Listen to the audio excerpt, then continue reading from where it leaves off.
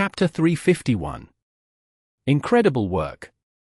The Smart 42 stopped in front of a waste recycling station.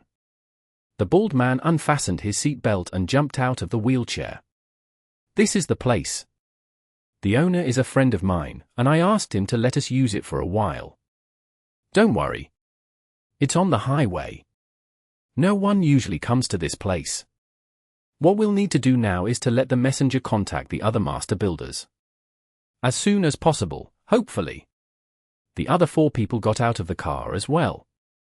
To prevent the bionics from finding their new base by pinpointing the car's location, the demon butcher transformed it into 2 stone lions and placed them in front of the waste recycling station. The 5 walked into the waste recycling station, a place that specialized in recycling electronic waste. Thousands upon thousands of air conditioners, refrigerators, color TVs, and washing machines were piled up in the open space like a small hill. Great, there are lots of materials here for the messenger to build the animal courier. By the way, the situation was critical just now, and I haven't had time to introduce you, the waiter said. Messenger, these 2 are famous chosen ones. Guys, this is the messenger. The messenger nodded at the 2 of them. The first thing she did after getting out of the car was to make a hooded coat, which she used to cover her face. The waiter explained, don't misunderstand her. The messenger is a timid person and doesn't like to socialize. I have known her for so long, but I haven't seen her talk to anyone before. Her existence is also the most special among the master builders. Her specialty is limited to only creating animal couriers. The bald man also spoke up, Messenger, I am glad to see you again, but now is not the time to reminisce about the old days, not with me, at least. Anyway, we are not that close to each Othra. In short, the evil scientist plans to destroy the entire city 3 days later.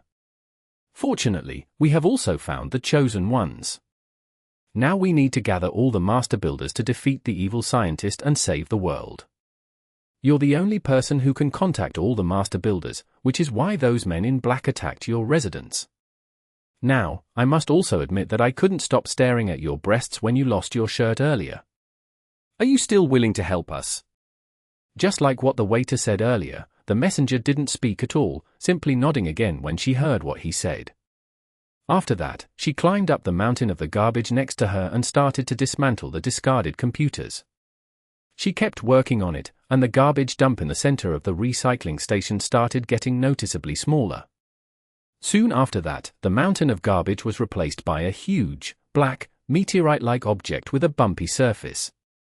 I think she might have misunderstood what I meant. The bald man lowered his voice and said to the waiter. If I were to tell her directly, I might hurt her feelings. Is there any way you can gently remind her? Don't worry. I've known the messenger for a very long time. She's the person I worry about the least. She knows exactly what she's doing. The waiter seemed to be very confident. However, as soon as he said that, the messenger's feet slipped and she almost fell off the top of the huge meteorite. Fortunately, she quickly stabilized herself and carried on with her work. After half an hour, the waiter brought 2 plates of pan-fried steaks made from discarded mobile phones. Anyone wants to have dinner? At the same time, the messenger had finally finished her work. She then climbed down from the meteorite. The bald man was the first to talk to her. Thanks for your hard work. A very outstanding job indeed. Other than working on the wrong thing, everything you've just done is wonderful. I wanted to remind you earlier, but the demon butcher disagreed with me. But it's okay, we still have time, we can do it again. Wow! Suddenly, a swarm of black bees flew out from the craters of the meteorite-like object. The bald man was bewildered when he saw the flying insects. So this meteor is actually a huge beehive. I take back what I said before, and I sincerely apologize to you. Messenger, you are incredible. I told you. She knows exactly what she's doing. Just as the waiter handed the peace steak to Jonghung, my nan walked over. By the way, she asks what message you would want to convey to the other master builders. Let me think, the bald man cleared his throat. Well, just right, we've lost a lot in the battle 3 years ago. Some friends are gone forever, and some are forced into hiding. We have contributed a lot to this city, and yet, we only got death and exile in return. You may put the words, death, and exile, in bold. You know, it increases the visual impact and creates unity, ahem. These years haven't been easy on all of us. In addition to the pressure we face each day, we have to avoid the evil scientist and his minions. They are everywhere, even at the rookie post. Honestly, this has gone way too far. For the past few years, I couldn't even buy anything on the Double 11 sales. The shadow of evil has only become stronger, and justice is all but bleak. I know that you have all wandered around, doubted, feared, and hoped that this is all just an awful nightmare. However, exclamation mark. Dash. I also know that when this city is threatened again, all of you will still rise up and protect it without the slightest bit of hesitation. Just like what you've done before, unite, join your hands, and fight against evil together. I have received intel that the evil scientist will open the space portal in 3 days, destroying the world for his gain. Fortunately, we have also found the chosen ones. You there, the elderly, we need your help now. Let us come together to end this malice once and for all. No more hiding, no more sadness. Because Spider-Man once said that the greater the power, the greater the responsibility. Now, the time has come for us to bear that responsibility. Dash. Your forever friend, Mobile Arsenal. Okay. Why are you still standing there? Send these words out. The messenger stood frozen when she heard the bald man's long message. Ah? I think she meant that with the size of those bees, they might not be able to convey so much information, the waiter interpreted. Well, then remove the last phrase and just say, friends forever.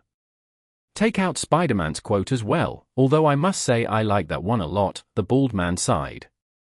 That is the biggest concession I can make. The messenger remained motionless. Well, fine. You win. Change the message to, we have found the chosen ones, come quickly. Chapter 352. I will start learning next. The bee messengers buzzed their transparent wings, swarming into all directions of the city as they left their massive hive. About an hour later, the messenger bees began to return. The first 24 returnees lined up, quickly forming a bunch of crooked characters on the ground. What does it say? The bald man asked impatiently. The waiter stood aside and continued to act as the interpreter. Ah, these messenger bees found Ms. Cat. She said, damn, where are all these bees coming from? That's it. No, but I guess she might have fainted since insects terrified her since childhood. Well, next. The next one is Cowboy Daddy. He said, These crooks are all so dedicated now. I'm not interested in online dating or buying tea leaves. If you dare look for me again, I will tear off your wings and stuff them into your mouth. You will get a taste of ultimate regret. That old man is still grumpy as always. Well, next one. Rocket Man, I'm not home, or to be precise, I'm not on Earth. Leave a message if you have something urgent to discuss with me. Next. Dessert King, I want to contribute to justice, but my stomach hasn't been well recently. It suddenly acted up again. I may not be able to join you guys. Next. Candy Baby says, I'm taking care of the Dessert King at the first affiliated hospital of Sun Yat-sen University. So I can't go as well. Wait, when did they get together? I didn't know that. Probably last summer. Something wasn't right after they came back from Chimelong Paradise. They stuck to each other like glue every single day. What's wrong with them? The waiter then gasped with raised eyebrows. Oh. I remember now. Didn't you have a bitter past with Candy Baby? No. Ridiculous. Complete nonsense. I never bought her chocolates on Valentine's Day, nor did I send her Sophie on Women's Day. Next. Well, the Ocean King. Oh, I like him. I heard that the little sun painting and calligraphy class that he worked for got closed down. After that, he taught himself programming and worked for a gaming company. I haven't contacted him since then. After that, their company implemented 996, and sometimes 997. Anyway, I couldn't contact him after that. Let me see what he said. Or, you still have time to play with bees. If you can't finish typing these 10,000 lines of coding, don't even think about getting off work today. Do it right away. Do it now. Even if it's the end of the world, you'll have to F*King submit the code to me today. Hold on. This doesn't sound like Ocean King. Messenger, can the voice of others be recorded as well? The bee messenger will record all sound within a square meter. Okay, guys, I think the Ocean King won't be joining us as well. The waiter raised his head and looked at the bald man, gathering the rest of the master builders don't seem to be going well. Any backup plans? We can't give up hope. Although the road is long and bumpy, the future is always bright, the bald man replied. Well, no. No, I don't have a backup plan. So we are in a deadlock now. I don't know if we should hang on to it. With the 5 of us alone, we can't possibly fight the evil scientist. Maybe I should go back to the bar too. There should be a lot of customers there now, and it's a great opportunity to sell more imported alcohol. Then, the waiter hesitated, saying, the messenger also wants to find a new apartment where she can raise pigeons on the roof. My nan winked at Jong-hung, and the two walked aside. My quest's progress stopped here last time. As of now, we can talk to anyone and see if we can learn their Lego assembling skills.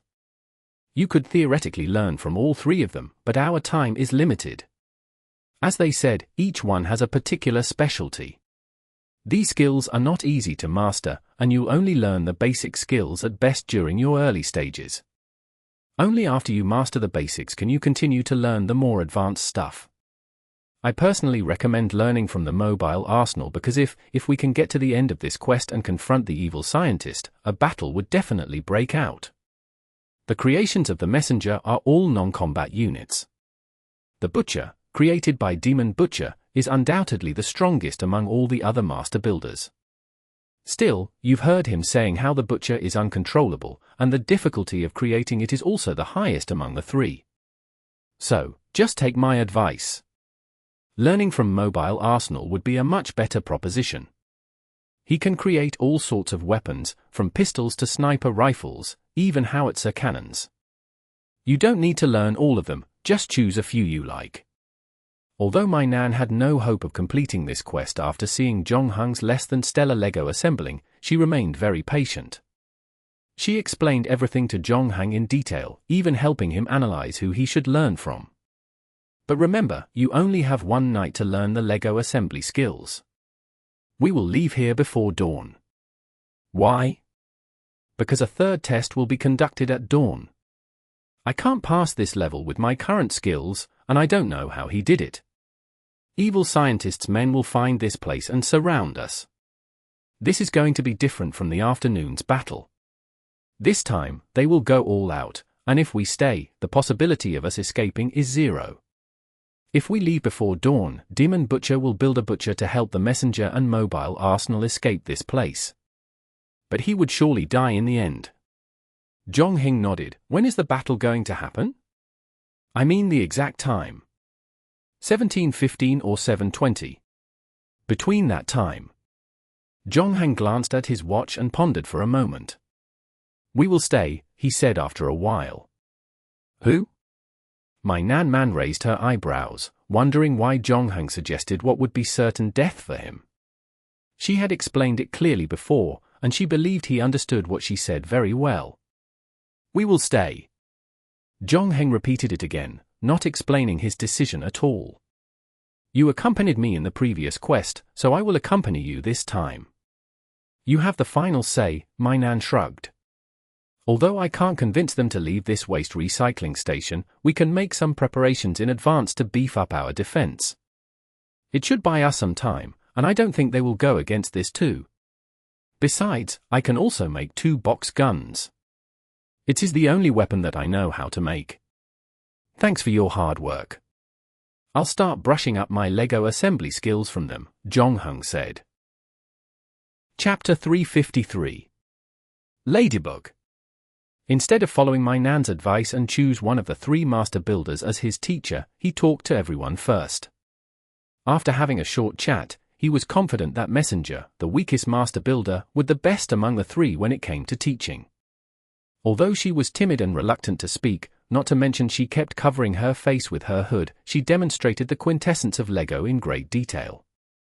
Besides, she remained patient even after Jong-hung asked her multiple questions. In a way, she was very similar to the man in shorts that Jong-hung met in the deserted island quest.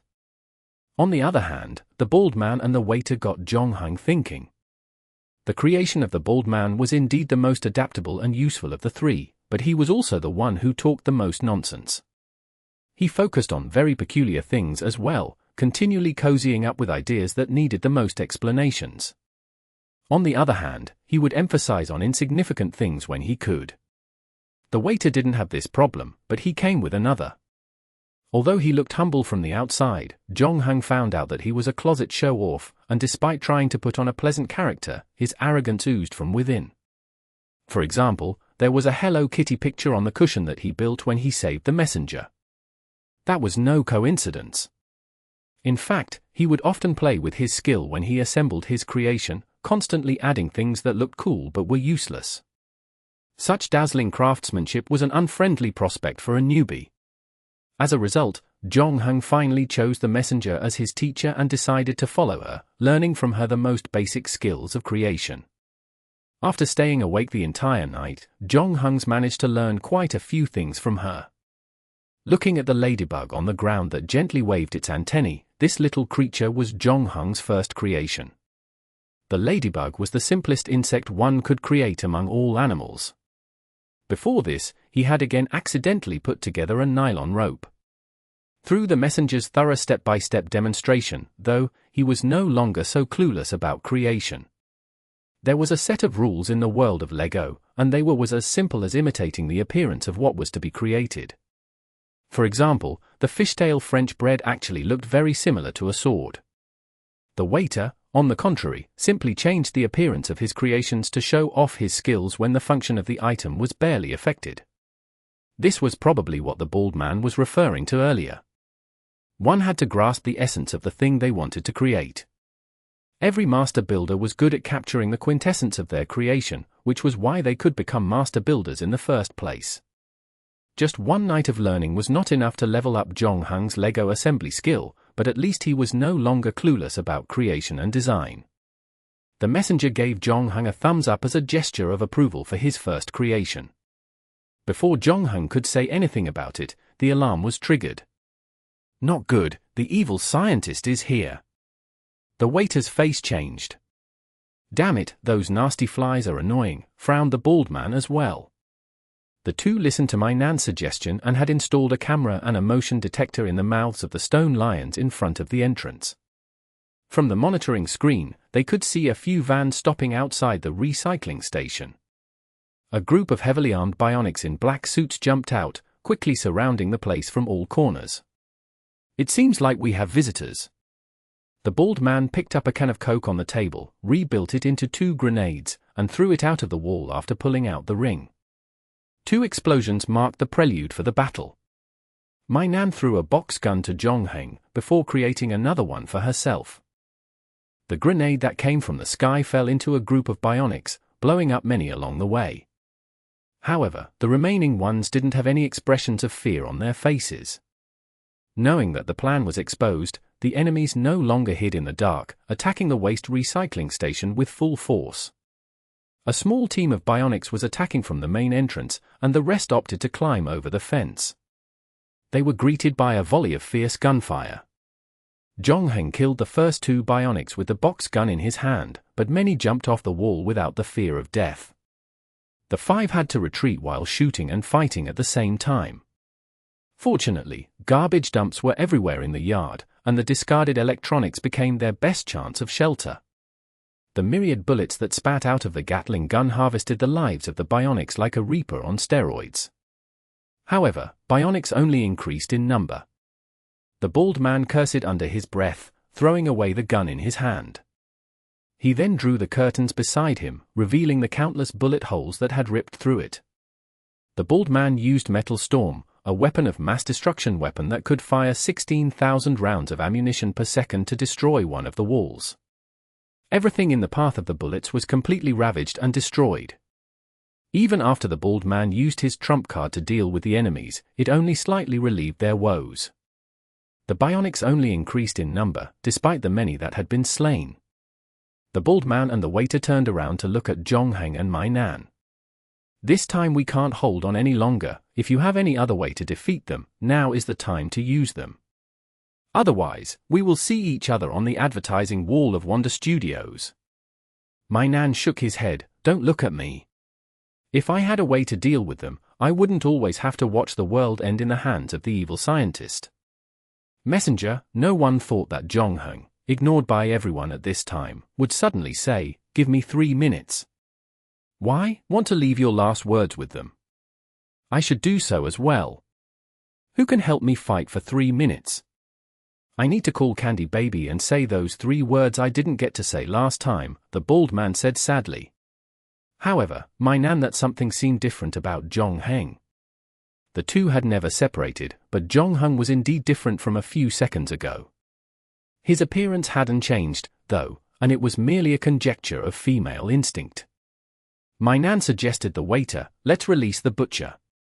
There are no residents around here." "As you wish, chosen one." The waiter then put down the AK-47 in his hand, and seconds later, a burly and hideous monster appeared in front of the crowd, holding a butcher knife in one hand and a hook in the other. When the waiter was almost done assembling the butcher, he stretched his legs and kicked his creation into the crowd of bionics. At the same time, he also threw out the last block in his hand. It landed accurately on the eye of the butcher. The butcher then shook his head as if he just woke up from a long slumber. Immediately, he bit the bionic in front of him, and at the same time, began to emit a cloud of poisonous green gas, causing a massive group of bionics around him to drop on the ground motionless. The raining bullets, on the other hand, didn't even leave a mark on his skin. Chapter 354. Marvel Fan Romance. Truly, the Butcher was the Demon Butcher's most powerful creation. As soon as it appeared, it dominated the battlefield, instantly attracting most of the bullets. Amid the chaotic rush of people, it swung the cleaver in its hands like a cub that had entered a candy house, slightly alleviating the pressure on the 5 people. The bald man finally had an opportunity to take a breath. He nervously wiped away the bullets of sweat dotting his forehead. What should we do next? Should we take the opportunity and break out of the siege? The waiter asked. Or we can sit here and wait for your butcher to clear out all those bastards out there, the bald man suggested. However, as soon as he said that, a bright green beam hit the butcher. The rotting creature, whose performance had been most impressive just a second ago, swelled up like a balloon before exploding into tiny pieces. Only a mist of blood in the air and the cleaver on the floor was proof that the creature ever existed. Oh, no. It's the evil scientist's nano-disintegrator. I can't believe they actually brought that massive killing machine, said the bald man, looking dismal. The butcher, of whom they had placed their hopes on, was eliminated by the enemy in less than 2 minutes after it showed up. This left the group in great despair. Having used all the tricks up their sleeves, they were still unable to turn the situation around. Right now, with the barrage of bullets raining down before them, they could barely lift their heads. To make matters worse, a sea of men in black were closing in from all directions. The bald man leaned against the back of a vintage fridge when a bullet flew past his ear. He grumbled, "We've held the fort for 3 minutes already. Is it not my turn to write my last words yet?" The waiter was devastated as well. "Oh, God! We're going to die, but I don't want to die," he cried. "I just bought a PS4 and the latest 2K13. I haven't even had a chance to win the championship with my favorite Los Angeles Clippers." The messenger, however, only said nothing. Mai Nan eyed a pile of garbage not far away from them. It had been 3 minutes since Zhongheng went through there, and although it was about time for him to return, no movement seemed to be coming out from the trash. To be honest, the bald man and the waiter did not place much on hope on a certain someone since the beginning. My Nan, on the other hand, understood the kind of person Jong-hung was. She knew he wasn't the kind to make meaningless demands, even though she too had no idea what he could do, considering his less than basic Lego building skills. Could I have been mistaken? Right now, even my Nan started to panic. The people in black were getting closer, firing their weapons as they inched forward, and were less than 20 meters away at the moment. My Nan was even prepared to exit the game. Just then, a strong gust of wind blew at them, one that was so powerful that she had to close her eyes. Then, from the pile of trash came the loud roar of an engine of some sort. A giant black shadow emerged from the pile of trash and started to rise into the air. The bald man rubbed his eyes. Is there something wrong with my eyes, or are we all dead? Is this real? I'm actually looking at a helicarrier here in Guangzhou. Though, I must say, this is a smaller version, and the classic logo is missing, he exclaimed. Did any of you call the Avengers?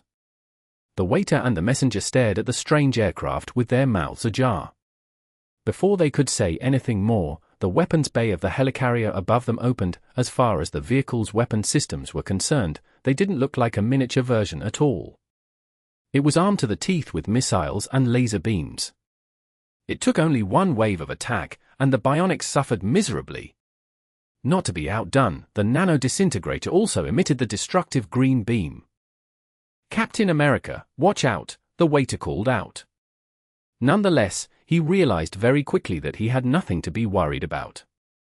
The defense system on the helicarrier activated, and it shielded the aircraft from the green beam. As that was happening, its intelligent guidance system locked onto the nano disintegrator. 3 seconds and later, the nano disintegrator, along with the bionics around it, turned into ashes with a puff. Wow! That was cool. I can now meet my idol, Iron Man, and ask him for an autograph, the waiter chirped. With the Avengers taking over, we can just turn this whole defeat the evil scientist and save the world thing over to them. I can continue to work at the bar, and the messenger can continue to rent rooms. Then he turned to my Nan, saying, I'm sorry, Chosen One, you came all the way here for nothing, but forget about him. Now, we have the Avengers. Man, it's the Avengers. Have you ever seen those amazing people fail? The bald man was also very excited, but he did not display the same fanaticism as the waiter. He warned, don't get your hopes up too soon. The situation is still unclear. Can't you see how that thing looks a little different from the helicarrier? It's too small, and there's no logo on it. He lowered his voice and continued, it's possible that it may be under Loki's evil spell. We just might have a tough battle ahead of us. But it's all right. We came prepared. We'll just need to take it away from Loki's evil clutches, and who knows, we might even be able to join the Avengers. I understand both of you are diehard Marvel fans, and I don't want to interrupt your fantasy, but if you don't want to come face to face with another wave of enemies, we should all get up there. Jong-hang is waiting for us, said my Nan. You're right.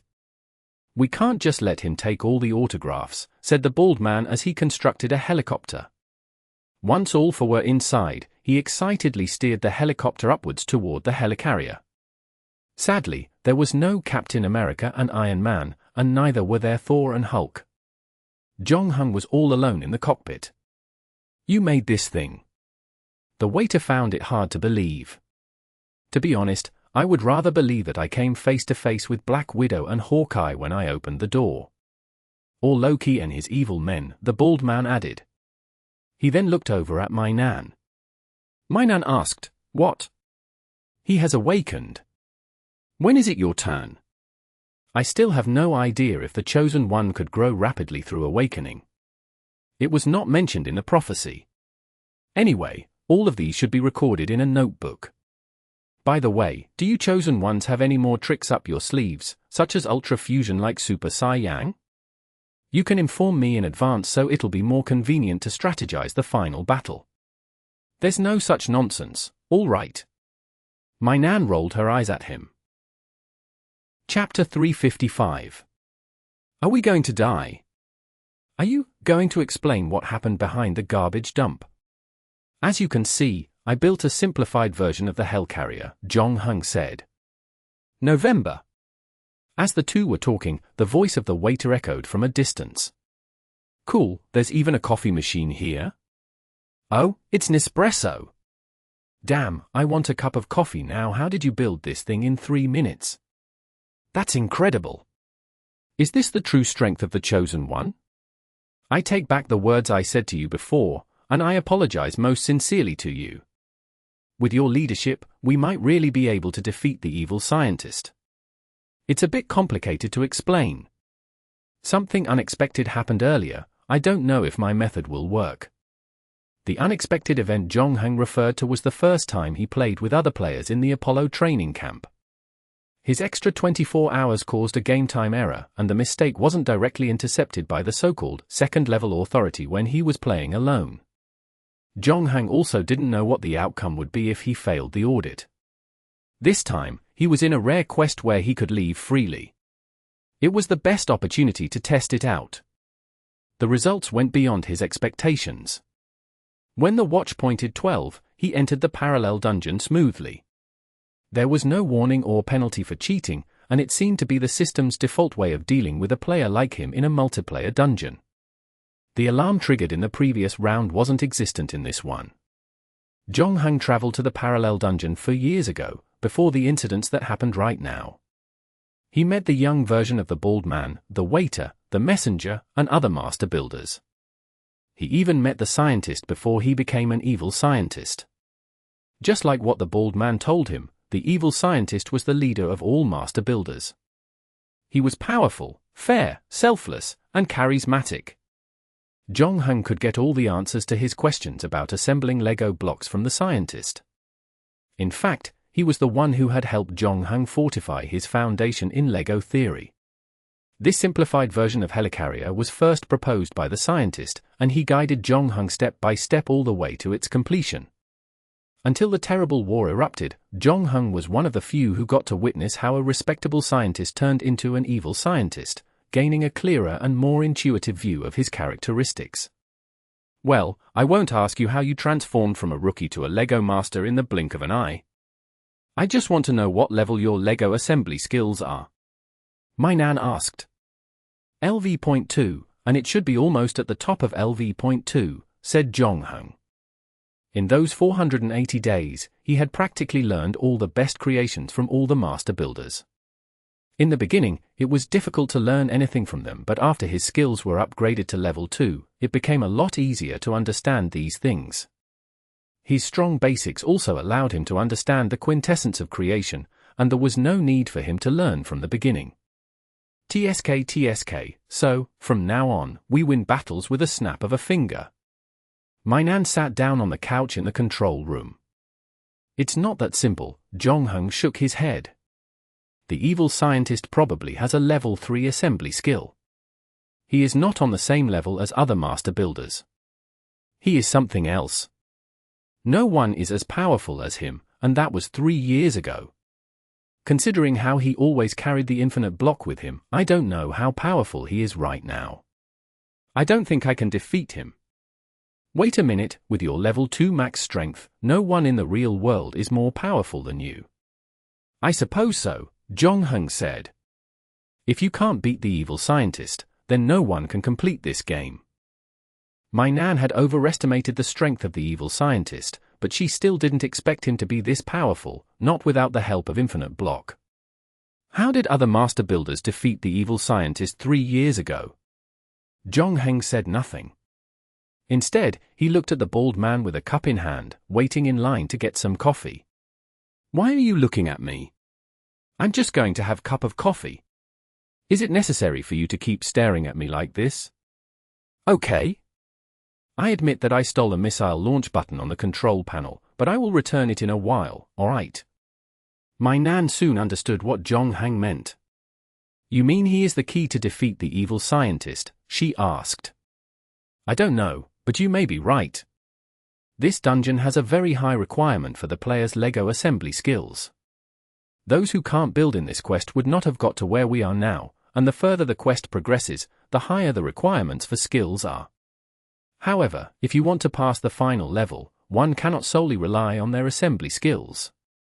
I haven't thought of a way to defeat the evil scientist, but I know that the bald guy has the most special relationship with the evil scientist among all the master builders. And he is also the master builder who talked to us at the beginning of the quest. I think his role is more than just a novice guide. What you said reminded me that I chose to leave the waste collection station earlier. The messenger and the bald guy were the ones that survived in the battle. The demon butcher sacrificed himself to let them escape. This can't be a coincidence. It shows that he is very likely to be the final piece of the puzzle to complete the final stage. Judging by my experience, I advise you not to place too much hope on him. On the other hand, the waiter had already finished a cup of coffee, and he looked refreshed. He even made 2 macarons and shared one with the bald man. The two had a hearty breakfast on the helicarrier. We are finally safe now. Where should we go next? Well, I would like to go home first and grab the smart toilet seat that the evil scientist gave me. You know, I'm returning that thing to him, the bald man said. After that, we can find a place to take a good bath, have a foot massage, and perhaps karaoke in the KTV. After all, the battle is in 2 days. We need to relax, and we just formed our team not long ago. Everyone is still unfamiliar with each other. We need some team building to increase our rapport. Good idea. I haven't been to the KTV for a long time. The bar I work at hires a live band every night, and I learned many new songs over there. I can perform for you guys when we go to the KTV. The waiter rubbed his hands gleefully. Then, he suddenly remembered something. Wait, your previous plan to contact other master builders failed miserably. We don't have enough people to attack Kanto Tower. Does this mean we are all going to die in the upcoming battle? I don't think so. You are too pessimistic, but I strongly recommend that we spend all our money one day before the battle, said the bald man. Chapter 356. Smoking is prohibited in the KTV. Blur lights and unfinished whiskey marked the private room of a KTV. Dice were spinning on the table, while the bald man and the waiter sang the most dazzling ethnic style together. When they reached the climax of the song, the bald man turned around and asked expectantly, Can we get some ladies to accompany us? Don't even think about it. Don't you think you're a little too smug? Don't forget that the evil scientist is still pursuing us, said my nan as she poked at the orange in front of her with a toothpick. Yeah, you're right. We have to keep a low profile now. Demon Butcher, help me pick Eason Chan's low key. Done. Then I will sing to Leslie Chung's Silence is Golden. After the two clicked on the song, the two embarked on another round of passionate singing. How is the situation? My nan asked Zhonghang. I set the helicarrier to autopilot mode.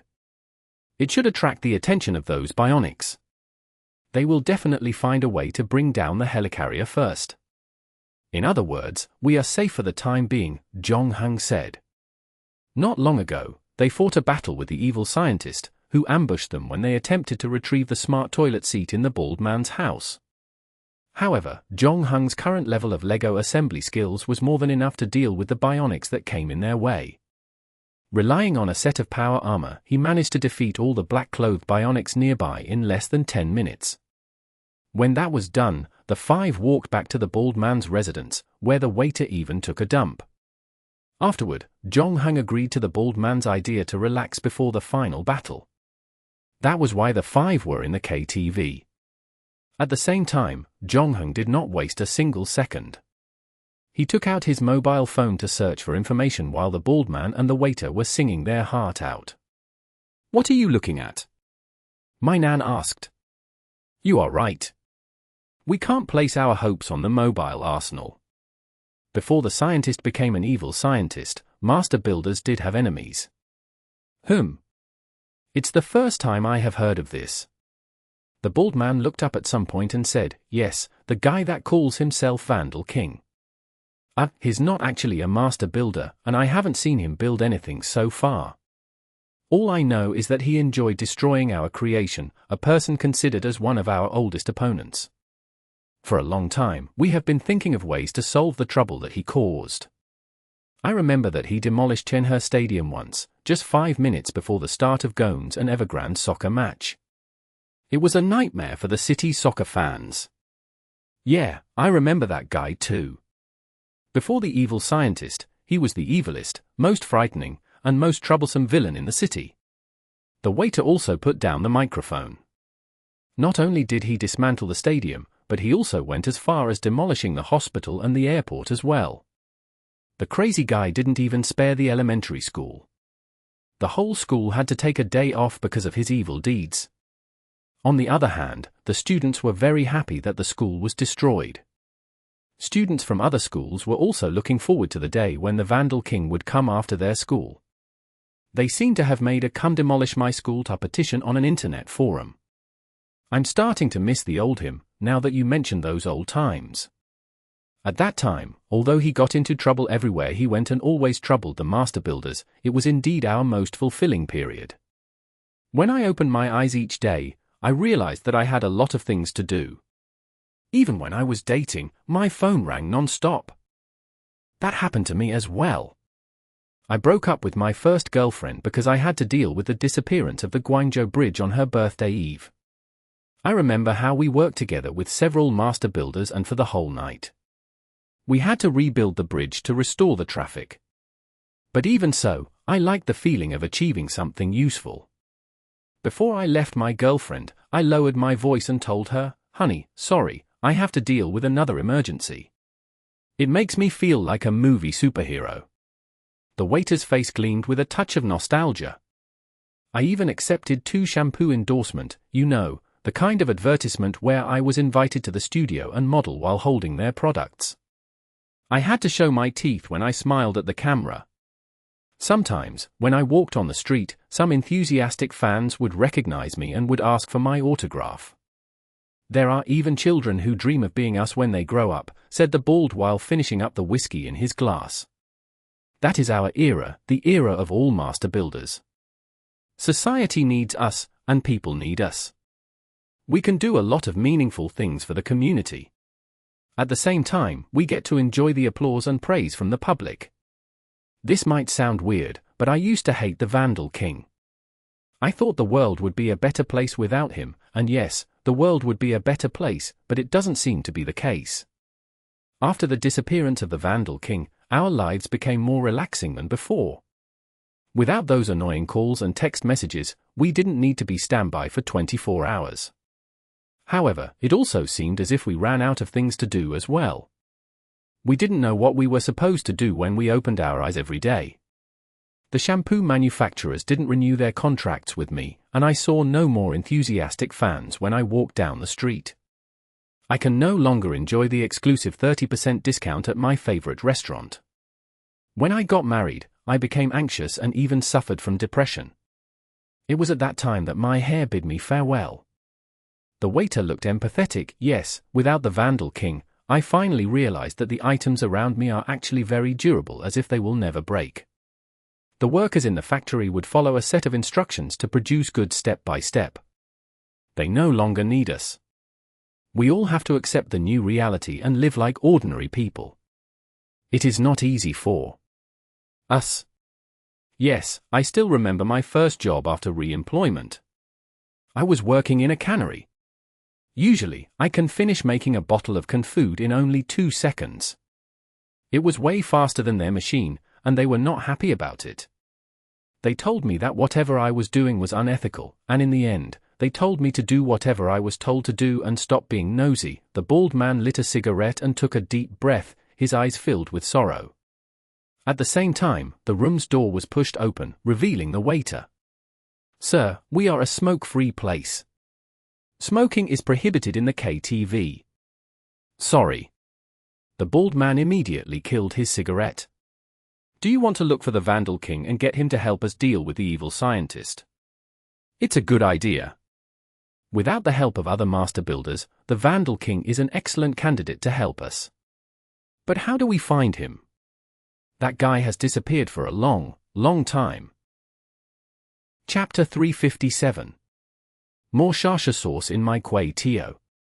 There were only less than 30 hours left until Evil Scientist opened the space portal.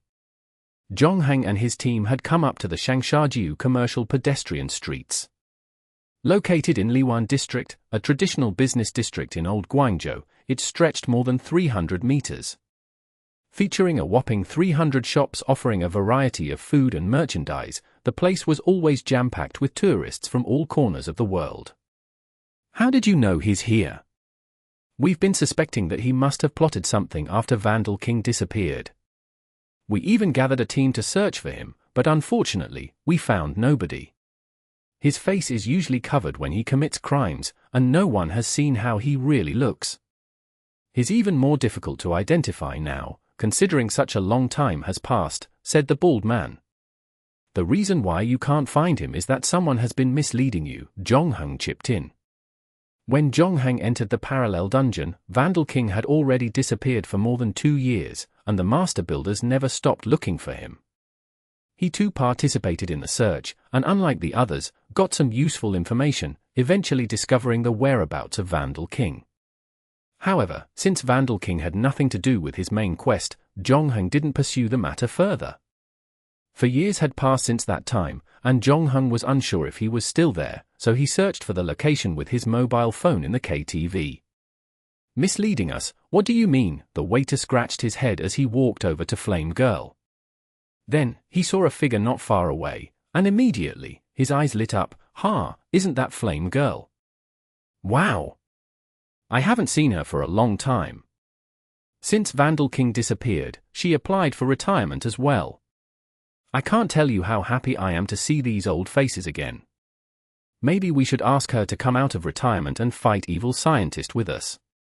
I still remember how her flames were so powerful, they disintegrated everything in this world. The 5 were outside the Chaos Han Kway Teow shop. The woman known as Flame Girl was busy wiping a table, not bothering to turn around even after hearing footsteps behind her. Come, sit, what would you like to eat? Hi, Flame Girl, I didn't know that you worked here. We are in trouble. Evil Scientist wants to destroy the city. We need your help. I'd also like a bowl of beef Kway Teow. Guess I'll be hungry soon. The waiter grabbed a stool and sat down. The somewhat familiar name shocked the woman who was wiping the table. This time, she finally turned around. Demon Butcher, she gasped. And me, the bald man came over, long time no see, old friend. Sorry, who are you? Flame Girl frowned. The bald man covered the hairless part of his head with his palm. Oh, it's you, the guy who's been stalking Candy Baby. You need to improve your ability to pick gifts. How could a man give a girl Sophie as a gift? No, you got the wrong person. I'm just an ordinary passerby watching the show, the bald man said solemnly. I was just about to introduce these 2 people beside me. They are the chosen ones, and the one who doesn't speak is messenger. Well, what brings you here? Flame Girl asked as she put away the rags in her hand. As I said, we need your help, the waiter continued. And, can you put more Shacha sauce in my Kway Teow? Sorry, I can't help you. As you can see, I am no longer a master builder. Now, I am an ordinary self-employed worker, and there is nothing wrong with the Kway Teow, Flame Girl shrugged. Actually, we are not here for you, said Zhongheng. What do you mean? Who else should we look for if our target isn't her? The bald man asked. Zhongheng looked toward Flame Girl. Aren't you going to ask the chef to come out and meet us? He asked. Flame Girl's face changed slightly the moment she heard that. Who did you want to meet again? I think you got the wrong person. As soon as she said that, though, the chef emerged from the kitchen. Our king isn't back yet. Want me to pick him up? Hey, we have customers. Vandal King, I have wanted to meet you for a long time, Zhongheng said. Who? Vandal King is here too. The bald man looked around curiously, but he didn't see anyone that would interest him in the Kway Teow shop. After a while, his eyes finally moved to the plump white man in front of him. No way, you are saying that this guy is the Vandal King. Impossible, this is the man who gave all the master builders so much trouble and terrified everyone in the whole city. He looks too, ordinary. Ha! It's been a long time since someone called me by that name. The fat chef scratched his head, automatically admitting to his true identity. I was ignorant when I was young, and I wanted to be famous. To gain the attention of those around me, I didn't hesitate to turn myself into a public enemy. I also know that I caused you guys a lot of trouble, but after I got married, I finally understood what a man's responsibility is supposed to be, especially after Flame Girl gave birth to our first child. We rented this shop and started this Kway Teow restaurant. Don't worry, these years have truly reformed me. I haven't opened a roll of tape for a very long time. In fact, I almost forgot how to open it, ha ha. The waiter looked on in disbelief, shocked when he heard the Vandal King. This can't be good. This time, we are here to ask your help in dismantling something. Evil Scientist has built an army of bionics, and he'll destroy the world in 28 hours. We can't stop him with the few of us here. We need your help to destroy Evil Scientist. Well, back then, I was really good at dismantling things. No one could do it better than me, but now, I am just an ordinary cook in a Kway Teow shop. I can't do what I used to anymore. In an attempt to prove his claims, Vandal King deliberately picked up a small bench beside him. 3 minutes had passed, and he couldn't even remove the stool's leg. Everyone present clearly saw that he wasn't putting up an act. Even after trying really hard, he failed the task in the end. It was a shocking outcome, a deterioration of skills that had never been seen before this. Look, it's not that I don't want to help you guys, but I've lost my ability. If it is possible, I wish to make up for my mistakes and contribute to saving the world, but I am sorry, I'm not the person you're looking for anymore. When one loses something, he gains something back too. Although I have lost my amazing dismantling ability, I have acquired excellent cooking skills. You must try my Kway Teow. I'm not bragging, but this is probably the best Kway Teow within 10 miles. Since you are all old friends of Flame Girl, how does a 50% discount sound? I will only charge 50 RMB for all 5 of you. I'll even throw in 2 beef meatballs each. I guarantee they are so springy that your mouth will tingle. Footnote. Kway Teow, Char Kway Teow is a popular noodle dish from maritime Southeast Asia, notably in Indonesia, Malaysia, Singapore, and Brunei. In Hokkien, char means stir-fried and Kway Teow refers to flat rice noodles. Chapter 358. Be yourself. Well, although we didn't get Vandal King or Flame Girl to help us, think on the bright side. At least the Kway Teow here is really delicious. I want another serving, the waiter said as he passed the empty bowl to the kitchen. Seconds later, the Lianxiang restaurant located nearby was rocked by a mighty explosion. Its shockwave shattered all the glass windows into tiny 1-by-1 blocks while throwing pedestrians onto the ground. The ceiling of the Kway Teow shop trembled, dropping a piece of plaster right into the bald man's bowl. Damn it! It's Evil Scientist again. Can't he just let us have a meal in peace? The bald man complained. I saved my favorite beef meatball for last. Is this what I get? The explosion was in no thanks to a 5-meter-tall giant mechanical spider that appeared at the other end of the pedestrian street.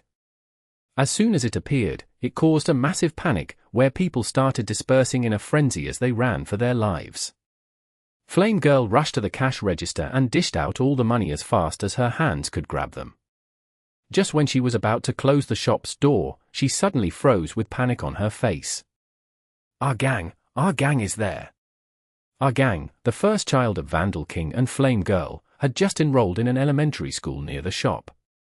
At this hour, he was supposed to be walking home with a school bag on his back.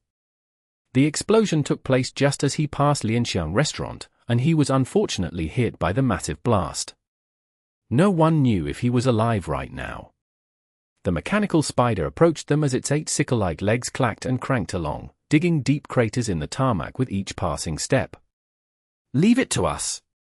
The bald man got up from his seat, took out a pair of sunglasses from his pocket, and put it on. Consider this as my gratitude for the delicious Kway Teow. Rest assured, we will help you solve this. Then, he turned the chopsticks in his hand and the table beside him into an RPG. Placing the grenade launcher over his shoulder, he took aim at the mechanical spider that was coming for them. "Game over," exclaimed the bald guy as he whistled a tune. The high-explosive armor-piercing rocket burst out of the launcher at a speed of 117 meters per second. It flew directly to the spider, hitting its body right on target. The results were surprising, though, once the smoke cleared. The rocket-propelled grenade powerful enough to destroy a light tank failed to kill it, leaving only a small dent on its body. "I take back what I said before, and I suggest you have another child," sighed the bald man as he put down the launcher and sat back. He then asked the waiter beside him, "Aren't you going to try to defeat it?" "I don't know, there are too many people here, and my butcher will hurt the innocent. This mechanical spider is obviously evil scientist's new weapon. I doubt my butcher is powerful enough to defeat it." When the waiter was talking, no one would have thought that Vandal King, still in the kitchen at that time, would suddenly rush out of the Kway Teow shop. Without saying a word, he went after the mechanical spider. Can anyone tell me why he's throwing his life away? Is your marriage coming to an end, or is married life giving him too much pressure?" The bald man looked at Flame Girl, who stood at the side. Initially, Jong-Hung wanted to do something about the spider, but something suddenly crossed his mind, and he stopped himself from charging at it. That didn't mean he was about to stand there and do nothing, as he took advantage of the time to build a weapon. After transforming from supervillain to chef, Vandal King rarely got to exercise, and after running for a bit, he started panting. The excess fat on his chin bobbed along as he ran, but despite the fatigue, he didn't stop running, managing to get to Lianxiang restaurant before the mechanical spider did. The first thing he did was to pick up his unconscious son from the ground. Just as he turned around to leave, the whole area was suddenly overcast by a black shadow that descended upon them. The mechanical spider crashed down Vandal King with one of its legs. Fortunately, the chef moved his bloated body aside in time, dodging the lethal attack by the skin of his teeth. However, the sudden movement caused him to trip, and he fell to the ground, his son dropping out of his arms as well. Without any hesitation, the mechanical spider raised another leg and was about to strike at him. "I'm not sure if I want to watch what is about to happen." The waiter couldn't help but close his eyes. The bloody scene he imagined did not happen though. For whatever miraculous reason, the spider's leg magically disappeared. The attack wasn't blocked by someone, and neither did the mechanical arachnid malfunction. It simply vanished completely, as if it never existed in the first place. My Nan rubbed her eyes and counted again, discovering that the mechanical spider had indeed only 7 legs left. Immediately, everyone turned their attention to Vandal King, who had just gotten up from the ground. He bent down, gasping for air as he clutched his knees. The loss of a limb threw the big spider into a furious rage. To everyone's horror, it lifted both of its legs at the same time and was now about to stab the unconscious gang on the ground. The people who were watching the whole thing finally saw what happened to the mechanical spider. Vandal King took a deep breath, suddenly became more nimble and faster than ever before. The hands that were still covered in butter and green onions flew all over the place, and it took less than 3 seconds before 2 of the mechanical spider's legs were disassembled into a pile of blocks. He did not stop there, proceeding to climb onto the spider's back. Now, the creature started showing traces of fear, as if it had just encountered its nemesis. Its seemingly indestructible armored skin was no different from an onion. Vandal King stripped off its armor layer after layer, and the mechanical spider kept shrinking. After a few moments, the once 5-meter-tall mechanical spider was now as small as a fingernail. Before it could escape with its tiny legs, Vandal King stomped on it, squashing the bug with all his strength. Vandal King wiped the sweat from his forehead, looking at the dumbfounded people around him. "Why are you looking at me? What happened just now?" he asked. "Your destructive abilities, are they back?" the waiter asked in excitement. "My destructive abilities? How's that even possible?" Vandal King was taken aback. Earlier, his attention was focused on saving his son, and his body couldn't keep up with the instructions sent from his brain. His hand simply acted out of his basic instinct. He then looked at his hands, and his voice started to tremble. My destructive abilities are really back. When he realized what was happening, he took a look at Flame Girl, who was standing not far away. Then, Vandal King rushed to a gang who was still on the ground. When he found out that his son had simply passed out and wasn't injured, he let out a massive sigh of relief. I'm so sorry. I know that it's not easy to stay with us. I've been suppressing my true nature, trying my best to be a good husband and father. Vandal King then scratched his head. Actually, I tend to lock my eyes on female customers with good bodies. I hide money from you too. Sometimes I pretend to have washed my feet before going to bed. Just be yourself. Oh, what? I said it's time to be yourself. You heard what they said before. This time, you can use your abilities to do the right things, do things that are good for the world, save the city, become a hero, and make up for the previous mistakes that you made. Take care of our gang, and I will be proud of you. Chapter 359. Eve of the Decisive Battle. Cool, we've now recruited Vandal King into our team. I felt like our chances of winning have significantly increased, the waiter said. This guy is a beast. Well, although he's gotten a little fleshy now, he's still a beast with some extra flesh. He was the one who made all the master builders run around to fix his crimes. You think too highly of me, the Vandal King shook his head. After all, I haven't taken apart things for many years. I've inevitably become rusty, and now I'm probably less than 60% of what I was during my heyday. The old me would have never taken half a minute to tear down that mechanical spider. Ha ha ha ha, I like this guy, he can brag, the waiter patted Vandal King on the shoulder. Yes, I can feel that he's starting to integrate into our team and become a part of us. Now, we only have one thing left. The bald man wore a grave look on his face. What's up? It is time to give our team a cool name. Otherwise, when we meet our enemy, and they ask who we are, we will lose our momentum once we tell them our name one after the other. Wow, are you talking about names like the Avengers or Task Force X? The waiter became interested all of a sudden. Don't forget that there are also names like Watchmen and the Justice League. And yes, it's something like that, said the bald man. This is indeed a significant issue, so, let me think, how about the builders? I don't know. It sounds like we work at a construction site or something. Or we should call ourselves Defeating Evil Scientist by closing Space Portal and extracting Infinite Building Block from Quantum Collider and returning Smart Toilet Seat to save the city and Action Team. I think this name perfectly explains what we have done to save the city. But it seems a bit too long. Or perhaps we call ourselves Vandal King and his little team, Vandal King proposed. I think the name is still open for discussion. What about Messenger? What do you think? Messenger. Well, I don't think we can call ourselves the Ellipsis Team, said the waiter while scratching his head. Although I somewhat like that name. To get rid of evil scientists' bionics, all 5 didn't go back to the hotel. Instead, they found a space and built a house right on the spot, even installing alarm and defense systems around it. There, they would spend their last 24 hours in preparation for the upcoming decisive battle. The bald man and the waiter were still arguing in the living room about what to name the team. At the same time, Zhongheng and my nan were drinking black tea on the balcony on the 2nd floor, relaxing and enjoying their limited time before the war. I don't think I wished you Happy New Year, said my nan. Hey. But it shouldn't be too late. It should be just a few minutes past 12 in the real world, after all, and I want to say thank you. I thought I would be spending the spring festival alone. At a time like this, the street is empty, and the shops are closed. I don't know what I can do. Besides, I've been a little down, but I'm feeling better now. I forget my sadness every time there's something for me to do.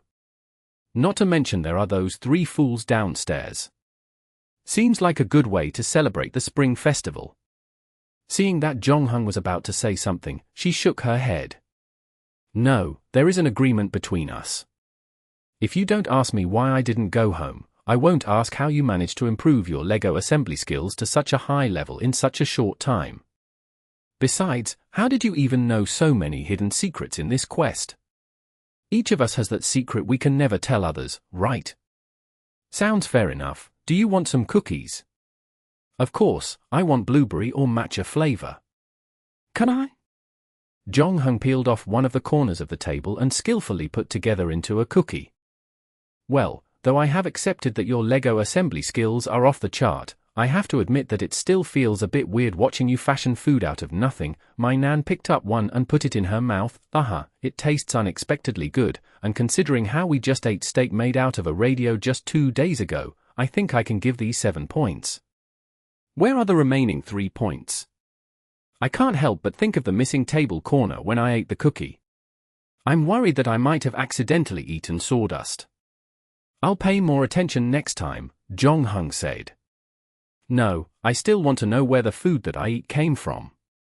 If you don't let me see it, I will start thinking about some other worst-case scenario. My nan finished the cookie in his hand. She paused and whispered, Fan. My surname is Fan, and my full name is Fan My Nan. Anyway, you already know something that I would never share with anyone. I thought I'd better be more generous. While the two were talking, the bald man and the waiter rushed upstairs, followed by Vandal King. The three looked serious. We now face the biggest crisis since the establishment of the team. Yeah, we've been discussing this for a long time, but we still can't determine the name of the team. None of us can convince anyone, so we need you to vote. We've come up with 3 names for our team up to this point. Movers, Demon Squad, and Vandal King and his friends. These 3 names now have 1 vote each, and Messenger has abstained from voting, so please use your voting power carefully, because your vote will be decisive. Or we can call ourselves the New Year's Eve game team. Jong Hung said. New Year's Eve? What New Year's Eve? It's only September now. Is this a sequel to Of Your Awakening? Any damage to your cerebral cortex? Is this permanent? Fan My Nan nodded in agreement. I like this name so very much. It's so Chinese New Yearish. 2 votes, so let's set it as our team's name according to the rules. Wait. I didn't know that brain damage could be contagious. Confused about the dates as well? Are we really going to use this name 5 months in advance? We are 3 months away from the new year. Oh my goodness, can you imagine a scene like this? Before the war, we stood in front of the enemy and announced each other's names. The moment we say that we are New Year's Eve game team, our opponent would definitely spare no expanse in criticism. I might even get a debuff that halves my combat power. Don't overthink about the opinions of others. Just do whatever you are supposed to do, Jong Hung replied as he patted the bald man on the shoulder. Rest early, we have an important battle tomorrow. No, I will continue to design the action badge, but this time it'll be easier. I guess I'll just have to find a bunch of foo and put it on everyone's backs to complete the task, the bald man complained. I don't know. People might think that we are fewer. Chapter 360. The plan to ascend the tower. The night was uneventful. Since Evil Scientist was only going to open the space portal in the afternoon the next day, everyone decided to sleep in. The bald man and the waiter wanted to bring Vandal King out for some team building, getting him to cozy up with them and all, but before they could even step through the door, Messenger caught them sneaking about. The 3 had no choice but to return to their rooms. Jong Hung woke at 10 in the morning and made breakfast for everyone. At 12 in the afternoon, My Nan and Messenger returned after going out to assess the situation. The other 3 also came out of their respective rooms. When they had finished their meal, Jong Hung started a meeting to discuss their strategies. Hot off the press on the table was a diagram of Canton Tower. Located on the south bank of the Pearl River, Canton Tower was the tallest structure in the city. Its main building stood at 450 meters, and when added with the 150-meter antenna mast on the top of the tower, it made up a combined height of a whopping 600 meters. Evil Scientist's quantum collider is here, said My Nan while pointing at the diagram. The For-88 lookout observation deck at 488 meters is popular among tourists for photography and provides an excellent bird's-eye view of the city. It is also the highest point that visitors can reach. A week ago, they suddenly announced that the deck was no longer open to the outside world. Evil scientist must have snuck his quantum collider in at that time. We. Does that mean we will have to get there first if we want to remove the infinite building block from the quantum collider? The waiter asked. That's not going to be easy. As far as I know, evil scientist has already replaced all the tower's employees with his own people. Needless to say, when he officially activates the quantum collider, security measures will be tightened up by a couple of notches. There will be an army waiting for us at the bottom of the tower, the bald man said, looking more serious than ever. Then, how about we just get to the tower from the sky? Don't we still have the helicarrier? The waiter suggested. That won't do. Evil scientist knows that we have the helicarrier. He will make sure to defend against that. In fact, when I was out scouting, I found many large anti-aircraft weapons nearby, most of them disguised as ice cream carts, ambulances, and all kinds of things. However, they can immediately transform into deadly weapons once an aerial enemy is detected, said my nan. In that case, we'll just fight with everything we've got, Vandal King said. He rubbed his plier-like hands together, and the sofa next to him disappeared. Since his destructive ability got restored, it was as if a switch had been flipped, and his desire for destruction, suppressed for so long now, had all returned to him. Now he would feel restless whenever he wasn't destroying something. Thanks to that, the bald man and the waiter had to keep creating things for him to help cure his itch. Fortunately, the war was near, and there was no need to worry that there would be nothing to take apart. As for what would happen after they defeated evil scientist, nobody really thought of that. Fighting is necessary, but we have to strategize, said my nan as she looked at Jong-hung. You want to do it, or should I? You go ahead. I'll come in later if necessary, Jong-hung answered. All right, then. The fastest way to get to the top of the tower is to take the elevator. If we happen to fight the enemy at the bottom of the tower, alerting the enemy of our arrival, they'll probably cut off the electricity supply to the entire tower as a precaution. If that happens, we'll have to climb the stairs all the way to 500 meters.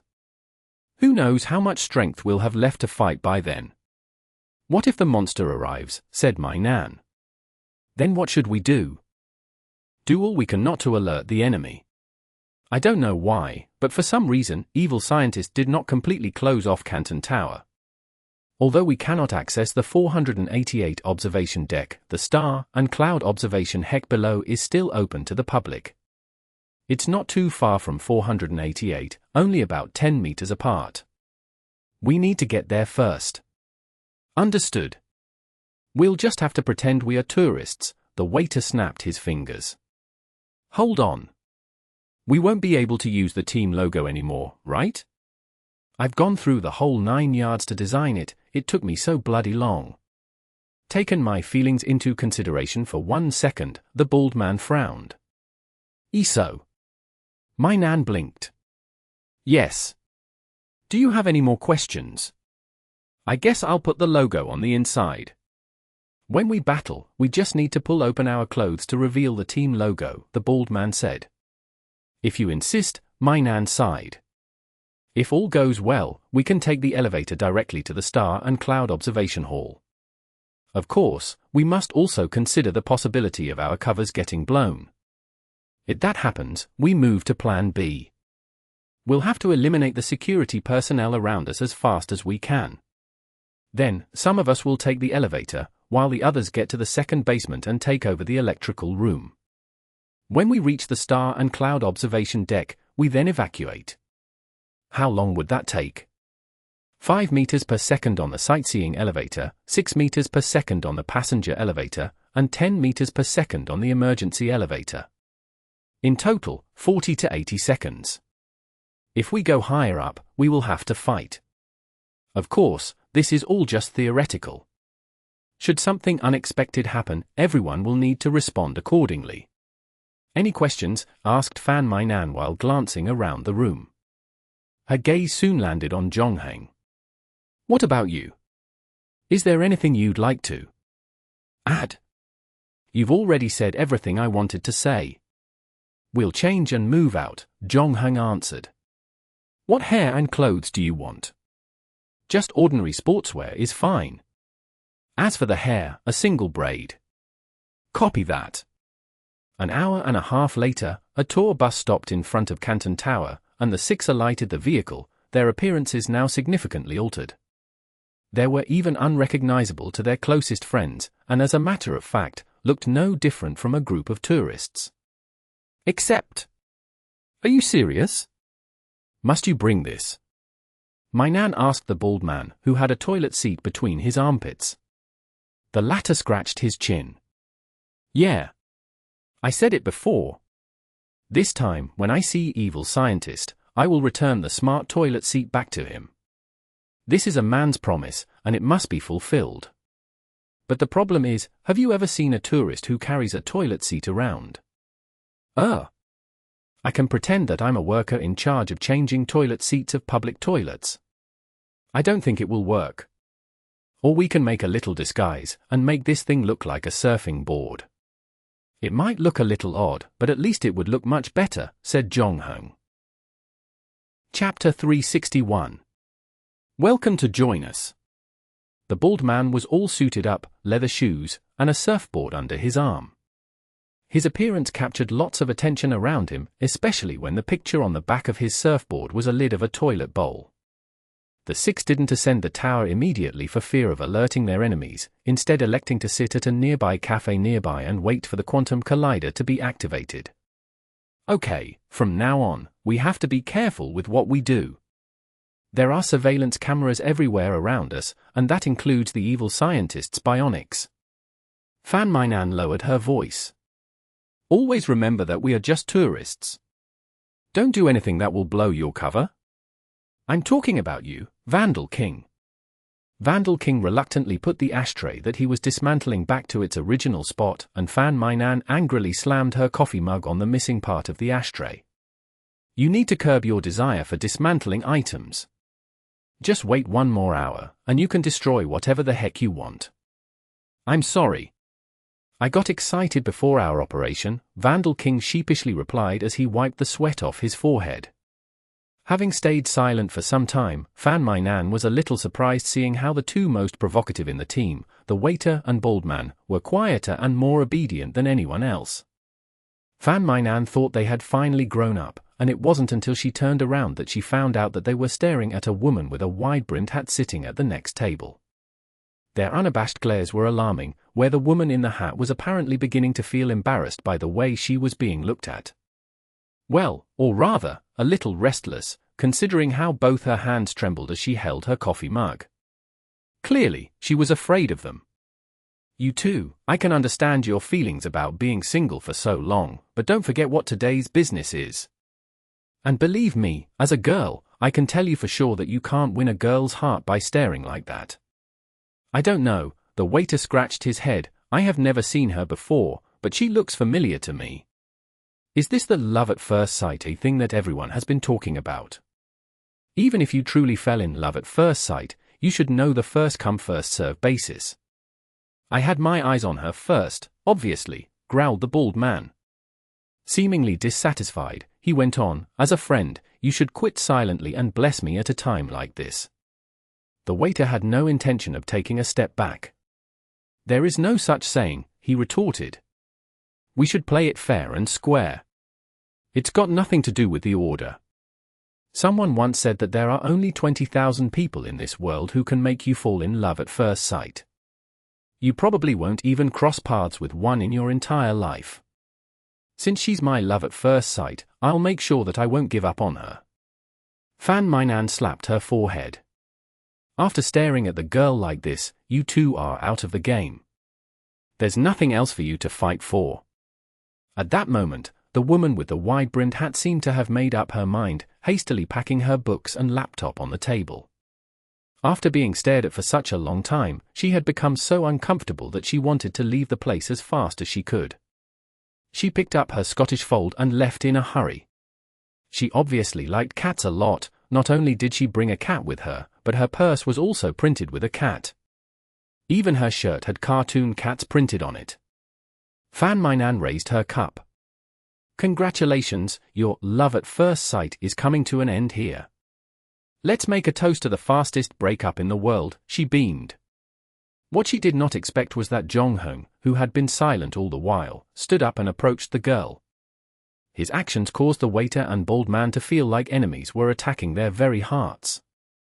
It's over, I blame you. Someone else has claimed our target. Seeing that Jong-hung was approaching her, the woman with the wide-brimmed hat became even more nervous.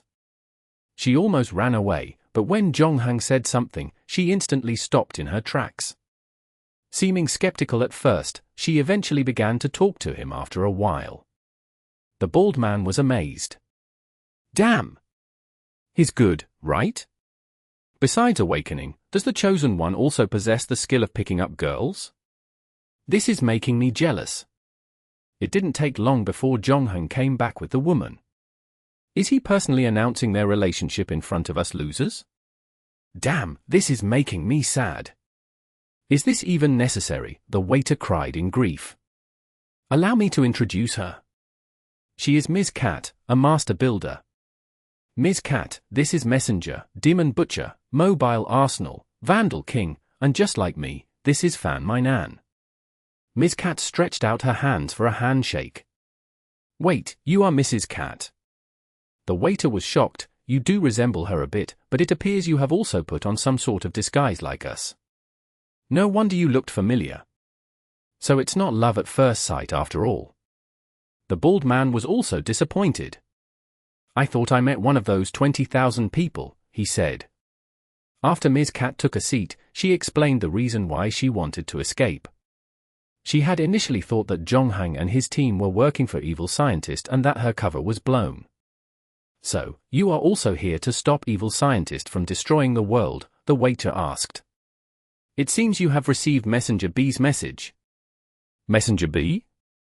What Messenger B? Ms. Cat looked a little puzzled. I did see a swarm of bees flying in front of me, and I was so frightened that I fainted. Well, I actually learned from the cats that Evil Scientist plans to destroy the world. This whole thing is somewhat complicated to explain. In a nutshell, my cat heard from the neighbor's cat's girlfriend's best friend about her neighboring cat, who was bragging about how evil his master is. Today, he will open the space portal and let all the monsters in. So, I came here to find a way to stop him. The bald man attempted to invite her to his team. Great! Our goal is the same as yours, he exclaimed. It feels good to meet people who share the same cause. You can join our New Year's Eve game team and fight Evil Scientist with us. We need to remove the infinite building block from the quantum collider. Let's save the city. Ms. Cat was taken aback when she heard that. New Year? What New Year? Isn't Chinese New Year 5 months away? If you guys are talking about the New Year's Day, it's still 3 months before we get to celebrate it. The bald man gave Jong-hung and Fi knew something like this would eventually happen. Look. Don't be bothered by unnecessary things. In short, we welcome you to our team, Jong-hung said. Having more people help us will significantly increase our odds of winning this fight. Chapter 362. Fire in the Hole. At 5:17, a beam of light appeared above Canton Tower and shot out straight to the dome. A huge vortex subsequently appeared at the end of the light. The whole incident could have been a scene from Avengers when aliens were invading New York. Here, the conscientious author has omitted the 500-word description of the magnificent scenario. Tourists and passerbys all started taking out their phones and snapping pictures of this once-in-a-lifetime opportunity. All right, the quantum collider has been activated. It's time for us to make a move, Mainan said. Remember our plan. Lay low, ride the elevator as a tourist up to the star and cloud observation deck, and get to the 488 lookout from there. Oh, and one more thing, please keep in mind that we only have 7 minutes to complete this mission. She got up from her seat first, and the other 6 followed her. Vandal King rubbed his pliers together, looking ever ready. the bald man put on a pair of sunglasses and adjusted his tie. His cool demeanor didn't last very long, though. He had just stepped out of the coffee shop when his face suddenly fell. Shit! I left the toilet seat inside. 2 minutes later, he rushed out of the cafe with a surfing board and was now brimming with confidence. Come on, let's get out there and stop evil together. As soon as he said that, there was a huge explosion at the gate of the Canton Tower. The team of guards standing there was all thrown off by the blast. Then, a masked man on a motorcycle carrying a dessert box sped past. He tossed the box at the bionics, and when they caught the box, their first instinct was to throw it away. The delicious aroma coming from within, however, caused them to hesitate. Some even went as far as to take a bite. Immediately, they looked clouded and intoxicated, and like an internet-addicted teenager, they tossed their weapons aside and began dancing awkwardly on the spot. Hey! I wasn't even gone for 2 minutes, and you guys already decided to change plans, asked the bald man who was gobsmacked. That has nothing to do with us. He's not one of us. My nan frowned. Then, a giant lollipop, about 5 meters wide and 15 meters long, came down from the sky towards the patrol car. In a frenzy, the guards inside the vehicle fled as fast as they could. Simultaneously, a loud alarm rang. The defensive system that evil scientists set up was in motion, and more bionics dressed in black began pouring in from all directions. The masked man soon ran out of desserts to throw. Although he was doing his best to make more, he clearly couldn't keep up with the ever-multiplying enemy. Just then, a horse neighed loudly. "Hold on, pretty boy," a charming and masculine voice could be heard saying. The crowd turned to look, seeing a handsome old man in a hat. The cowboy wore a collared shirt, vest, green scarf, and leather boots. He charged in from Ujiang West Road riding a maroon-colored pony. Drawing the revolver at his waist with one hand, he gave off the coolest look, pulling the trigger at the bionics.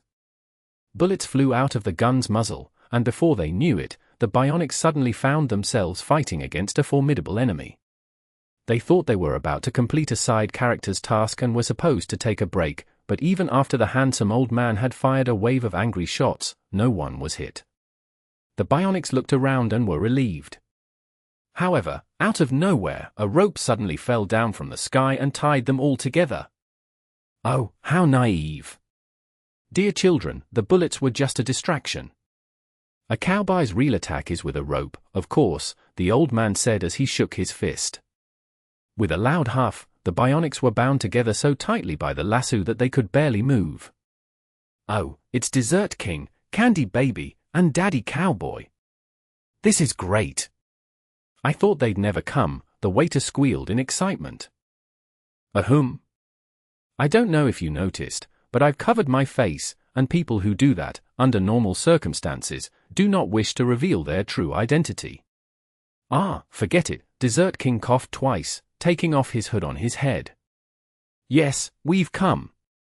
While the conversation went on, 2 fully automatic missile launchers were quietly aimed at them. However, just when the bionic in charge issued a launch order, the missile launcher was strangely unable to receive electronic instructions. A hearty voice said, "I apologize for the interruption. I am Rocket Man. By the time you hear this, I have already gone to space. My rocket ship and I have already hijacked all satellites, and I'm sorry to inform you that your satellite-guided weapons can no longer be used." Cool. Even Rocket Man is here. I knew it. People won't just abandon the city. When the waiter saw the familiar face, he became very emotional. Except for Ocean King, who has been detained by his boss to write codes, everyone is here. Old friends coming together again, isn't this amazing? When you said old friends, did you include me? Asked a deep, hoarse voice. When everyone turned around to look, they saw what appeared to be a series of flashbacks. Phantom Ninja? Wait. When did unfold in this direction, said the bald man. I remember you. Didn't evil scientist brutally murdered you? Your ass is still hanging on the wall of Wonder Cinema. It always makes me feel very sad whenever I see it. That's right, I've returned this time to get my backside back. Phantom Ninja cried. It's time for justice to return, and for evil to pay the price. Oh, what a touching speech. But you haven't answered my question about how you're still alive. The bald man shook his head, then looked at my Nan. What should we do now? Continue our plan. Main Nan raised the box gun in her hand and rolled her eyes. Forget the plan. Let's just get into action. I like this new plan. The bald man removed his sunglasses and quickly transformed it into a flash grenade. He threw it into the lobby of Canton Tower and shouted, "Fire in the hole!" Then he started running in with the toilet seat. About this time, Zhongheng also completed his piece. Next to him was a red Iron Man suit. Chapter 363. Morale Support. Fan Mainan looked at Zhongheng's Iron Man suit and looked at the rudimentary box gun in her hand again. I have to admit, I'm starting to feel my mental state going out of balance, she said, not knowing what to think. Zhongheng threw the bracelet used to control the battle suit to Fan Mainan. This thing is for you. Ha! I'd be embarrassed to take it away from you just like that. Be that as it may, Fan Mainan still took the bracelet from Zhongheng. She slapped it on her wrist for the first time. What about you? Asked Fan Mainan, a bright spark of joy gleaming in her eyes. I don't need stuff like these. My hands are the world's most powerful weapons, Zhongheng said. The battlesuit will limit my performance and make it impossible for me to assemble what I need in time. Zhongheng then dismantled the street lamp beside him into blocks, and 5 seconds later, he had a lightsaber in his hands. Well, my jealousy is coming back again, Fan Mainan groaned sourly.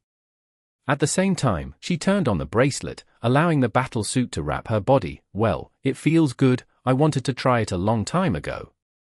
What does it feel to be Iron Man? I'll accept your New Year's gift, pausing for a moment, and with a serious face, she said, it's time for us to fight for justice together. Come on, Master Yoda. Don't give me a random name.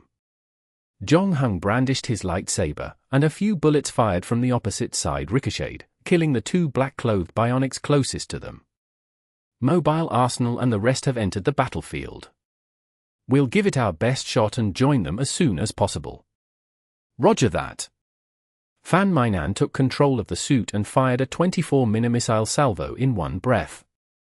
Taking off and flying in all directions, they landed precisely on the group of bionics. The barrage of missiles not only damaged a large area, but the smoke from the explosion created a good cover for the 2 of them. As soon as they arrived at the front door, though, they saw the bald man. He was first to enter the building but was now the first one to rush back out of it. Zhongheng raised his eyebrows. There is an Optimus Prime inside. Is that a metaphor? Fan Mainan asked. No, it's really Optimus Prime. And a Decepticon. I don't know how they get here, exclaimed the waiter. He too quickly retreated, not forgetting to urge Messenger who was behind him to escape together. Shocked, Fan Mainan probed in and saw the 2 Transformers having a fierce fight with Daddy Cowboy and the other master builders. However, whether bullet or rope, these weren't weapons that would do much damage to Optimus Prime and a Decepticon. Let alone Dessert King's desserts, the giant hard fruit candy that Candy Baby made blew up into a cloud of powder sugar the moment it came into contact with the Decepticon's fist. However, no one noticed how excited Vandal King became when he saw the 2 behemoths in front of him. His body trembled involuntarily, and it surely wasn't because of fear. He was like a traveler that had walked the arid desert for 3 days and nights, and an oasis suddenly appeared in front of him. Really? Are we going to fight the Transformers on the first level? There are 2 of them, Fan Mainan sighed and turned on the arc pulse cannon on her arm. Can I take things apart now? Vandal King asked with great eagerness. Of course, can you take those 2 things apart? No. You should have asked how long would take for me to dismantle them, said Vandal King as flexed his wrists and grinned in glee. After a while, the defeated Candy Baby was forced back to the door by the Decepticon, and it was at that time that the beast sensed that something bad was about to happen. Before it even had time to put up a defensive posture, it realized it was missing an arm. It was then followed by his calf, waist, pectoral muscles. In a moment like this, Vandal King felt as if he'd returned to his kitchen, handling a butcher's knife and thrusting it toward the chopping board. He could feel within him the sheer satisfaction of the knife swerving down, slicing, and eating through the meaty piece of beef. Only half a minute later, the terrifying Decepticon was reduced to only its head. Vandal King planned to continue doing what he did best, but the next moment, a samurai sword blocked his way. Out of nowhere, a green creature with a red ribbon on its head appeared in front of him. A mechanical version of the Teenage Mutant Ninja Turtles. Or Raphael? Are Michelangelo and Einstein here as well? This is starting to get real messy. Fan Mainan, too, was shocked by what she saw. This is what makes evil scientists so scary. His mechanical creations will only get stronger, and in fact, as long as he desires to create something, there is nothing he can't make, the bald man proclaimed with a solemn face. At the same time, Vandal King was in trouble as well. Raphael was in no way as mighty as the Decepticons, but his flexibility and agility were clearly unmatched. Although Vandal King's dismantling abilities were powerful, he needed to get his hands on his target to make it work. Right now, Raphael was running all over the place, bouncing from wall to wall, and sometimes even attacking from the ceiling.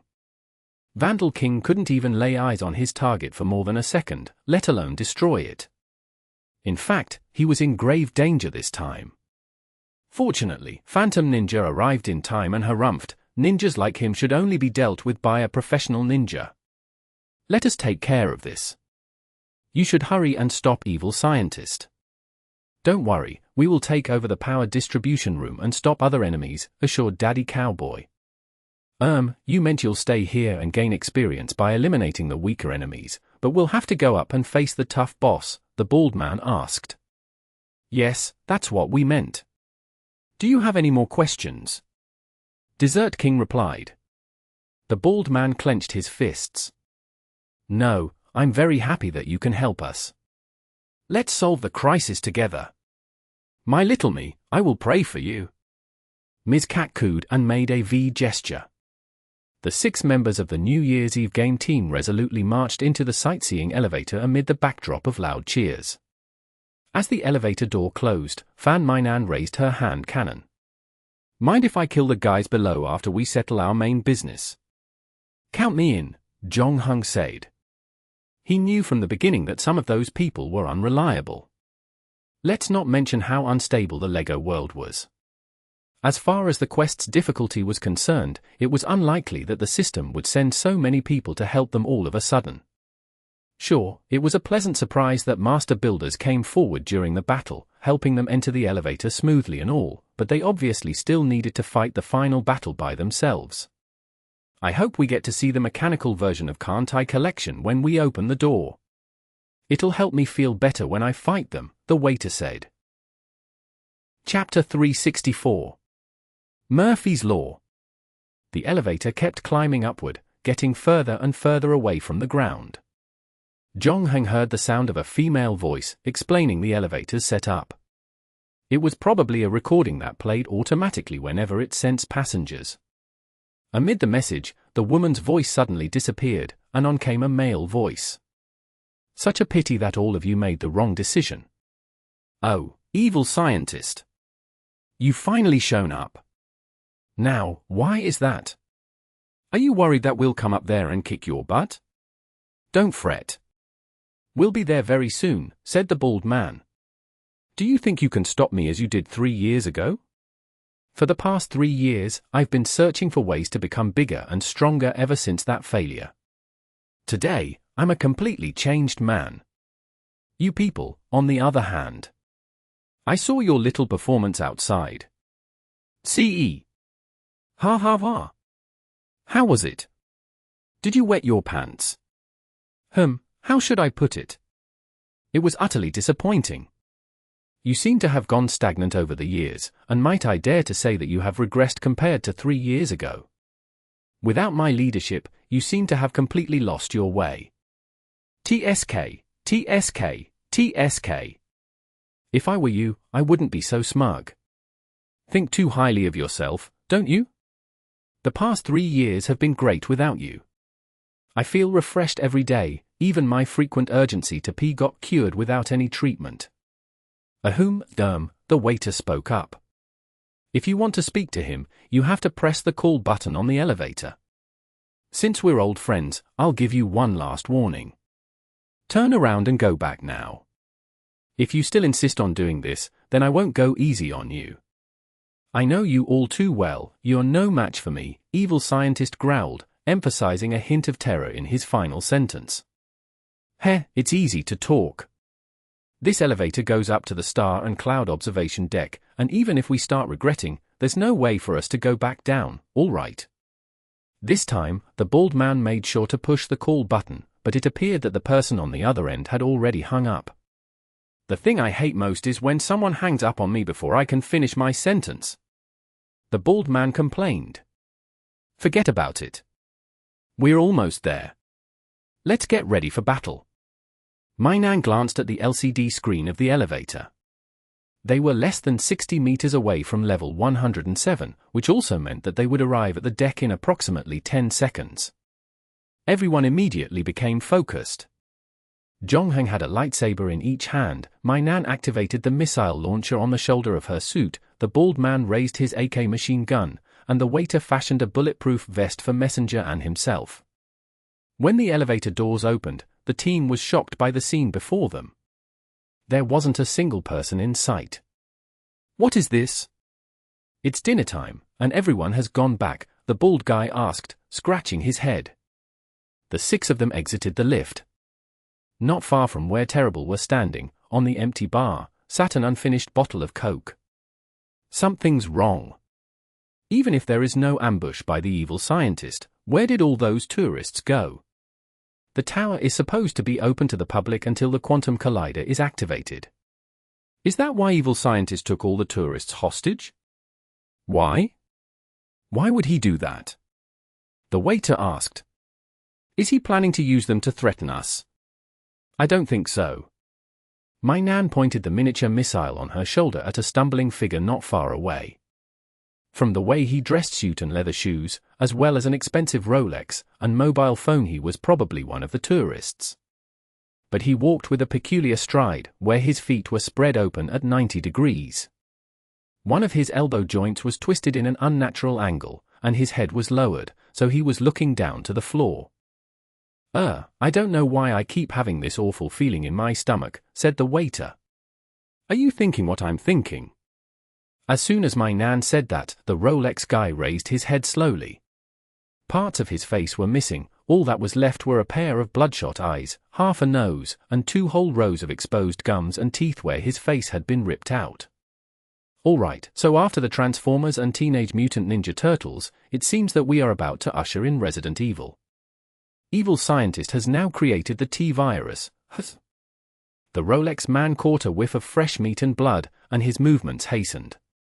At first, he still stuttered in that strange, petrified way, but soon, those staggering footsteps became faster and faster. This is not Resident Evil, it's more like the zombies in World War Z. The bald man pulled the trigger on his AK and shot at the Rolex zombie multiple times. The creature's body absorbed the shock of the large rounds from the assault rifle, and with each shot, it jerked and jolted. However, it didn't fall over, advancing on, as if immune to the lead. It wasn't until Fan Mainan shot its head with the missile from her battle suit that the Rolex zombie's life ended for good.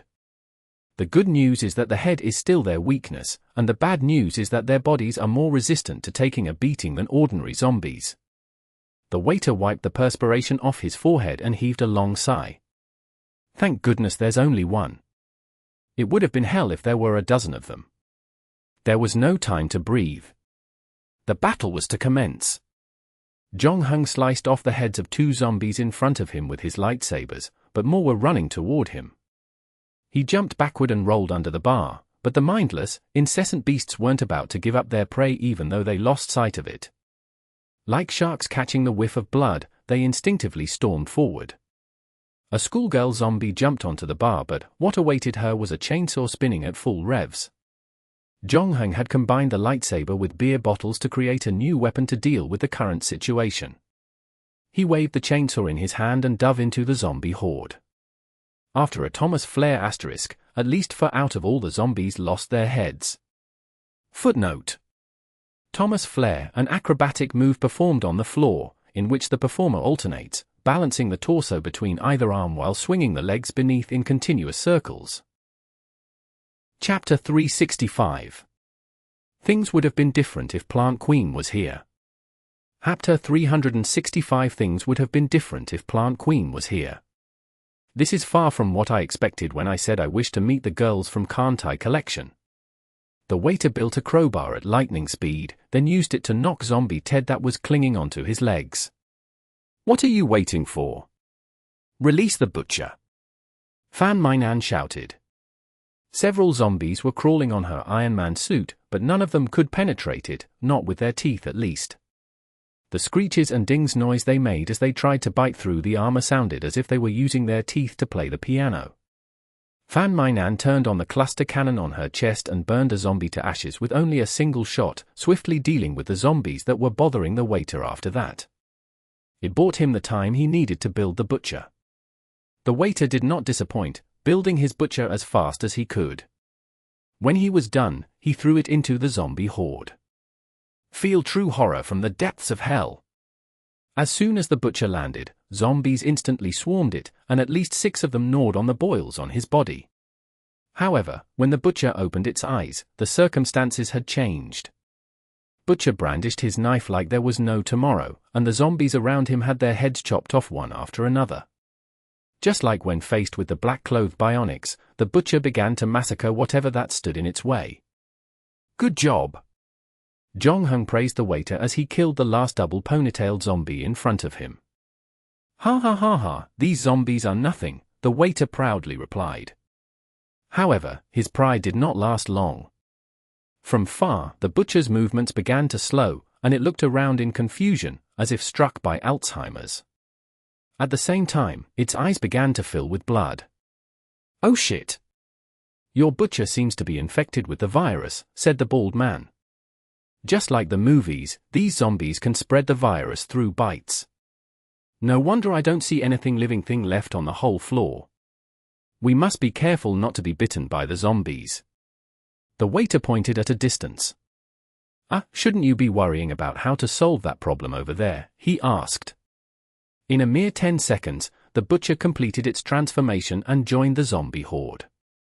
After becoming one of them, the butcher's power, defense, and speed greatly improved, and it had now become several times more difficult to deal with than before. Evil scientists set a trap, and we stepped right into it. He's the person who knows us best. These zombies were specifically prepared for you. He knew you'd release the butcher. Those zombies were meant to infect the butcher and turn it into his most powerful weapon, the bald man groaned in dismay. Can you take down that thing? Fan Mainan asked Vandal King. I can take down that thing, but it has to be a one-on-one fight. Those zombies next to it are too troublesome, and if they all swarm on me at the same time, there will be nothing I can do.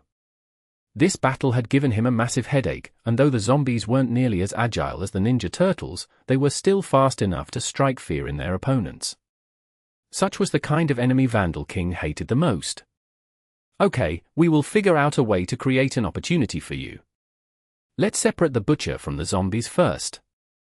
Although they are quite agile, there is still a difference in speed between them and us. As long as?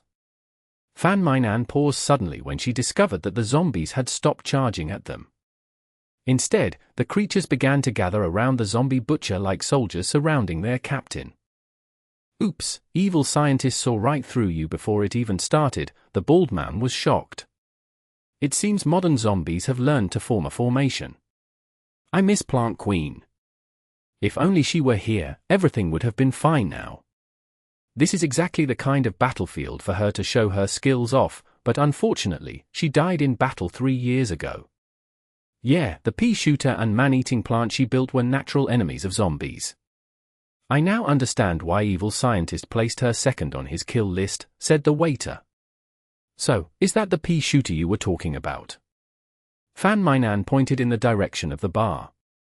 Jong Heng, on the other hand, was getting busy over there, more focused and concentrated than ever. His hands moved at lightning speed, dismantling the counters, tables, and chairs of the dining bar into blocks before reassembling them into weaponized plants in the shortest time possible.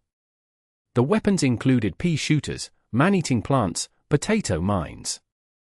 Plant Queen had taught him all these creations while he was in the parallel quest.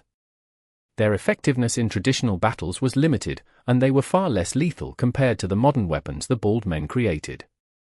However, they were most effective when it came to vanquishing zombies. Zhongheng had now wholly transformed the dining bar into his backyard, frantically expanding his weaponized plant arsenal while the zombies were gathering around the butcher. At the same time, everyone's jaws dropped as they watched in amazement how Zhongheng assembled the blocks into various weaponized plants. When the zombies were done gathering around the butcher, they found that a terrifying greenhouse had been built right in front of them.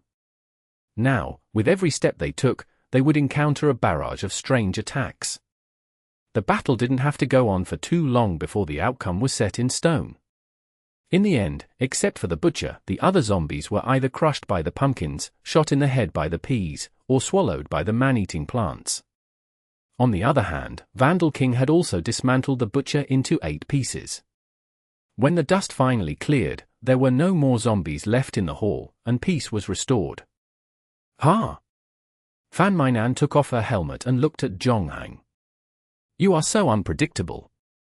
Whenever I think I'm getting to know you better, you always surprise me with something new. The bald man and the waiter, on the other hand, looked as pale as ghosts. How is this possible? These weaponized plants are the special creations of Plant Queen.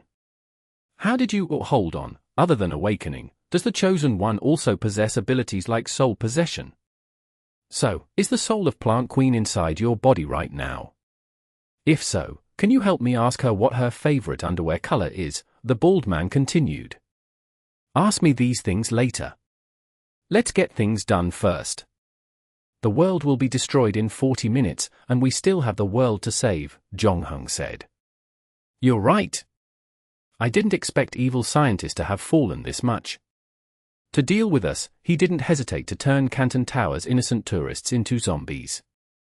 What he has done makes him vile and evil. He is no longer the leader that we used to respect and love, sighed the bald man as he clenched the toilet seat in his hand. It's time to settle the score. Chapter 366.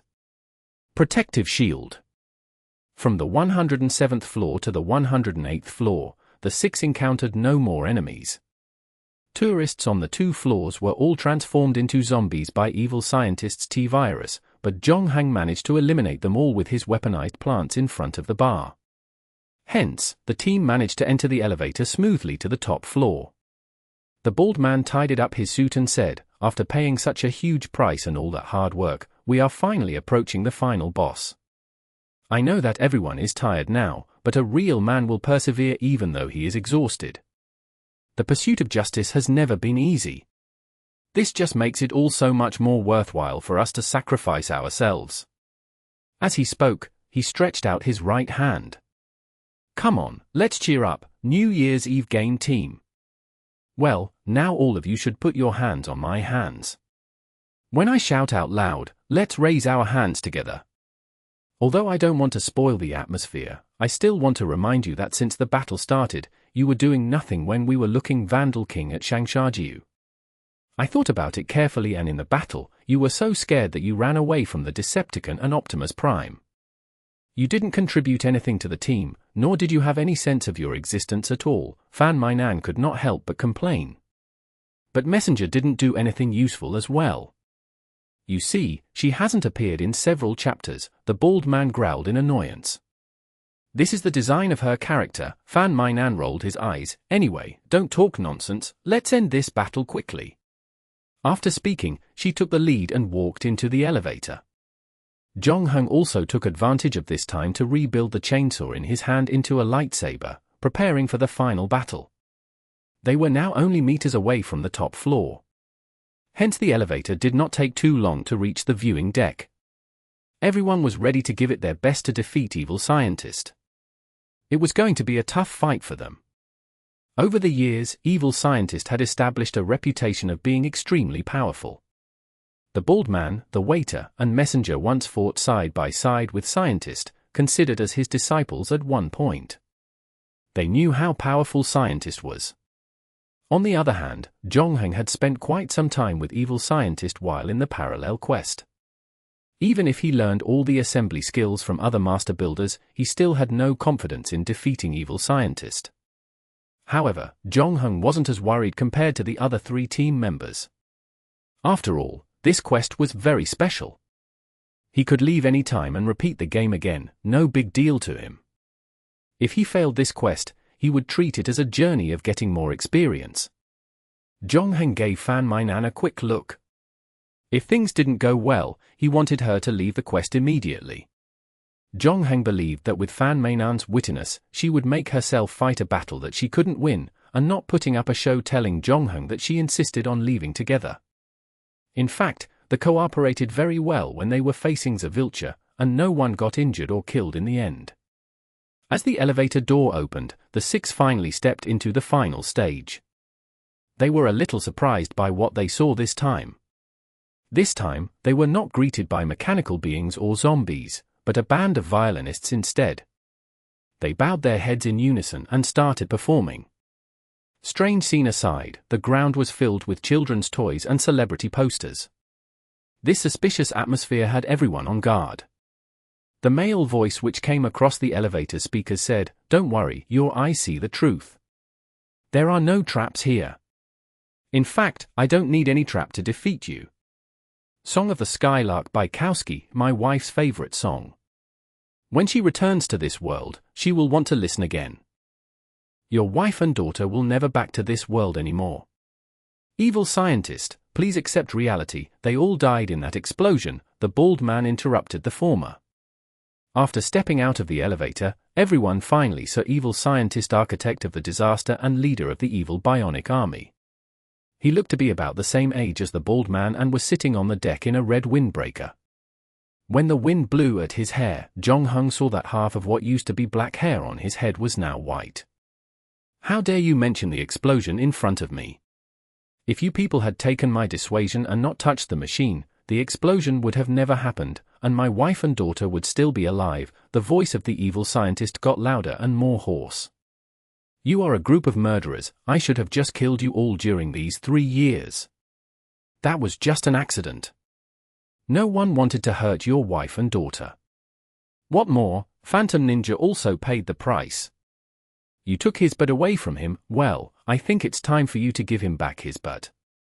The bald man continued, also, what you have done to other master builders over the years is unspeakable. You should apologize to everyone. Apologize? The Evil Scientist smirked. You really don't think you got to where you are right now all by yourself, right? Be grateful for my kindness because you are still alive. I don't want to massacre all of you at our reunion. Otherwise, perhaps you'll reunite instead with all the master builders currently living in the underworld. Ho ho! This joke is not funny. Has your humor disappeared along with your sense of justice? The bald man roared, then lowered his voice and told the other 5 people around him, I have found the quantum collider. The machine is in the green box on the antenna mast, look towards 7 o'clock. Yes, this is so Lego, with a warning sign next to it to tell us that it's dangerous. Please don't touch it, Fan Mainan said. So, this is the next step of our plan. I will try to stall Evil Scientist by pissing him off with my words, and you can take the opportunity to get close to the box and extract the infinite building block from it.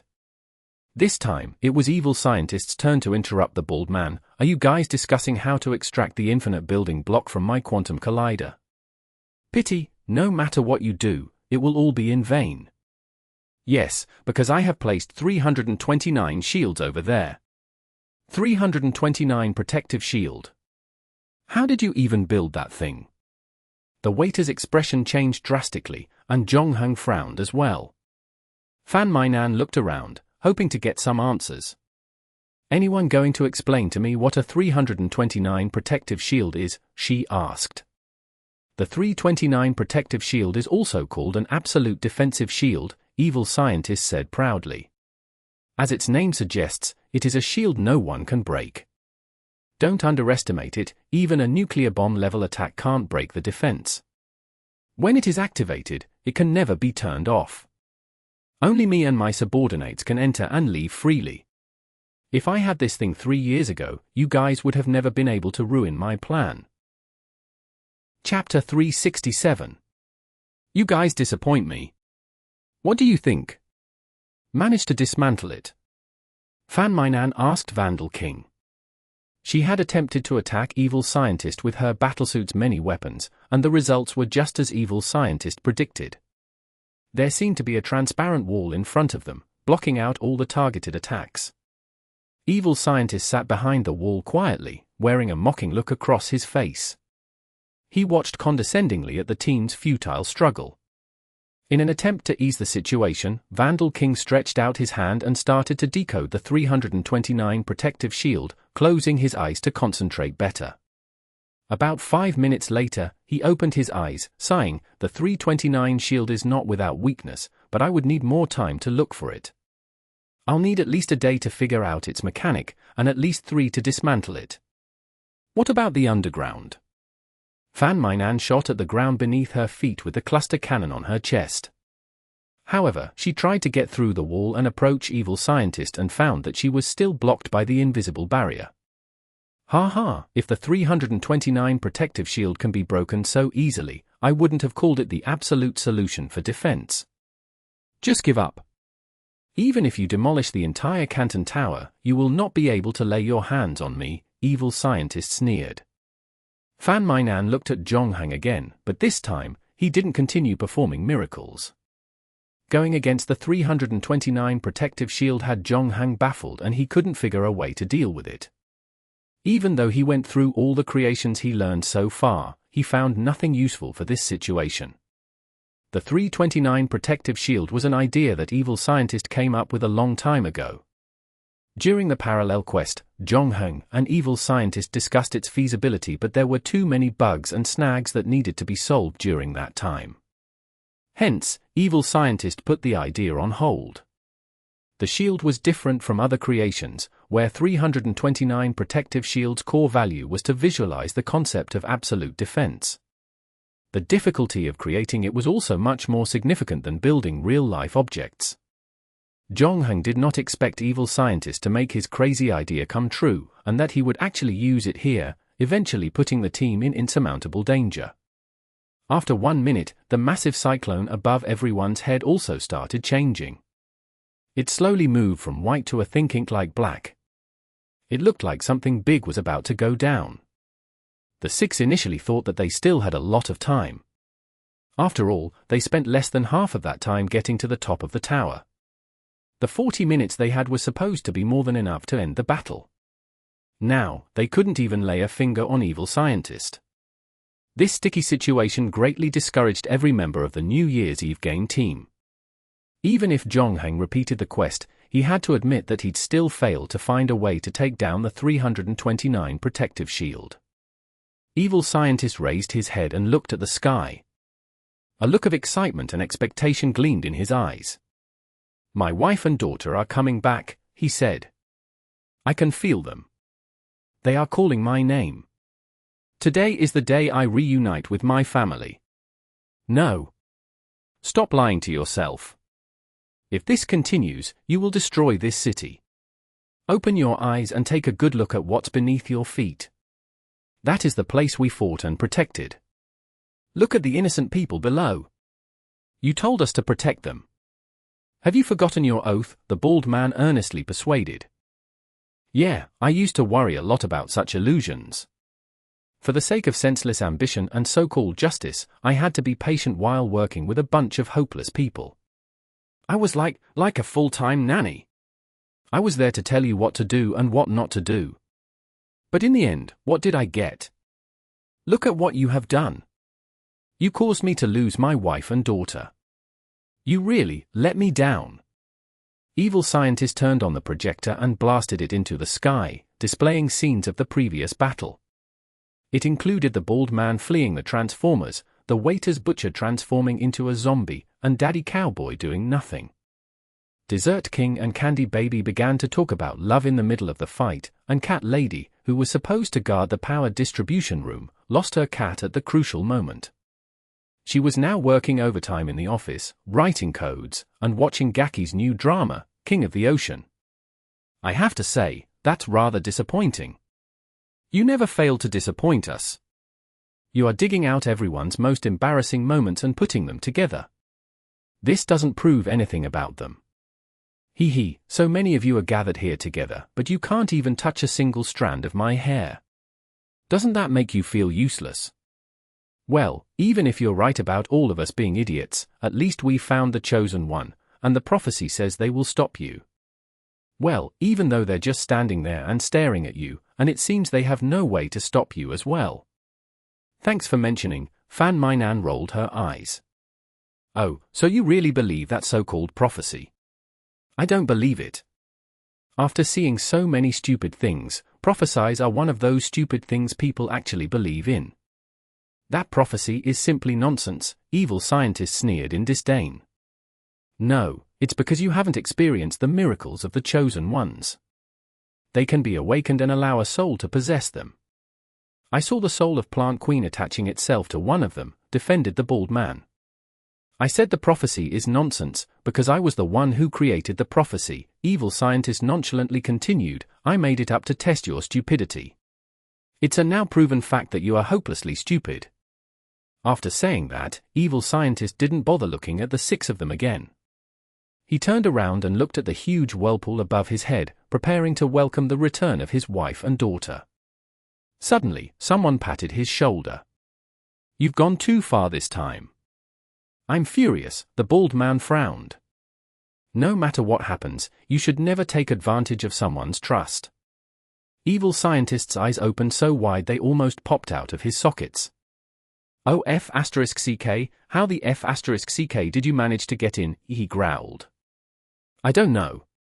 I walked in as soon as I felt angry, the bald man scratched his head. I didn't feel an airwall in front of me. When everyone was all excited about it, I had to pretend that there was actually a wall. I was only concerned about the hidden secret in your plan.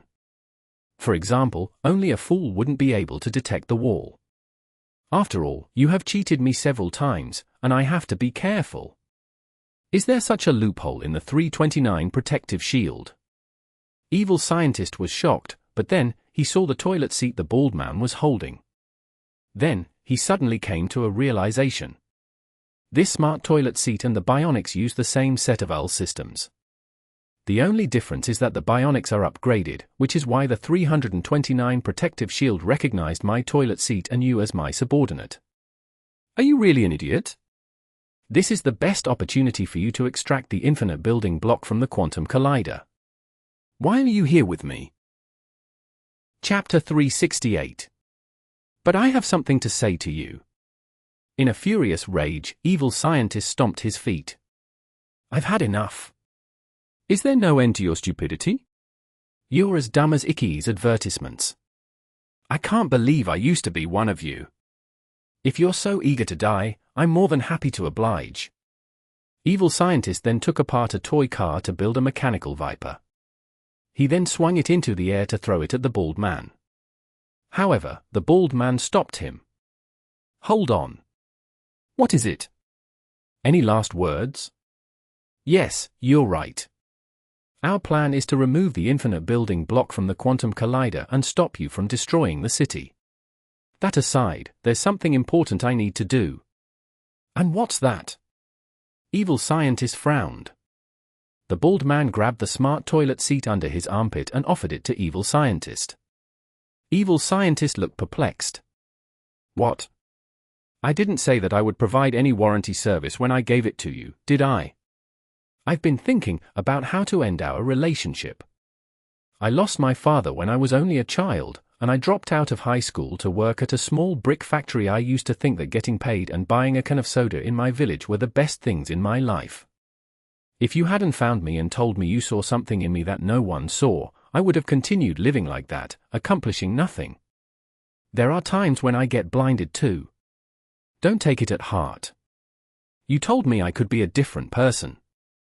You taught me how to discover my potential to build something to make the world a better place.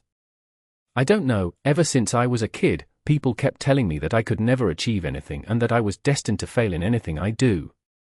My employer even told me that if I left the factory, I would starve to death, so I should be grateful even if I had to work 18 hours a day. That was the first time anyone's ever praised me. I've never met my father and never knew what it was like to have one. But at that very moment, I felt certain that you were my father. Why are you suddenly talking about this? You hope I'll be guilty after killing you. What a contemptible maneuver! Evil Scientist hissed. The waiter piped in, yeah, I still remember the first time I met you. At that time, I failed my college entrance exam, and I was about to join a gang with Brother Kuhn next door, collecting protection money from the stalls on the street. You were the one who told me. Before becoming a hero, all heroes have to endure pain and suffering no ordinary people can bear. Even if they keep getting knocked down, they'd always stand up again. That's why they're called heroes. In the end, I chose to repeat a school year, although I still failed the second. Well, it's always easy to go on about philosophies. Evil Scientist shook his head. You were our leader once, the person I admired and loved the most, the bald man continued. But since the explosion, you've become different. I should be the one who's disappointed here. Look at what you've done, pulling out Phantom Ninja Spot and displaying it on the wall of the theater, hunting down and killing the remaining master builders, and sacrificing the entire city for your own selfish reasons. You even turned all those innocent tourists into zombies. By the way, you could have just called me and given me a notice in advance. I could have invited my elementary school head teacher here, always hated that one. The point is, you've betrayed my love and respect for you, so I don't think I can still regard you as my father, mentor, or even a person I respect. The bald man opened his mouth several times, trying to coax something out, but the words just wouldn't come out. Then, after a while, he finally said with hesitation, I don't think we can continue our relationship. A look of sadness flashed across the evil scientist's face, but he maintained his bluster. If it's over, it's over. I've already proven that I am stronger without you idiots anyway. Since it's over between us, I feel that it's only appropriate to return this to you. The bald man offered the toilet seat to the evil scientist again. That's why I brought it here. Once you accept it, it means that from now onward, you and I are strangers. Evil Scientist harumphed and reached his hand out. Fine, then we can permanently. Just as he was about to touch the toilet seat, the bald man retracted his hand. You couldn't do it, right? Just like me. To be honest, I've played this scene a million times in my head before I came to see you. I thought I'm ready to be done with you, but when the moment came, I realized I couldn't do it. I can't pretend that the relationship we had never existed. Most importantly, I can't lie to myself. The bald man looked into Evil Scientist's eyes and said softly, Come back, dear scientist. It's still not too late. Evil Scientist was quiet for a moment. Then, he looked up. No. I may be able to stand your idiocy, but I will never be able to forgive you for what you did to my wife and daughter, he said resolutely. Everything that's happening now, take it as atonement for what you've done. With that, he reached out and grabbed the toilet seat from the bald man's arms, and in a swift motion, broke it apart. Then in a cold, calm voice, he said, As you wish. We no longer have anything to do with each other. Really? We're no longer friends. Yes, and you better leave before I change my mind, or else. The bald man stood his ground, unmoving. But I still have things to say to you, he said. My goodness. Are you really going to continue playing the emotional card? Can't you say what you need to say in one breath? I'm getting really tired of all of this. Evil Scientist shot his old companion a murderous look. No. It's something I can only say when we're no longer friends, said the bald man. We're not responsible for the death of your wife and daughter. What? Evil Scientist frowned. What are you blabbing about? We operated that machine exactly according to the manual you gave us. It exploded because there was a flaw in your design. Chapter 369. Come closer. No, that's impossible. There aren't any flaws with my design. I repeatedly checked, Evil Scientist said confidently. Your design is indeed problematic. Otherwise, why did the machine explode in the end? Also, I wanted to complain about you a long time ago. Was it necessary to make an automatic popcorn machine 2 buildings tall? You even used nuclear energy to power them. Are you serious? Your quantum collider is only as big as a biscuit box.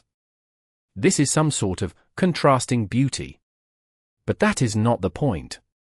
The point is that you operated the automatic popcorn machine wrongly, and it killed my wife and daughter. Now, you want to push the responsibility to me? That's too much. On the contrary, your design has been flawed from the beginning. We just did what you asked us to do. Then the machine exploded. No, it was your fault. You already admitted it. And the main operator, Phantom Ninja, also admitted that it was his mistake as well. The bald man, Baldy, shrugged. That was just to make you feel better. We all know how important your wife and daughter were to you, so we decided to refrain from telling you the truth after we discussed it. After all, you have done a lot for us. On the other hand, we didn't get a chance to do anything for you, and we didn't want you to blame yourself for the mistakes you've made. I know you well. If you knew that you were the one who actually killed them, you would drown in your guilt until the day you die. Oh, you don't know me at all. No, I know you very well. I said that I admired you very much, and you're like my idol. I know everything about you. I even rummaged through your trash. That's a bit too much. It was one of those stupid things I did before, I know. I told myself that I wouldn't do it again. Do you remember that time in Tangsha? A dangerous building was about to collapse, and a group of children was playing downstairs. You showed up at the critical point and demolished the building, rescuing them in the end. At that time, news channels covered it for a whole week, and the internet was abuzz with the praises that people had for you. However, you still became depressed for an entire month because a block from the building you demolished accidentally crushed a stray cat. You blamed the incident on yourself because it wasn't actually under the building when you demolished it. In other words, the building should have never been able to hurt it. The cat was killed instead by the block you tossed. I have never seen you blame yourself so much. Baldy shook his head. You thought you were the one who caused its death. You were feeling so guilty that you couldn't even eat properly. Sometimes you are really too harsh on yourself. I can't imagine how you'll be when you discover that you were actually the one who killed your wife and daughter. How will you punish yourself? I don't even know if your heart is strong enough to face this. Well, even if you know about the Tangsha incident, it still doesn't prove the explosion wasn't your fault. You don't actually believe what I said, don't you? Baldy sighed. If you need proof, fine, messenger. Messenger. Help me contact Ocean King and tell him to send the video to my mailbox. Messenger nodded, immediately assembling a homing pigeon. What video? Evil Scientist frowned. Ocean King works at Zhujiang New Town. It's very close to here. You will know soon about the video, said Baldy. The pigeon came back 10 minutes later. Baldy then quickly built a laptop and turned to ask Evil Scientist, what is your Wi-Fi password? Iloveching Xiame. Wow, you haven't changed your Wi-Fi password for almost 10 years. So what? As long as Nagasawa Masomi is still acting, my password will not change, Evil Scientist proudly proclaimed. Okay, Baldy typed in the password and pressed enter. Okay. Now I'm connected to the internet. You want to come closer and check out the video? When he heard that, Evil Scientist moved from where he stood and came to Baldy's side. Come a little closer, the screen is a kind of small. Evil Scientist held back for 2 seconds, moved closer, and stood almost side by side with Baldy. Huh? Next, I will open my mailbox. Wow! You have a lot of junk mail. Evil Scientist frowned as his head shook. Yeah, I can't help it. They keep sending me these spam emails, and I can't delete them in time. Really? And you even registered for an adult forum. Evil scientist asked curiously. No. You must have seen wrongly. Baldy then clicked on the new mail sent by Ocean King as fast as he could. The attachment was a video file, and after clicking the play button, a huge factory building appeared on the screen. Evil scientist's face immediately changed. This is... Yes, your laboratory. To be more precise, this is your previous laboratory. The video shook a little. The recording should be from a handheld DVR, and the person behind the camera seemed extremely excited. He pointed to the massive microwave-like machine in front of him and said, "Did you see it? It is a nuclear-powered automatic popcorn machine. Use this. This popcorn machine is so cool. Oh, I can't believe such a cool popcorn machine exists in the world. I love the scientist. His inventions are not only practical, but they are very cool as well. I want to ask him to create something for me when I move into a new house. I need one of his inventions in my life," a voice said. "Forget it, can you put that in your new home? Doesn't it use enriched uranium as fuel? Does that mean that the next time we have popcorn, they'll be genetically modified?" "But it's still cool," exclaimed another voice. At the same time, the camera rotated and aimed at the eyes of Ocean King. The person then started to zoom in on his face quickly, before zooming out again. By repeating it, the person seemed he would never get tired of it. "Have you guys always been this stupid when I was away?" Evil scientist asked in disgust. "Not all the time, but most of the time, yes. We have to have some fun, too," said Baldy. While the two talked, a voice in the video said, "Let's see who is here, our little birthday star." Oh. Oh. Oh. Everyone roared, and the camera finally stopped pointing the poorly focused Ocean King's face. This time the camera was pointing toward a woman with a little girl. The little girl was so shy that she hugged her mother tightly. Evil scientist was shocked when he saw the video, Qianchan and Mingjie. A gentle look appeared on his face. "I miss you so very much." Chapter 370. Just cry it out. "Okay, let's make some popcorn for the little birthday star," a voice suggested. "You're right. We'll use this cool popcorn machine to make some cool popcorn. What kind of popcorn would you like, Qianchan? Avocado and custard apple? Got it. Let's head to the control room. Hold on. This thing has a control room." Yes, yes. Of course. Such a cool thing needs to have the most advanced technology. In fact, it can even be controlled remotely by Bluetooth. Wow. Although I don't know why Bluetooth technology would be used on a popcorn machine, it's still cool anyway.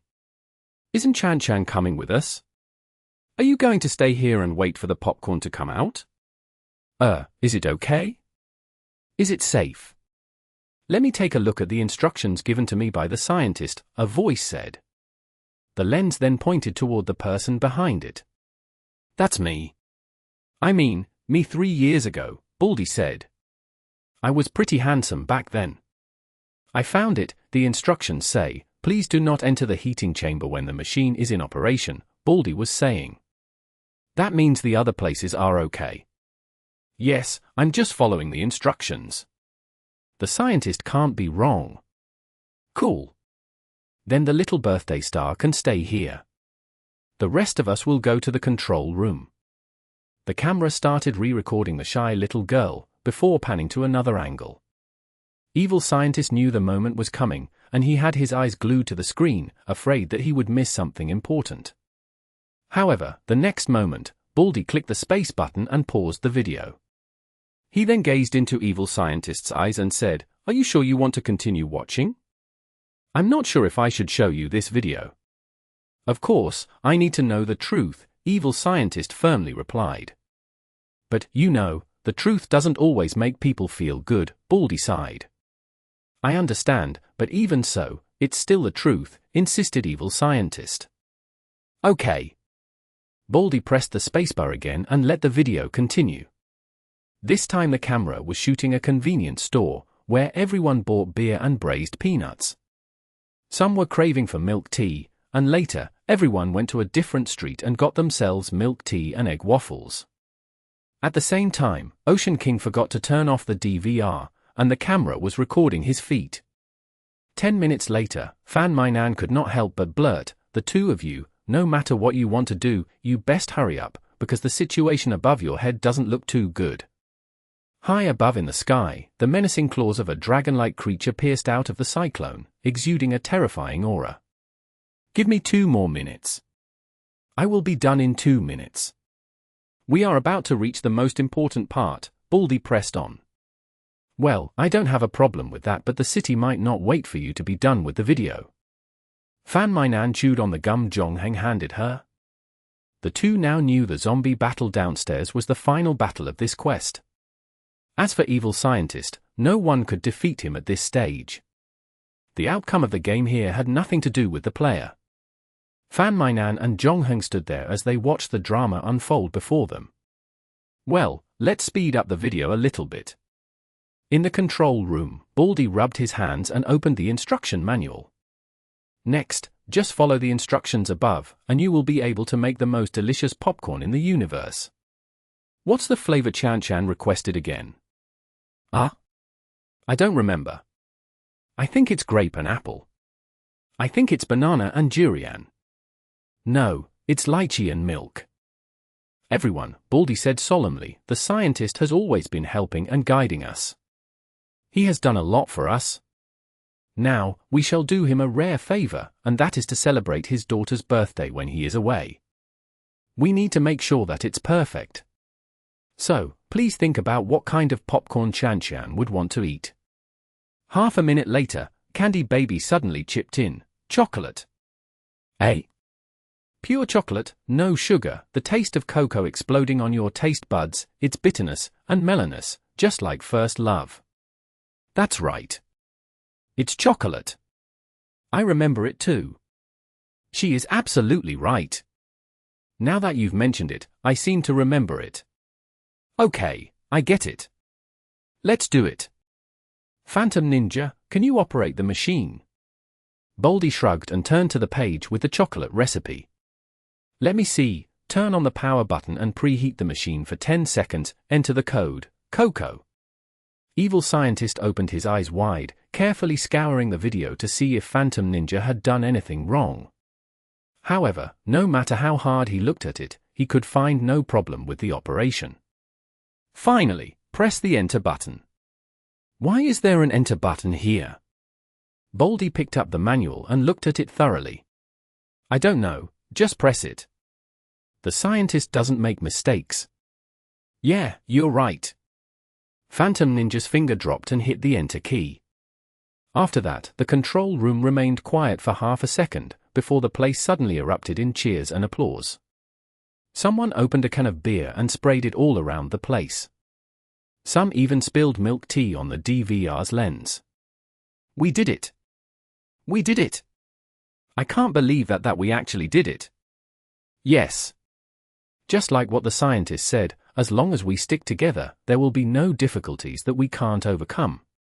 "It's true. I feel we are one big family." While everyone was celebrating, a loud explosion suddenly erupted in the background. "What's that?" "The sound of popcorn popping out of the pot." "I don't know. I can't find it in the manual." "Should we check it?" "I feel having eating popcorn now." But the manual says that we shouldn't simply move around at this time." "What should we do now? Should we head out?" No, we should just listen to the scientist. He is always right.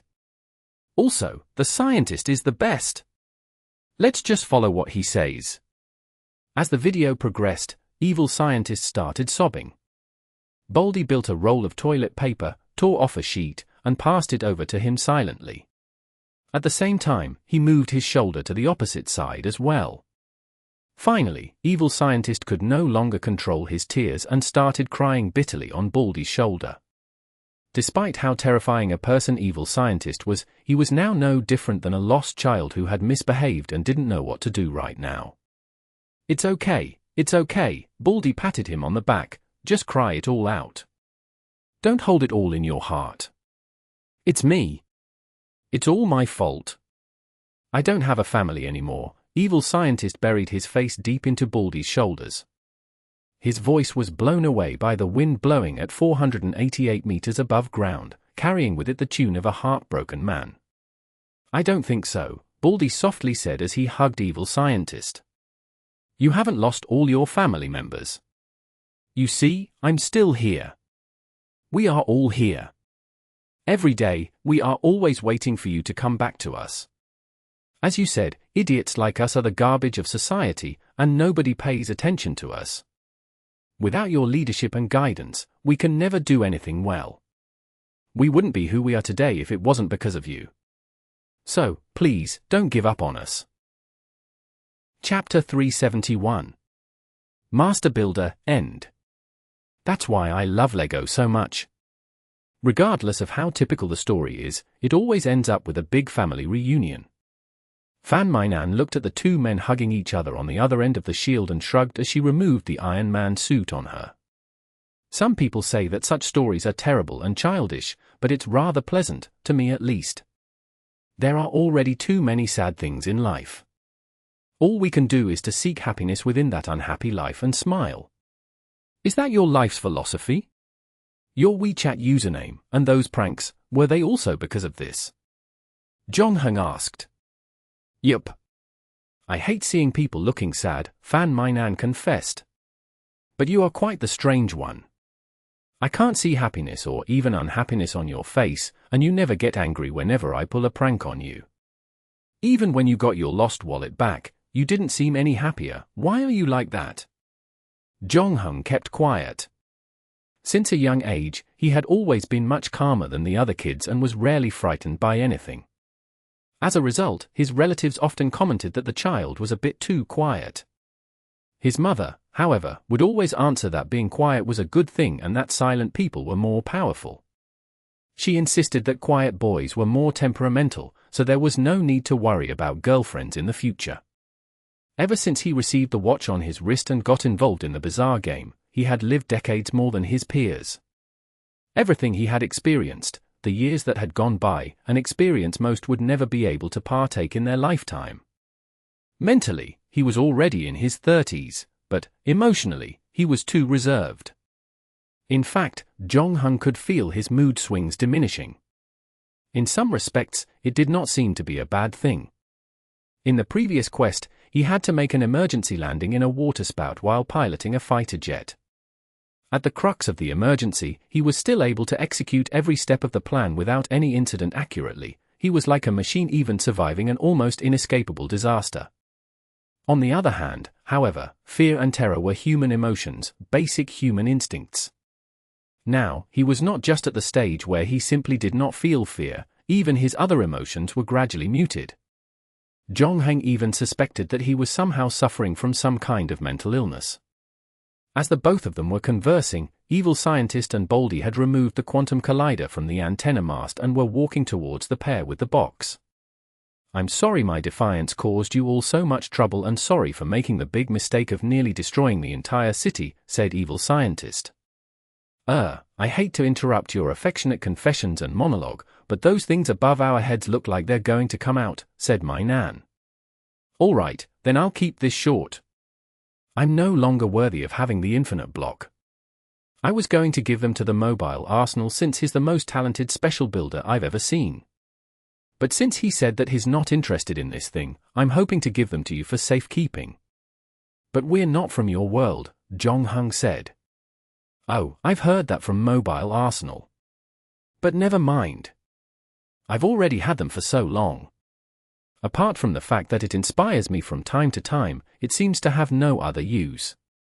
I'm sorry I made up that's prophecies about the Chosen One, but I have actually heard of a real prophecy one night while I was asleep. A voice whispered in my ear that if someone from another world stopped me, then I should give that person the infinite block.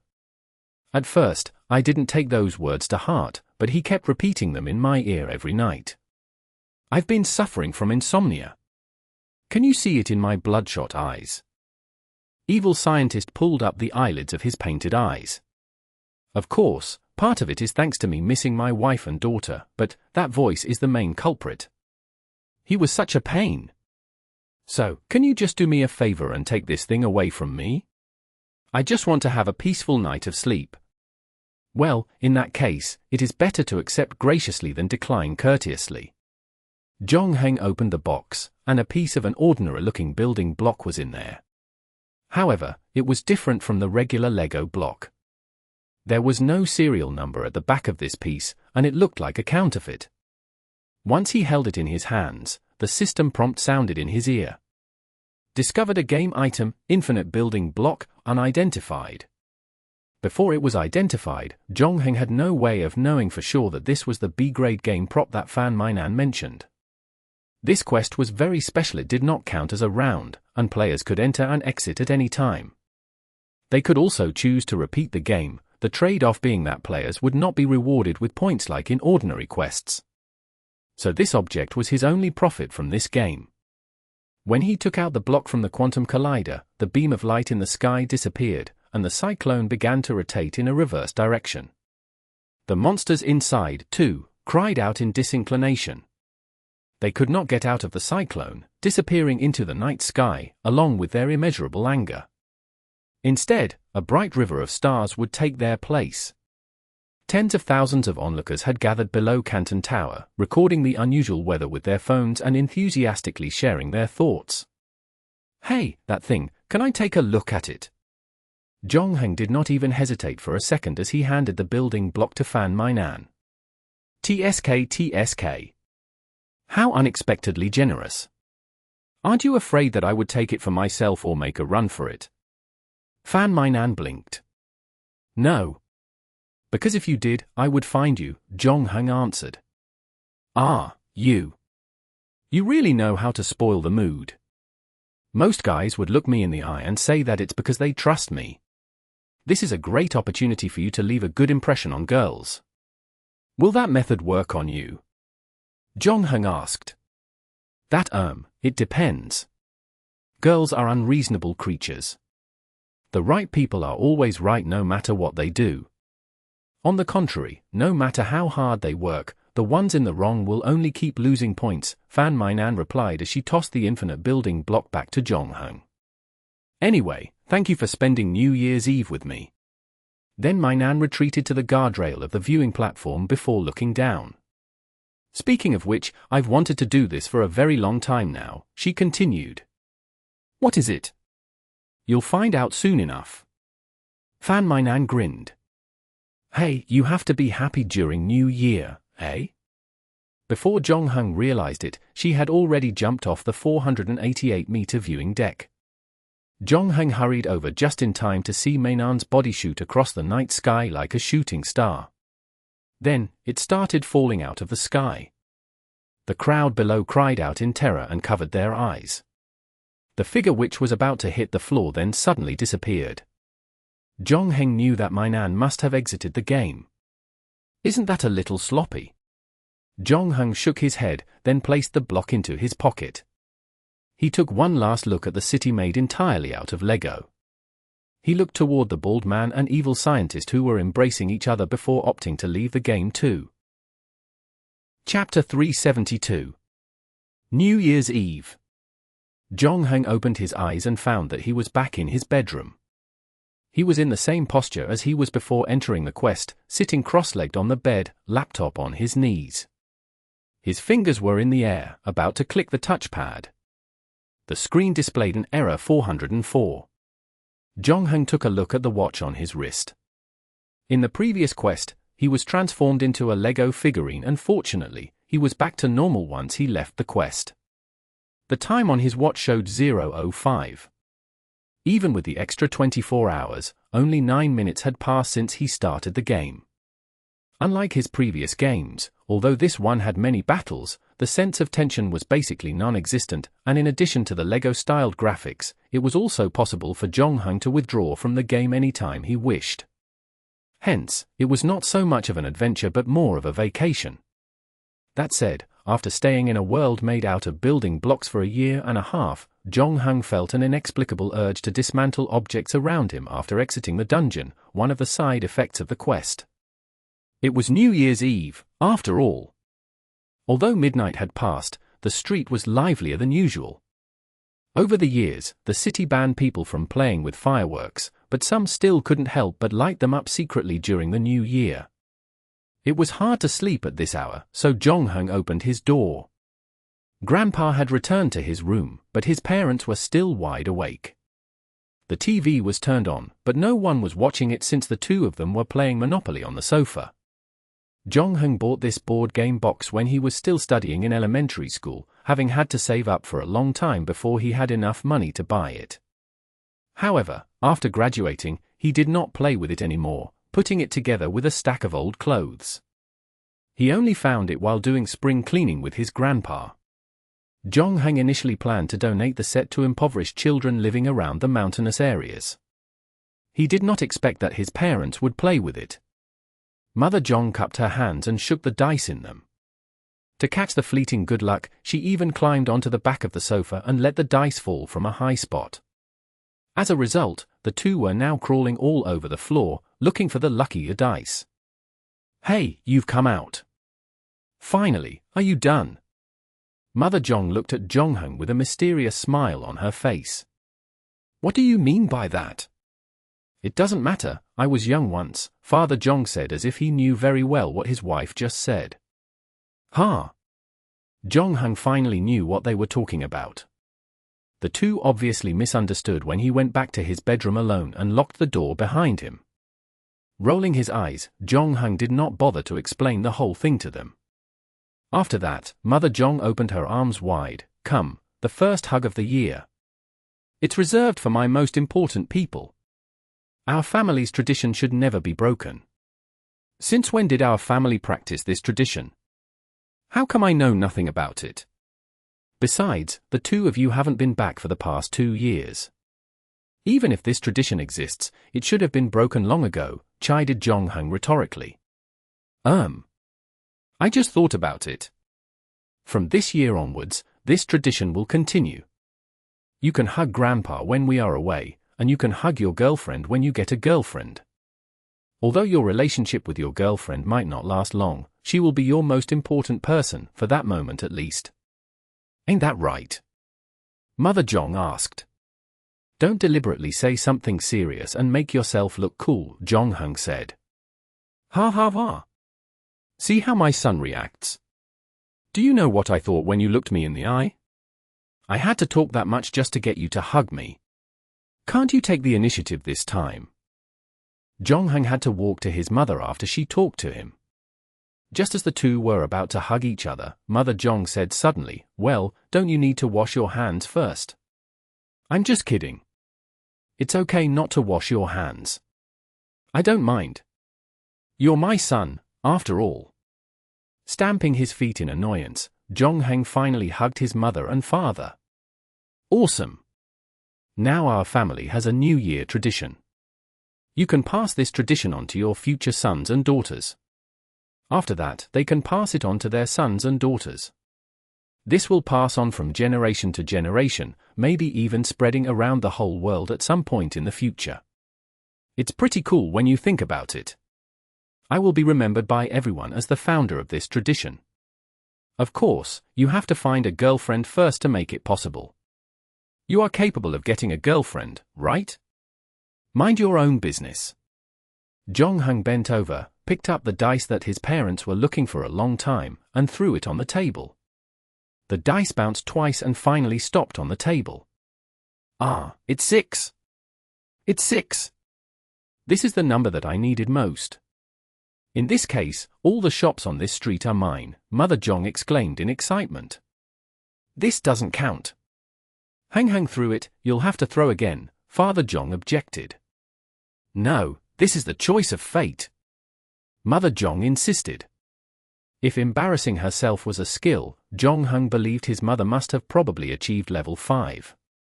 Then, Mother Jong turned and said, "Why don't you come play with us? The more players, the more interesting it gets. Anyway, it's too noisy outside and I don't think I can sleep tonight. Let's just stay awake for the whole night. There is a large bottle of Coke in the refrigerator and we can all play Monopoly while we finish it. I have no problem with that.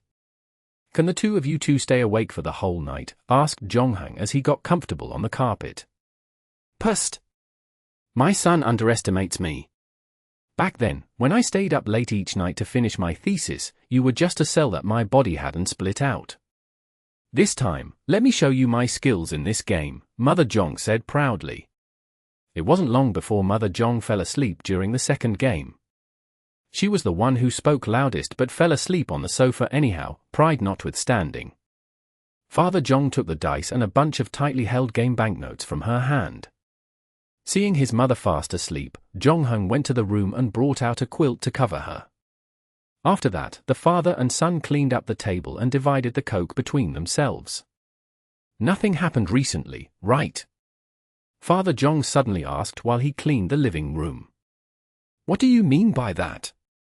I'm talking about your feelings, studies, life, health. Father Jong paused, and you suddenly asked about Greenland and Mr. Time earlier. But you didn't seem to want to talk about your Greenland scientific expedition. Yes, Father Jong went through his hair because nothing actually happened. You know, there are glaciers everywhere, and the impression I got from that place is coldness. Yes. Jong-hang nodded in agreement. The two stayed silent for a while, unable to land on a topic to talk about. I guess.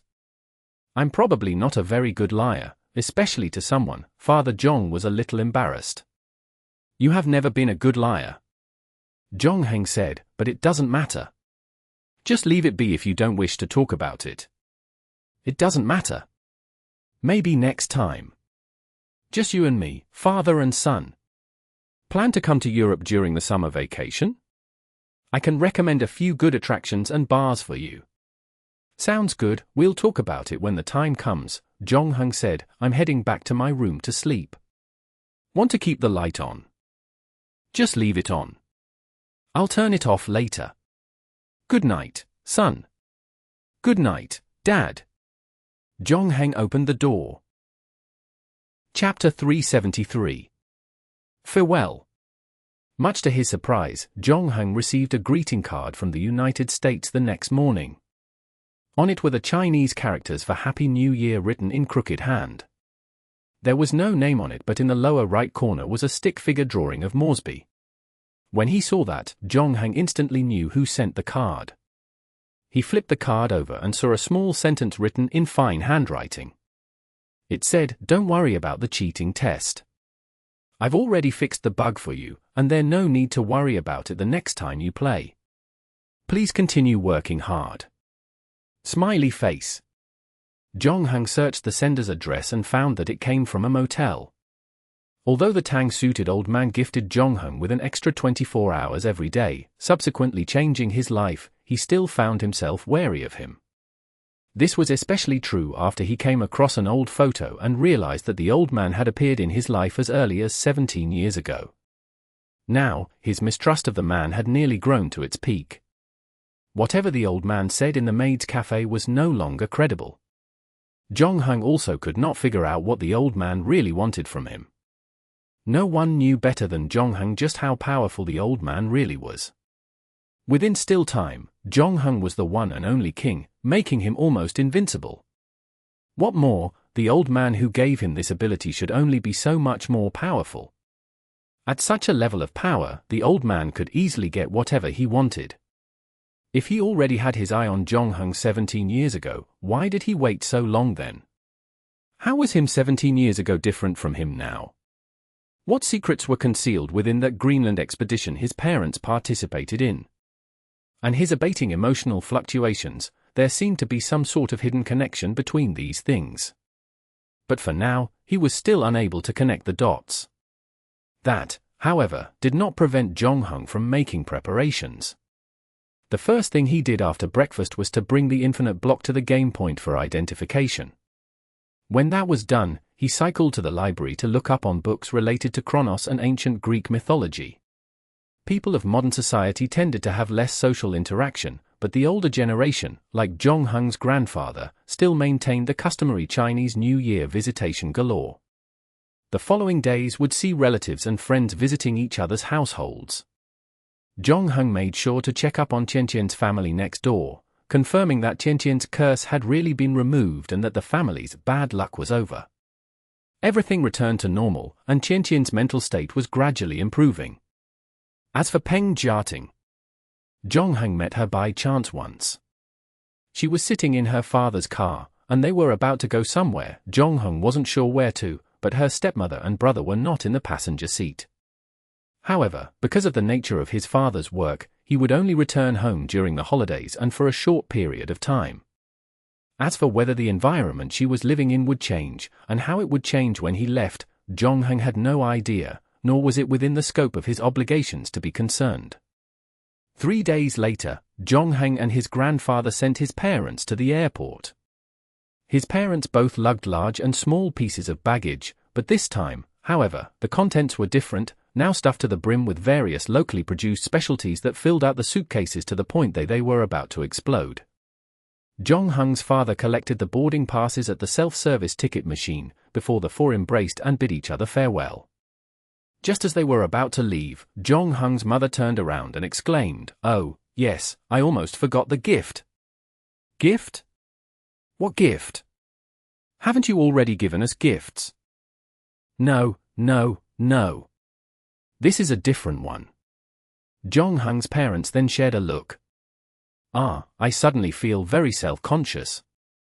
"You should tell them." "Well, Summer and I were thinking," Zhongheng's grandfather interrupted, "speak Mandarin." "Oh, sorry.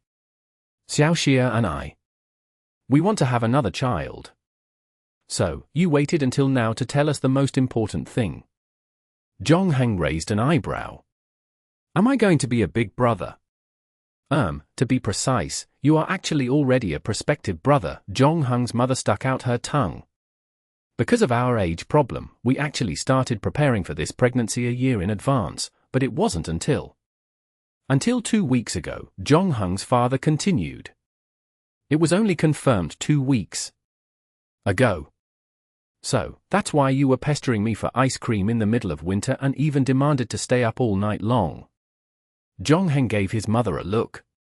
She looked sheepishly at him. "Huh? It's only the 6th week. So, it's not noticeable yet. It shouldn't be a problem. Besides, carrying a baby around is tough. If I don't eat what I want and have as much as I can while I can, then it would only be tougher later on. So, that's why you never told anyone before you made the decision." Zhongheng's grandfather frowned. "That's just too rash. Aren't you worried that I may not be strong enough to take care of your child?" Zhongheng's parents looked at each other. Mother Zhong then chuckled, We decided to bring the child up ourselves." "Overseas?" "Yes, overseas. Since it's not a busy time for us, and we have time to care for the child. Dad, we left Zhongheng with you at that time because we were too busy. We really didn't have the time then, and secondly, it's also so that he could accompany you. We won't trouble you anymore this time." Zhongheng's grandfather was silent for a moment. "Finally, you're becoming a little more like parents. It's up to the two of you as husband and wife to decide, but remember to bring the child home during Chinese New Year to visit your mother and me. Of course, if you want, both of you can come visit us there. We just bought a 2-story house. You'll love it. It has a small garden, and you can do your gardening and all. Forget about me. I've been a Communist Party member my entire life. I won't be able to get used to drinking capitalist water." Zhongheng's grandfather shook his head. "What more, your mother is here, and I have to see her during the holidays. What about you?" Zhongheng's mother looked at Zhongheng. "Any plans after graduation? Your father and I know quite a few professors, and we could help when you apply for anything." "I don't have any plans for the time being," Zhongheng answered. "There are still some things I haven't resolved yet. Moreover, if we all leave, I won't be at peace, leaving grandfather behind on his own." The games hadn't ended, the mystery surrounding him hadn't been solved, and Zhongheng had no interest in going abroad. "Things, you mean, like relationships?" Zhongheng merely smiled in reply to his father's question. "All right. If you change your mind, you can always give us a call. Have a safe journey," Zhongheng wished them. Jong Hung's mother made a call me gesture before walking away with her husband toward the security gate. The pair looked back several times and waved at their son and father until they passed the gate and disappeared from sight. Jong Hung's grandfather patted him on the shoulder and said, "Come on now. We should go home too." Chapter 374. Fair deal. After sending off his parents, Jong Hung and his grandfather returned home. When they got down from the car, they ran into Giorgio outside their house. Giorgio was no longer dressed extravagantly like in the game checkpoint. Today, she was decent, wearing a down jacket and a pair of loose sweatpants. She also made sure that she was tightly wrapped in her clothes. Even so, a passing man couldn't help but steal glances at the attractive lass. There seemed to be an indescribable fatal attraction to that body of hers. Giorgio pulled out a cigarette from her cigarette case and stuck it in her mouth. However, she could not find a lighter in her pocket. So, she asked a passing man, "Hey, uncle, got a light?"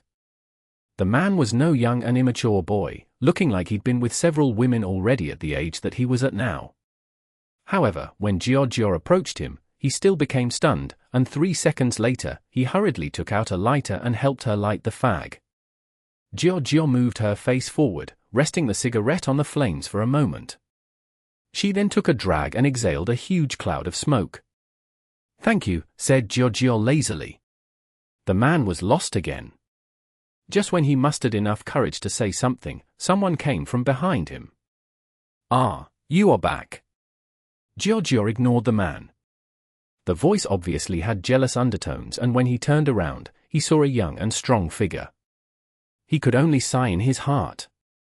After that, he picked up the vegetables he just bought and left with a heavy heart.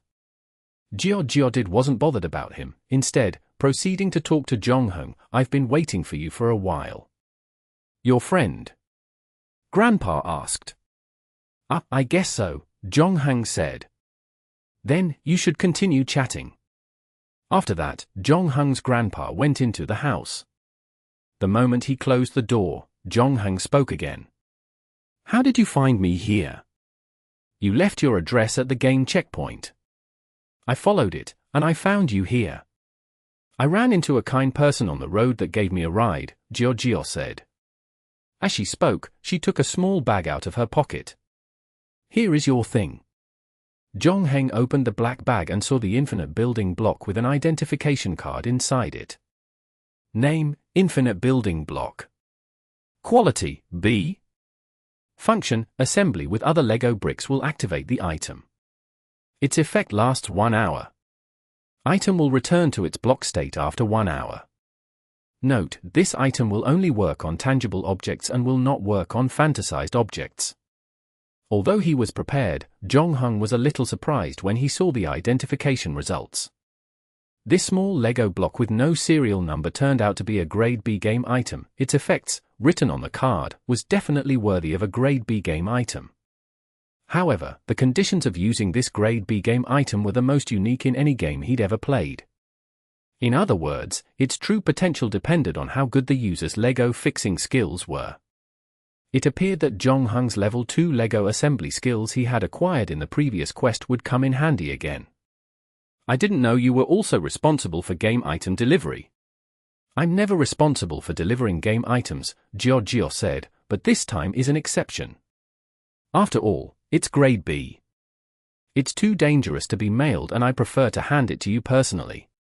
That said, whether the item reaches your hand safely has got nothing to do with me anyway.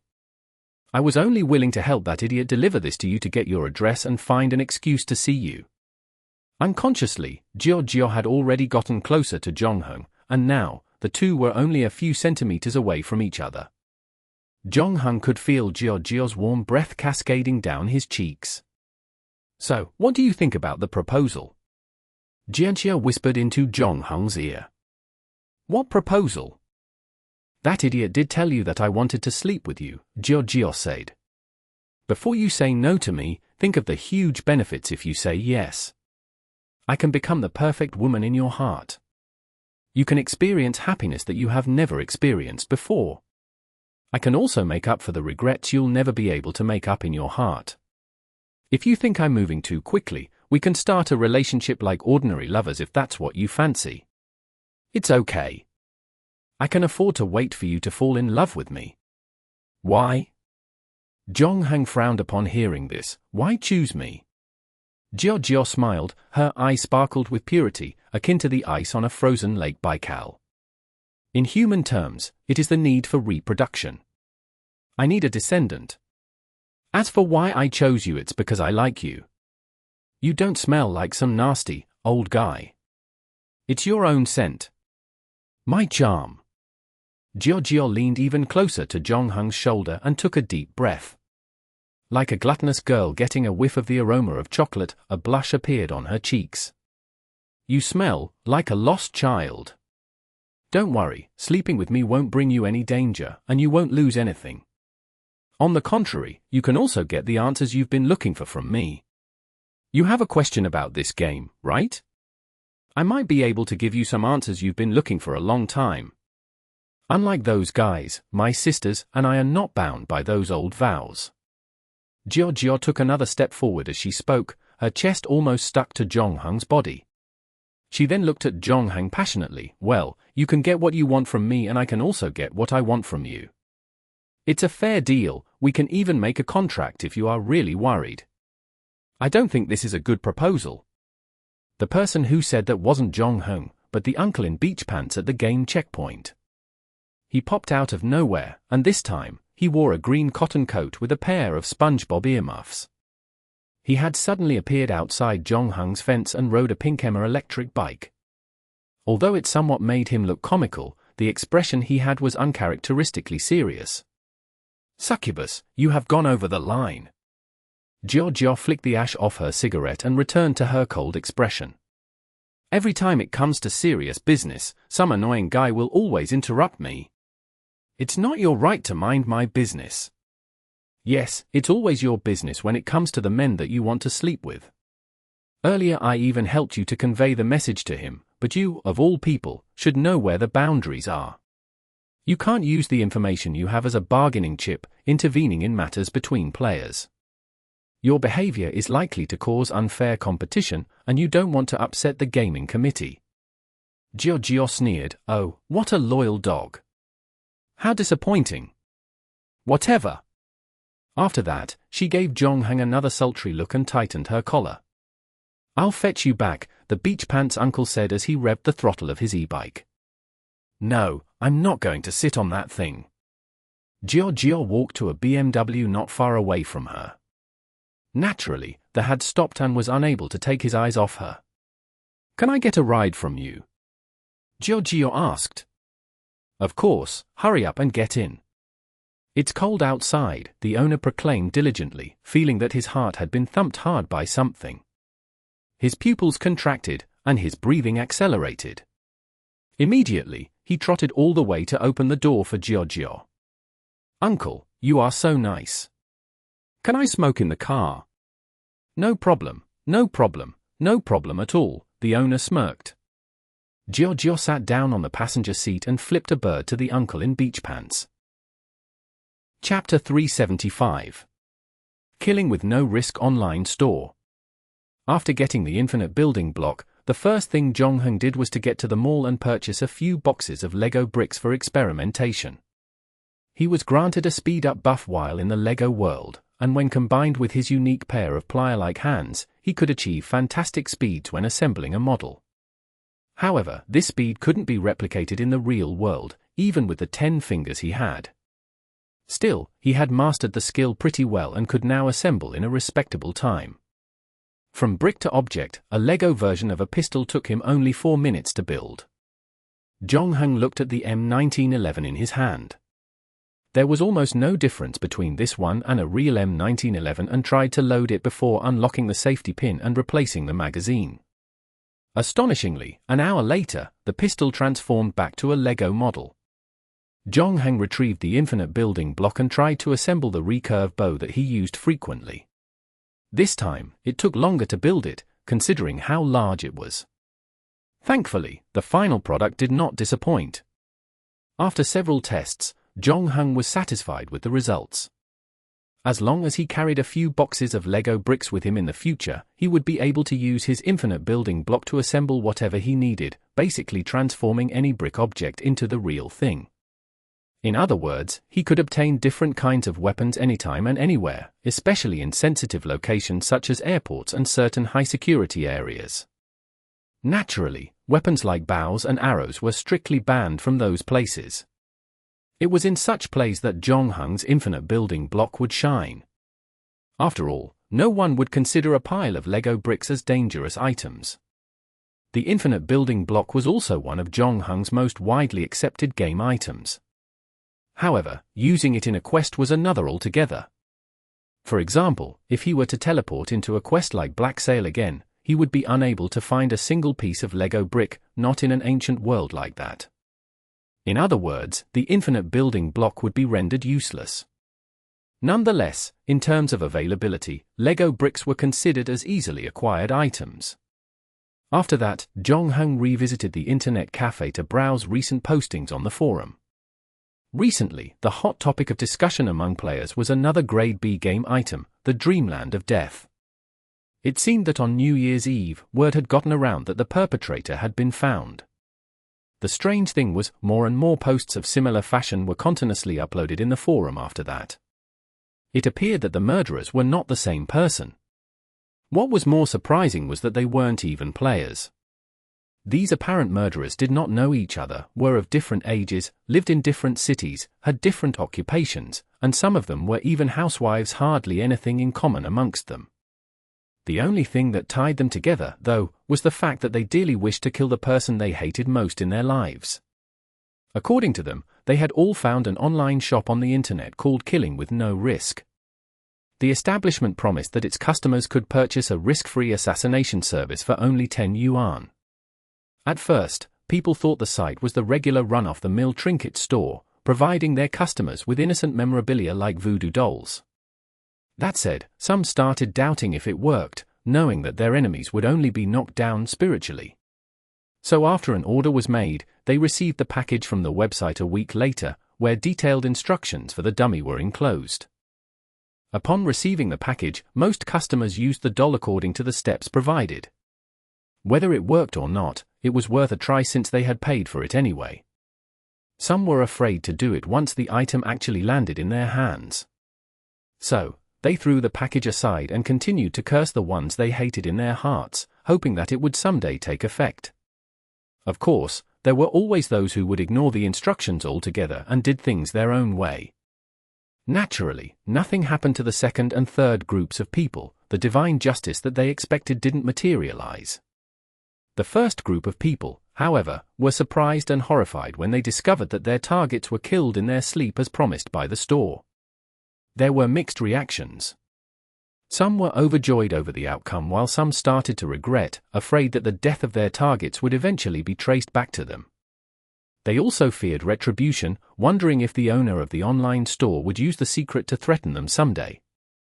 Not too long after all the recipients got their orders, they went online to search for the shop again and found that the website had disappeared without a trace, as if it never even existed in the first place. Afterward, some quarters even took the initiative to surrender themselves to the police, unable to bear the enormous guilt and psychological pressure they were subjected to. Owing to the outlandish and childish confessions of curses and jinxes, the officer handling the case quickly dismissed them and recommended they consulted a psychiatrist instead. This matter is getting more and more interesting. A new and powerful game item has appeared. No. This method of killing is indeed the work of Dreamland of Death. The current situation looks more like... It's like someone cloned Dreamland of Death and sold the replicas to ordinary people who knew nothing. Is that even possible? Someone should have found out they were receiving counterfeits all the while. Are they game items? What is its quality? And how many times can it be used? It's a pity that all the Dreamland of Death clones found so far have been spent with no uses left. The person who posted this comment claimed to be a member of one of the 3 major guilds, and had also participated in the investigation. At the same time, he was also a police officer in the real world. We sent every Dreamland of Death clone we could find for evaluation, and no surprise that they weren't game items. We even found an unopened package, but its contents weren't game items as well. Clay? Yes, it looked like the clay that appeared at the auction during that time. It loses effect after a certain period. A few immediately agreed to it. This is too much. What kind of game item is that guy holding? How did he clone a Grade B Dreamland of Death in batches, a Grade A game item, perhaps? Only 2 Grade A game items have surfaced so far. One has exceeded its number of uses, and the other one is missing. Wait, shouldn't we be more concerned about the killer's motive? She's now giving away the Dreamland of Death to ordinary people like an item from the Taobao bargain bin. Although they're just clones, will they do her any good? I don't know. The 3 major guilds have been tracking her down recently, and I believe she should be captured soon. The following replies were basically all sorts of conjecture, and Zhongheng didn't bother reading them any further.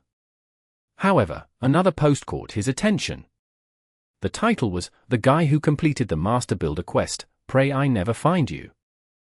Zhongheng opened it up to see what it was all about. The person who started this thread was the Lego Master and his team, the one Fan Mainan mentioned earlier. They were close to completing the quest as well. Out of a total of 24 teams in the Master Builder Quest, they were thought to be the ones who would eventually acquire the Grade B item, considering how skillful they were.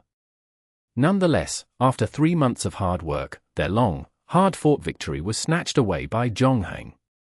In the end, the Lego Master didn't get anything after spending so much energy and time. The anger and disappointment in him were beyond comprehension. However, the ones replying were obviously unable to empathize with his frustration and disenchantment. Trolls be trolls, they mercilessly spewed insults and jeers without the slightest thought or consideration, seeming to greatly enjoy doing something of this sort. Chapter 376. Return to school. In the following few days, Zhongheng didn't re-encounter any more weird events, and Jiao didn't look for him again either.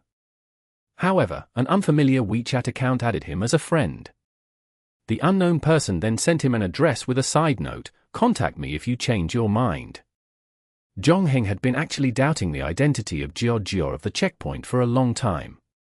Judging by her conversations with the uncle in beach pants, it was pretty obvious the two weren't superior and subordinate, nor were they in a cooperative relationship. On the contrary, Jiao appeared to be the dominant one. Besides, the things that the beach pants uncle said vaguely revealed some clues that Jiao wasn't actually human. Jiao needed to find a partner every 20 years, and when he called her succubus that day, her true identity was thus confirmed. Succubus, in Latin, meant lustful temptation.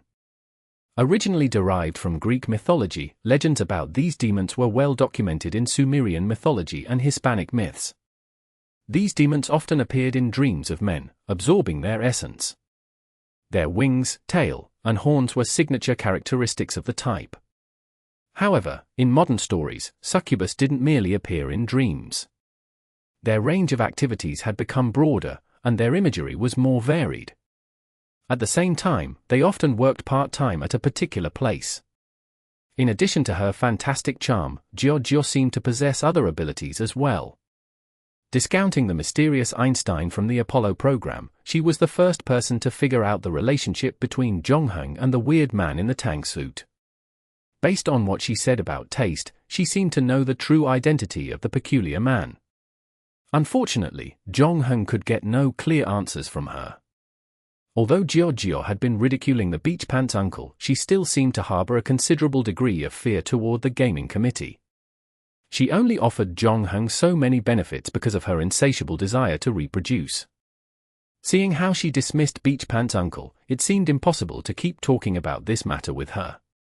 However, Zhongheng also knew that if he didn't offer himself to her, he wouldn't be able to make her tell him everything. For now, though, he had no plan for doing so. Putting aside the history of the succubus, no matter how cute it looked, it still couldn't conceal the fact that it was some kind of demon, and if what Jiao said were true that copulating would not bring Zhongheng any harm, Zhongheng never had a habit of using his body as a bargaining chip. After adding her on WeChat, he tossed his cell phone aside. For the rest of the holiday, data collection aside, Zhongheng continued to familiarize himself with the infinite building block, hoping to be able to assemble the things he needed in a much faster time. Grandpa, on the other hand, bought dinner ingredients from the supermarket. When he opened the door, he got a shock seeing an orange kitten lying on the floor. A stray cat in the yard. No. It belongs to my friend. I'm planning to return it later. Jong-hung picked up the tiny orange cat, still scratching its ears with his hind legs. Come back early for some fried noodles tonight. Okay. Oh, and, are things packed? Grandpa asked while changing slippers. It's almost done, only toiletries and power cords left, Jong-hung said. The little orange cat in his hand yawned, seeming unwilling to be held. Although it had started kicking and struggling, Jong-hung did not dare to put it on the ground. He had it tested before. A cat transformed by an infinite building block was no different than an ordinary cat.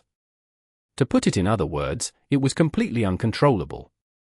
If the cat was in a room, it could be captured no matter where it went. Once it got outside the house, though, the cat could wander in the vast, vast world.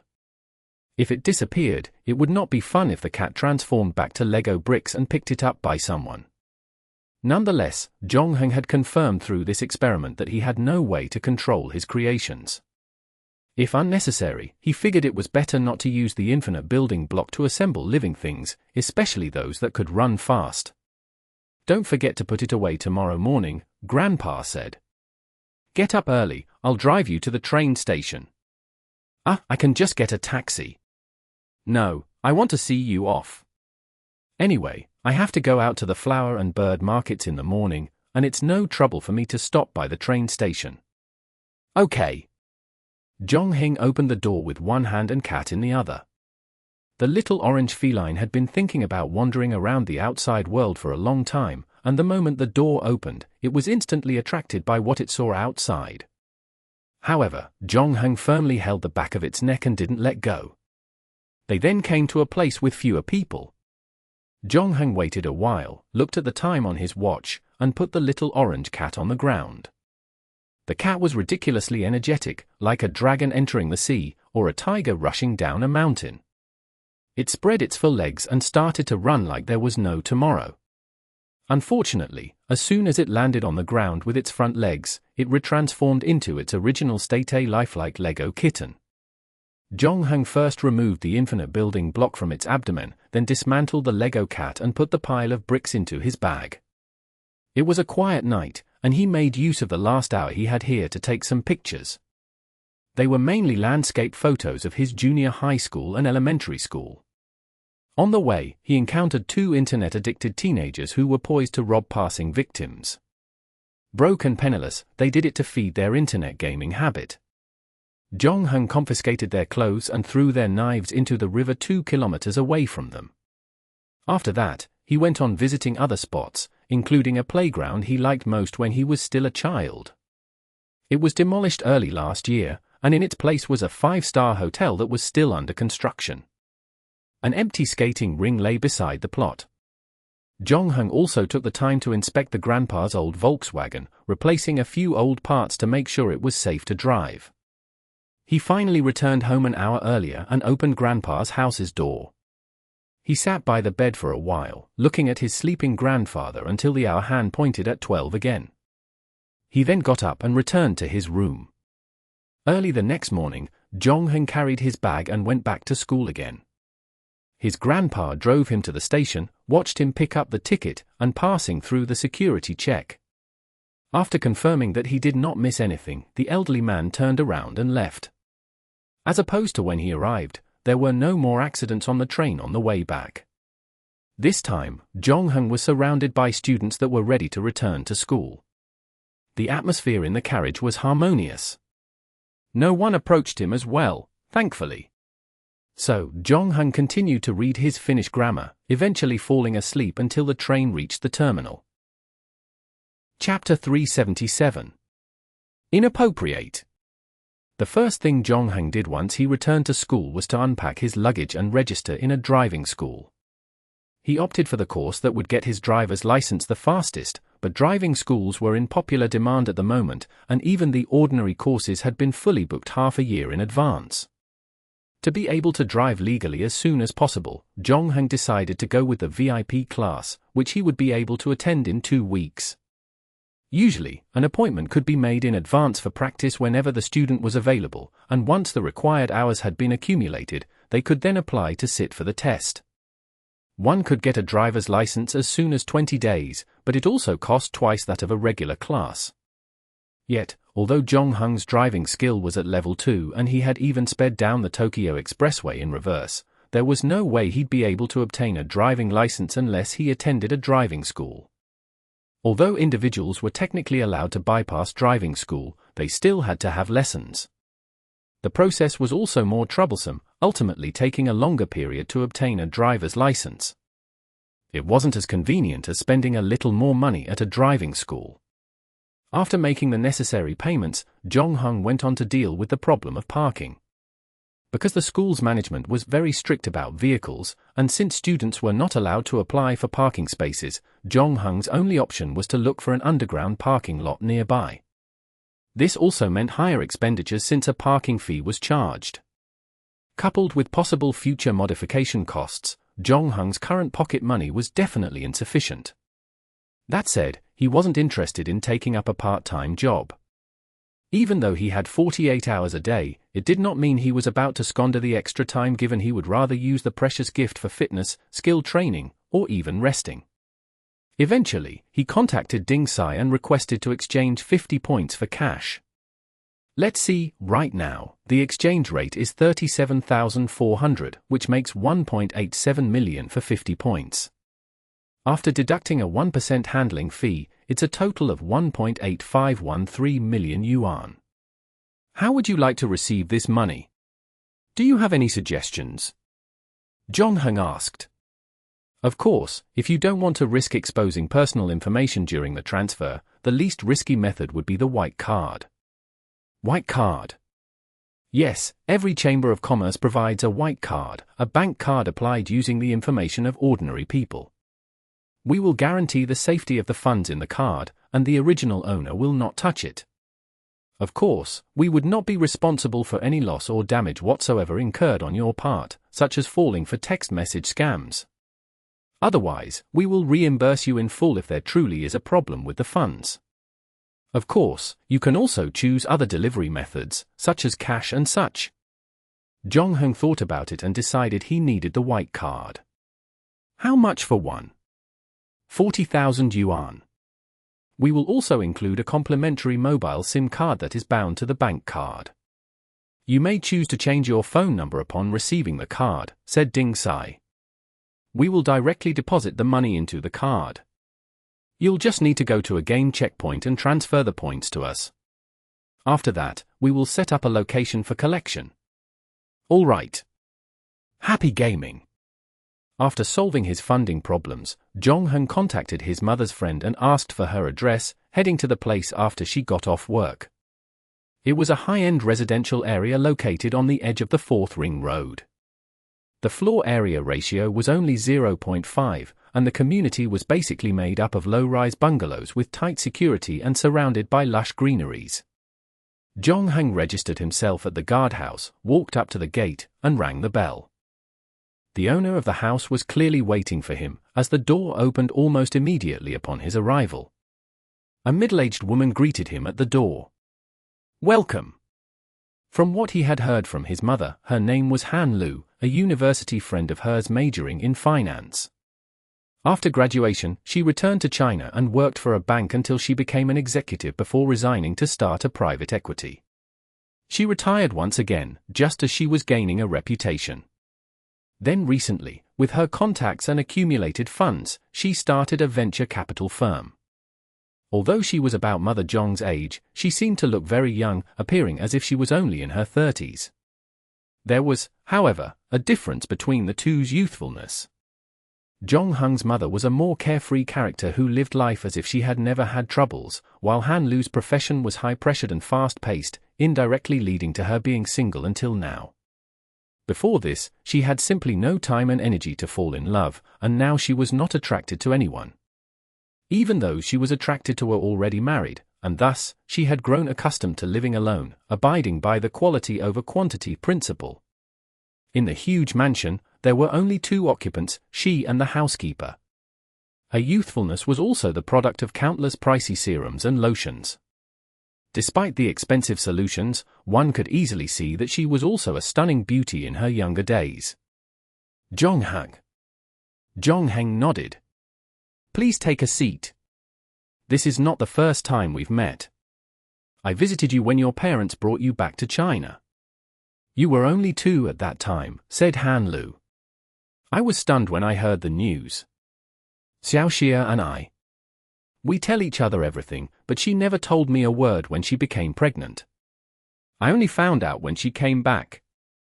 Han Lu called for the housekeeper to bring some fruits. Wow, you've grown so much. Time really does fly, she continued. Jongheng thanked her. Since you're here, might as well just stay for dinner. I heard you're studying here, and I've meant to see you, but your mother said that you don't like to be disturbed. So, I need my help with anything. Although Han Lu was a woman, the fierce competition in the capital market had caused her to become a decisive and proficient person. To entrepreneurs who were in urgent need of funding, she was like God. It was true, in a sense. One word from her could determine the life or death of a company. Over time, she developed an imposing aura about her. While not deliberate, a simple gesture, such as sitting near a person, would cause them to feel so uncomfortable and nervous. Most would instinctively get up to leave. Much to her surprise, a young Yuan like Jongheng, still wet behind the ears, wasn't walking on eggshells around her. With her experience, she was very good at reading people, and no one's nervousness or guilt could escape her eyes. She could even accurately tell by sight who was pretending or who was genuinely calm. Hence, Jongheng belonged to the latter. From the moment he set foot into the house, from the moment they made contact, Jongheng never showed the slightest bit of timidness. His posture was just the right amount of relaxed, and he was polite but yet not overly formal. He also behaved the same when they were having a casual conversation. At the same time, Han Lu was secretly surprised by how well informed he was. Han Lu would even sometimes forget Jongheng's age, as she groaned silently in her heart. She did not care about the age gap between them. There were very few men who could captivate her intrigue. What a pity this was her best friend's son. Of course, it would be inappropriate to develop a romantic relationship with her friend's son. Chapter 378. This is a bug in the system, right? Han Lu told Jongheng not to worry. He could park his polo at her place for the time being. After all, she had 3 parking spaces and he could pick up the car after he received his driver's license. Nonetheless, he rejected her offer. Jongheng didn't have a driver's license, and he could not drive during regular hours. This, however, didn't mean that he wasn't allowed to drive during his extra 24 hours. In fact, public transportation was easily accessible in big cities, and there were many methods of traveling during regular hours, and it wasn't a big problem if personal transport was non-existent. On the contrary, when Jongheng entered the still world, he would need a means of transportation if he wanted to move to a distant place. In the end, Han Lu didn't force the idea on Jongheng. She made a phone call and got someone to drive the polo to a parking lot near Jongheng's school. You have my address and contact information. Feel free to come and see me when you are free. Before they parted ways, Han Lu said to Jongheng, inform me in advance before you come. I travel far sometimes. Thank you, Auntie Han, Jongheng responded politely. Just call me Sister Han. It sounds younger, Han Lu smiled. The students who took leave after the 7th day of the new year gradually began to return to school. In Jongheng's dormitory, Chen Huadong came back the earliest. According to him, staying at home was too dull. All he did was eat and sleep, and of course, he was warmly welcomed by his parents during the first few days, but after that, his parents would start nagging and complaining no matter what he did. When Spring Festival was over, he opted to book his tickets and return to school early. At school, he could play all the games and watch all the dramas he wanted. Wei Jiangyang was the second to return to school. Mainly, it was because he booked drama tickets for the 7th day of the new year and wanted to watch it with his girlfriend. They both had to come back early to watch it. Jongheng came back after that, followed by Ma Wei, the last person to return to the dorm. He went back to his hometown late and stayed home for an extra 2 days. He did, however, manage to make it back right on the day before school restarted. It was the dawn of a new semester, and the finals were still a long way away. It should be the most relaxing and exciting time for the students. Chen Huadong, however, looked as if he was about to enter a battlefield. In the early hours of the 26th, he sat in front of his computer with a serious expression, and with trembling hands, he entered a URL. When he clicked on the mouse, he quickly covered his eyes with his other hand. After that, he looked like a girl that was about to get married. He moved his fingers nervously and reluctantly. When he saw the numbers, he couldn't help but let out an exciting wolf howl. Raising his arms and fists, he exclaimed, "Yes! I passed the test!" "Your score is kinda low," Ma Wei groaned. He was standing behind Chen Huadong and saw the eye-catching 426 points on the screen. "It's 1 point higher than the passing mark. Anyway, you got about 60 points for your other courses as well. Don't underestimate me. In our school, I'm the god of exams. Please call me the naked exam prince in the future," Chen Huadong exclaimed while patting his chest. Compared to the excited Chen Huadong, Wei Jiangyang, on the other hand, had a solemn look on his face. As another member of the naked exam team, his English was actually not bad, outperforming himself in the college entrance examination. He got 130 points, which wasn't too bad actually, and shouldn't have any problems taking the CET-6 examination. He did not pay much attention to the test, and besides, he needed to accompany his girlfriend as well. As a result, there wasn't much time for him to do any revising. He did not expect to fall so hard this time. Scoring only 402 points in total, it meant he needed to retake the exam in June this year. The moment Wei Jiangyang discovered his less-than-stellar results, he seemed to be in pain, wailing with his head buried in his arms on the table. At the same time, similar scenes echoed in every corner of every school across the country, where both wails and cheers concurrently resounded. Chen Huadong patted his shoulder and comforted him. "It's okay, look on the brighter side. At least you got to add the points you earned for some credits. Our friend, Mr. Zhong, will have a headache soon," he said. Jongheng wasn't in the dormitory now, but everyone in there knew about his current circumstances. The teacher caught him skipping class before the CET-6 exam, and had gotten so angry that he cancelled all the points Jongheng earned. According to the 3-to-7 conversion rule, he had to obtain a score of at least 609 in this exam to acquire the English credits. Otherwise, he would have to retake the whole subject with the freshmen next semester. Jongheng's English proficiency was no secret, scoring a respectable 492 points in the previous CET-4 exam. Although it wasn't bad, it was just mediocre at best. He needed another 100 points to pass the exam, and besides, the CET-6 exam was significantly more difficult. Supposedly, Jongheng was more than capable of passing the CET-6 exam, but it was also unrealistic for someone to get 609 points in one go. In fact, it was an impossible goal. Jongheng was genuinely unlucky. It just happened that the teacher was in a bad mood. After angering him, Jongheng was practically begging to retake the exam next semester. Retaking the exam was a small matter. The main point was, it was embarrassing to have to retake the exam with a group of junior girls. Jongheng came back at night. As soon as he entered the door, he saw that a small table had been set up in the middle of the room. On it, there were some cold beef, chicken wings, smoked sausage, pancakes, and several other cold dishes. Chen Huadong even took out a large bucket of Coke. "Any one of you celebrating something?" Jongheng asked. "No, this is a healing dinner, specially organized by everyone to comfort you and Wei Jiangyang's injured souls," Chen Huadong solemnly proclaimed. He stepped forward and pulled Jongheng to the main seat. "Me? Why do I need healing?" Jongheng asked. "We admire your courage for braving through death. They released the CET-6 results today. Have you checked it yet?" Oh, I forgot about it. It was true that Zhongheng had forgotten about it. Although it was only 2 months after the CET-6 exam, Zhongheng had completed 3 quests during that period.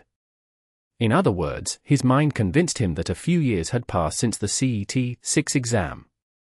The memories of the exam were at the back in his head, and he didn't remember it until Chen Huadong mentioned it. Chen Huadong handed him a pair of disposable chopsticks, saying at the same time in relief, "Think on the brighter side, at least you can snuggle up to those cute little junior girls next semester. With your looks and behavior, it's not a problem for you to get rid of your single status. When that time comes, I might ask you to help me look for a potential partner. By the way, would you like to check your results?" "Okay," Zhongheng said. Chen Huadong turned on his computer and thoughtfully helped Zhongheng open the results webpage. Zhongheng entered the account number, paused for a while before entering the password. The page then jumped to the query result. When they saw Zhongheng's results, the entire dorm room fell silent. Chen Huadong's jaw had fallen to the ground. After a while, he recovered, rubbed his eyes, and said, "That's a bug in the system." "It's definitely a bug, right?" Chapter 379. Wonder Woman. Chen Huadong took a deep breath. 691 points? Is there something wrong with my eyes, or is there something wrong with the website? 248.5 points for listening. That's ridiculously high, right? What's the difference between this and the full score? Actually, 248.5 is the perfect score, Ma Wei added. Ooh? Then, for the reading test, he got 241.5. The full score for reading is 248.5. So he lost only 7 points for this part? Writing and translating are 201 points, which meant he's 12 points short of the perfect score. Wait, does that mean that only he needs 19 points to get full marks for the CET-6 exam? As if he'd just witnessed a murder, Chen Huadong was shocked and wide-eyed. He turned to Zhongheng. "What the hell, did you get the answers in advance?" Ma Wei, who was beside them, also sighed loudly. He was known as one of the brightest students in the class and usually obtained excellent results in all subjects. Everyone said that he was born to study and achieve greatness. However, he knew the difference between excellence and excellence. English was his weak spot and he'd been desperately trying to improve since entering university. He woke up every morning, diligently going to the playground to practice reading in English. He even insisted on only reading English publications and memorizing their vocabulary. To practice writing, he had used up more than a dozen notebooks. It was well worth it, all the effort he had put in to improve his English, seeing how he got a healthy 612 points when the results came out. Although quite satisfied, he didn't expect someone to get a better result. There is no end to learning, and the people from the old days were right about one thing. Learning this is like sailing against the current. There can be no relaxation or complacency, Ma Wei clamored with emotion. Chen Huadong grabbed his hair in disbelief. "It's over." Ma Wei is so shocked that he started quoting the wise words of ancient people. 691 points, that's the highest score in the school. No. Maybe in the city. It could also be the highest score in the entire country. What do you think, Wei Jiangyang? Chen Huadong asked as he turned to look at Wei Jiangyang. Wei Jiangyang was in no better condition and was almost in tears. "I'm dead. I'm just so sad that I didn't pass the CET-6 exam. When I see others passing with flying colors, I became even sadder. I have 2 friends who got more than 600 points. What evil have I committed to deserve this karma? Why assign me to this dormitory from hell? I don't usually see you doing revision. Your parents are working overseas. Did you travel abroad during the winter and summer vacations? If so, it would mean you have been using English to communicate. Hold on, that's not right. You got only 492 points during the CET for exam. How did you get a whopping increment of 200 points in one go? This too much. You received the answers to the test in advance, right? Chen Huadong screamed. Damn it! Why didn't you share the good stuff with your friends? Didn't you pass the test? Chen Huadong stood straight with his head lifted. Yes. I did. Hey, don't look at me like this. I have a desire for high scores as well. If you are telling the truth, you wouldn't have taken the test without any preparation, Zhongheng said. Well, it seems this meal is prepared for me since I'm the only one who's feeling sad tonight. Let me make the toast first. On the other side of the table, Wei Jiangyang had already sat down and poured himself a glass of Coke, which he gulped down in a second. Though it was only a carbonated drink, he was drowned in sadness and disappointment after he emptied his cup. Seeing that Wei Jiangyang was a little depressed, Chen Huadong tried to comfort him. Don't be sad. You can retake the exam in June. Your credits are good enough so you won't have to retake the course next year. As long as you pass CET 6 before you graduate, you'll be fine. Even I passed the test. Seeing how intelligent you are, there's nothing for you to worry about. Wei Jiangyang rolled his eyes. I joined the Naked Test Army because I believed in you. But you're so lucky that you pass every time. You're leaving me here alone. Sigh. Just as the saying goes, your love life may be smooth sailing, but your academic performance will fall hard. Though Zhongheng told the three of them not to tell anyone else about his CET 6 exam results, the whole class knew about it the next day. And on the third day, the news had spread to the entire course. In the end, the entire school knew about it. Shen 1111 even sent him a congratulatory text. She had recently been busy trying to contact several capable teams, hoping to share her ideas and discuss the possibility of working with them. The discussions focused on dealing with the recurrence of supernatural incidents similar to Zavilcha. She wanted to be able to solve the crisis in the shortest time possible and prevent more innocent people from being harmed. After the new forum had been set up, she adopted Wonder Woman as her username, subsequently uploading a large number of posts. She even took the initiative to share her previous fighting experience with Zavilcha and other monsters. Judging by the nature of those posts, Zhongheng deduced that Shen 1111 must have been the one who wrote them. She was one of the few players who was willing to risk her life to protect ordinary people.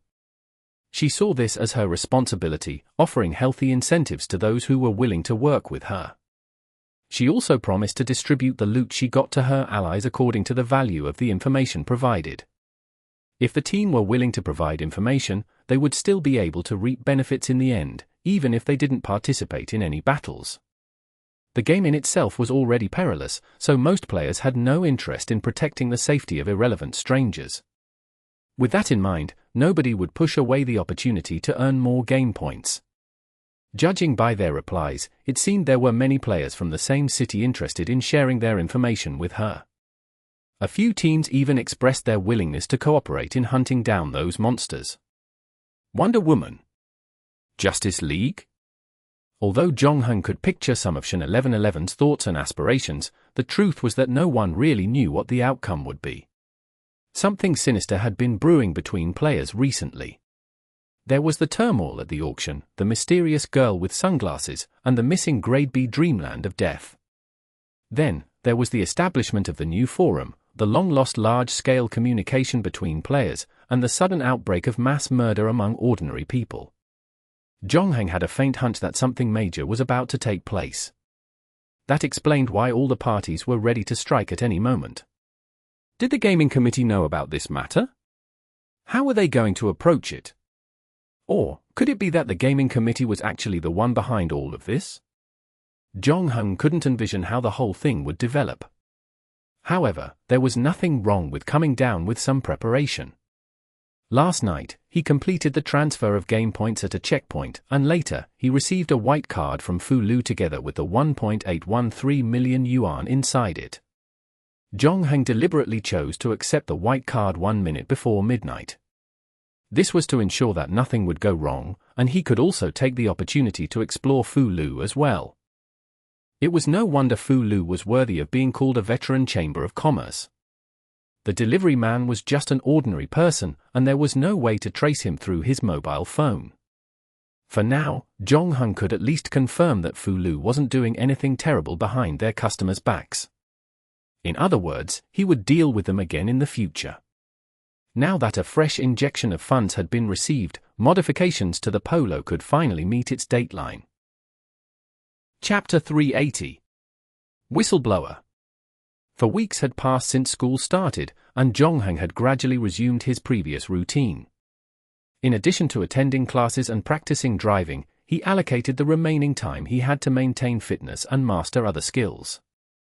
At the same time, given the increasing frequency of supernatural events around him, he also began a more comprehensive study about myths and legends. To get things moving, Zhongheng launched a preliminary investigation into what took place in Greenland 17 years ago. Judging by his father's reaction, the incident was obviously related to him. The old man in the tank suit had him worried, and although his father said that he would talk about it one day, Zhongheng didn't intend to just sit by and do nothing. Since it was non-governmental scientific research, it should have been left some breadcrumbs behind. Zhongheng didn't know the name of the scientific expedition or members of the team, and all he had was a photo taken 17 years ago. It still held important bits of information, such as the name of the sponsors that were printed on the backpacks of the team. Unfortunately, search results revealed that the travel agency that organized the trip filed for bankruptcy only half a year after the expedition ended. Upon checking its establishment date, he found out that it was registered only 1 year before the expedition, so there was a high possibility that the agency was a shell company set up specifically for this particular expedition. This made Zhongheng even more curious about the purpose of the research done by the old man in the tank suit after wasting so much effort in it. There were 19 other people in the team, so Zhongheng decided to employ a nifty little tool called Face Search to compare their appearances. It turned out that Google's facial recognition engine did actually detect a few similar faces. It managed to identify 4 of them. One was the guide of the expedition, another one was a doctor, and the final 2 were retired SEAL operatives. Zhongheng then found 2 of their Facebook profiles and another Twitter account. Unfortunately, a browse through Twitter found no useful information, and Facebook profiles were private. Unable to determine their true identity, Zhongheng remained cautious. The first phase of the investigation could be temporarily shelved for now. One thing could be confirmed, however, the scientific research wasn't as simple as what Grandpa told him. It was no regular archaeological investigation or ruins exploration. The 2 former SEALs in the team were the best proof of that. What concerned Zhongheng the most, though, was the doctor. It was common that a doctor joined a research expedition, especially if the team headed to places that were inaccessible and had harsh environments. Medical personnel was encouraged to tag along to ensure the health and safety of the team. Strangely, the doctor in this research team was a psychiatrist. So why would a team that had gone all the way to Greenland to research ancient ruins need a psychiatrist with them? The mouse in Zhongheng's hand hovered over the Facebook profile of the psychiatrist named Marshall. He knew he had to travel to Greenland to find out more. Before that, though, a new round of the game would have to be completed before the end of the month. Zhongheng arrived at the bar's lounge at 11:42. He chose single-player mode once again and set the alarm. After gulping down the ice-cold mojito in hand, he put down the glass. He closed his eyes as he lay on the sofa. The sharp taste of mint leaves and citrus filled his throat, and at the same time, a familiar dizziness swarmed within his head. A second later, Zhongheng heard the system notification playing in his ears. Verifying player identity. Player verified. The 6th quest will be randomly drawn for player 07958. Extraction completed. Current quest: Whistleblower. The Internet is the foundation of our society. It is a massive global network connected by a set of protocols. Its inception completely changed humanity's way of life and granted unprecedented convenience to many. Today, mankind cannot live without the Internet. Controversy about cybersecurity, however, has never stopped since the very beginning. Which side will you choose? Task objective: help Edward escape, or help number 0 capture Edward. Mode: competitive mode, single player. Time flow: 360, 1 hour in the real world is equivalent to 15 days in this game. After 90 days, player will be forced to return to the real world. Friendly reminder, the game will officially start in 5 seconds, please get ready. Just before the countdown ended, the clicking sounds of slot machines gradually resounded in Zhongheng's ears. These were mixed with the sound of footsteps, people talking, and the sound of falling chips. A casino? Zhongheng opened his eyes and found himself standing in a colossal casino. A soft carpet laid beneath his feet, and 2 rows of slot machines were on his left. The head of a white tiger sat hanging at the upper left corner of the hall, and beneath it, for Chinese characters. The 4 words were Longteng Hu Xiao, ascending dragon, roaring tiger. A large number of what appeared to be tourists were vigorously inserting coins and pulling the levers of the slot machines. The 5 rows of pictures behind the glass screens would then start to spin, and when a specific combination matched up, the machine would spit out money for the player. Most of the time, the gamblers would waste all their money here. Zhongheng moved forward, and his eyes fell on a huge wooden roulette table in front of him.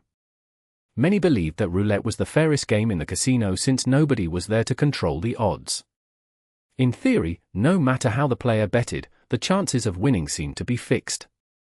Supposedly, there should be no distinction between an expert or a rookie when the wheels started turning. Behind the roulette table, 6 people were playing blackjack, a card game that had French origins. To put it simply, the game's goal was to reach a total sum of 21 based on the value of the cards in hand. With each additional draw, players attempted to get as close as possible to 21 points without exceeding it. When the round ended, players would display their cards in a showdown to decide who won or lost. Although the element of luck played a vital role in blackjack, it was also a highly skilled game, where all professional gamblers were required to first master blackjack. A film called 21 was even made. It told of a group of MIT students who used mathematics to win a massive amount of money from a casino. In the movie, the Asian students used complex calculations to win a total of $5 million US. The unbelievable win shocked and rattled the entire gaming industry. The set of algorithms used were also published later, and it no longer became a secret. However, it required a considerable amount of mental arithmetic and continuous training to master the skill. Since casinos continually improved their methods to counter these encounters, it was somewhat useless for ordinary folk to know about it. There were 2 players on the poker table who had already exceeded 21 points after asking for more cards. Frustrated and dejected, one even got up and left. The remaining 4 quickly got to their toes, hesitating if they should get more cards or not. Zhongheng glanced at the people nearby. Since the game started, he had been working hard to observe his surroundings. According to Miss Bartender, the chance of encountering a competitive mode single-player quest wasn't very high, odds of that being 1 in 6. Zhongheng also didn't expect to play 2 competitive mode single-player quests in a row. That could only mean one thing: there were also other players in the vicinity, right here, right now. Chapter 381. Getting Lucky. Zhongheng looked like a typical tourist when he wore a short-sleeved t-shirt and a pair of knee-length shorts. He wore sandals on his feet, and there was a pair of sunglasses in his chest pocket. Like the Apollo training program quest, his appearance has been modified to some extent. He could feel the beard on his chin, and there was a tattoo of Peppa Pig on his right arm as well. Fortunately, it was only a tattoo sticker. This time, the system retained his Asian characteristics, except that his skin was darker now. He seemed to have developed a habit of sunbathing too. Otherwise, his strength, agility, and body shape, though, were in their original state. Zhongheng's wallet contained about €300 in cash and a Visa debit card with an unknown sum of money in it. The name on the passport said, Lu Yang. Since he couldn't tell if there were other Asian players in this quest, he tried to make himself stand out a little less, exchanging €50 to coins and pretended to play on a slot machine. After a short observation around him, he couldn't find anyone who looked like a player. Although it was late at night, the casino was packed, and a myriad of various languages bombarded his ears. Tourists here poured in from all over the world: France, Italy, the USA, China, Germany, the UAE, and even North and South Africa. In a certain way, the place could pass off as the United Nations General Assembly to the untrained eye. Zhong Heng managed to get the answers he was seeking from the cover of a travel brochure held by an elderly American couple. He had to make some guesses. The 4 major gambling cities in the world were Las Vegas, Atlantic City, Macau, and Monaco. Macau could instantly be eliminated. Although he had spotted several Asians in this casino, there was no way it could compare to the casinos in Macau. Then, few European tourists would travel to casinos in Las Vegas or Atlantic City. Since he was in a uniquely subtropical Mediterranean climate, there could only be one answer left. Zhong Heng was in Monaco. Located in Western Europe, Monaco, a principality situated in the French Riviera, became an independent state in 1861. Being the second smallest principality in the world, with a total area of 2.02 square kilometers, the city was smaller than New York's Central Park. Despite Monaco's cramped streets and alleys, it was well known for its high-stakes betting, upmarket tourism, and top banking institutions. Revenue generated by Monaco was also among the top in the world. The latest page on the passport confirmed Zhong Heng's deduction. He looked around again, and although still failing to locate other players, he did find a few notable targets of interest. Among them, the ones that concerned him most were a young couple. The two had been hanging around the poker machine area for some time, staying behind other players and observers, quietly watching the game in front of them. From time to time, they would gaze into each other's eyes and kiss passionately as if they were a couple that had just fallen in love.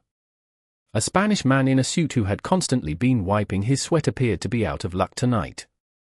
He had lost several games in a row, and after losing another round, he had enough, hammering his thigh in anger. He decided to try his luck on other games, as he stormed toward the roulette table with a look of frustration on his face. Since the machine was now vacated, the young couple sat down and took his place. They then proceeded to play a few rounds, and just like the previous man, they lost more than they won.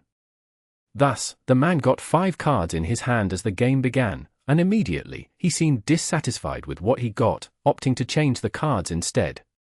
After changing them 3 times in a row, his cell phone rang suddenly, and he hurriedly answered what appeared to be an important call. Although he had left the casino, his young wife was still sitting next to the console, looking bored and flipping through a fashion magazine. 7 minutes later, the man returned.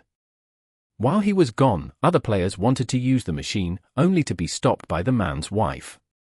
When the man came back, he kissed his wife again and sat in front of the game console.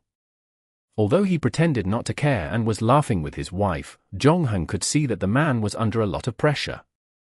He kept looking at his watch, and his other hand was placed next to his button. It appeared he was getting ready for something.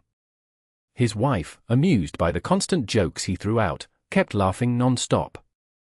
She laughed so hard that she bent over, and with her loosely fitted spaghetti strap, it was a feast for the eyes of those standing behind.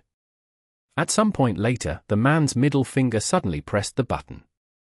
The next moment was like a magic wand had been waved. The screen of the machine began to flicker uncontrollably. As it flashed in a never-seen-before fashion, the heavenly sound that all gamers dreamed of could be heard blasting out of the machine's speakers. A royal flush! Just as the man looked around him, coming to terms with what just happened, a hushed murmur combined with envious groans resounded all around him. The man was stunned at first, and it wasn't until his wife nudged him in excitement did he react. His expressions confirmed that he still couldn't believe the incredible fortune he was just bestowed with. Just like all gamblers blessed before by the goddess of luck, his mouth was ajar, and the smile on his face ran right from ear to ear. The odds of getting a royal flush was 4,000 to 1, and a bet was €5. The man just made 2 bets, which meant he had already made €40,000 in one round of the game. This was by no means a small sum of money. Ordinary folk had no access to the second floor, a private lounge populated by billionaires. These elites drank fine champagne and hugged supermodels as they played. For most tourists who visited the place for fun, it was nothing less than a miracle winning €40,000 in one night. The man was already hugging his wife. But his happiness did not last long, as 4 men in black suits swiftly approached them. They seemed to be the staff of the casino. The young couple was then asked politely to change to a different machine. Then, one of gentler-looking men with high cheekbones squatted in front of the poker machine. He first checked the casing to make sure that nothing was out of place. After that, he took out a bunch of keys, opened the case, removed the circuit board, and extracted the read-only memory chip inside it. He then placed it in a ROM reader. More and more tourists in the casino started to notice the unexpected situation, curiously watching the employees fiddling with the machine. The young couple felt offended and were a little dissatisfied with the unwanted surprise. Having lost the mood to play, they demanded to see the casino manager. The remaining 3 staff, on the other hand, kept a stern eye on them as if they had done something wrong. Fortunately, the awkward stare-down didn't last too long. After a while, the guy with high cheekbones frowned. The test results on his hand showed that the memory chip had not been tampered with. Of course, it wasn't right that the casino so blatantly barged in and dismantled the machine that someone won big on. It wasn't an illegal casino either. Be that as it may, the high cheekboned guy had actually noticed the young couple earlier. He had enough reasons to suspect that they did not win the game fair and square. Chapter 382. 2 options. €40,000 wasn't a sum worth mentioning for a large-scale casino like this. The problem was that no casino wanted to be treated like an ATM. The casino staff with high cheekbones had recently heard some rumors from his peers. A couple known by the gambling industry as the Lucky Fingers had got royal flushes from 4 casinos in just 3 days. These casinos, however, only reacted to the matter after it happened. The couple also made sure that they controlled their urge to win more money in every casino. They would usually play a game or two and win €50,000 to €60,000. Under normal circumstances, this amount of money would not attract the attention of the casino. Thousands of tourists walked through the doors of the casino every day, and most of them generally lost money the moment they sat down on a table. There was, however, the occasional 1 or 2 who win a healthy sum of money when the sample was large enough. Professional gamblers and cheaters were the kinds of people that the casino would pay attention to. It was also impossible for them to pay attention to everyone who won money. Although the probability of getting a royal flush was very low, there were so many poker machines in the entire casino that sometimes a lucky winner would be born from time to time. When one of the casinos noticed the couple, they quickly took a look at the CCTV footage on the monitor and found that the man received a call and left his seat for a while right before hitting the royal flush. This made him suspicious, and he tried his best to control his facial expressions. He was no professional actor, though, and his acting was all amateurish. By that time, Lucky Finger had already left, and that casino quickly made corresponding arrangements to handle this matter. However, the couple did not show up the next day. This move not only failed to dissuade the casino's suspicion, but it made them grow even more suspicious of their previous win. After contacting other casinos, they found out that the couple had won for royal flushes in 3 days in different casinos. Even if the man's finger had been kissed by the goddess of luck, such a bizarre streak of good fortune was close to impossible. It was therefore concluded that the Lucky Finger couple pair were cheaters. According to their modus operandi, there was a high probability that they hopped from casino to commit the crimes.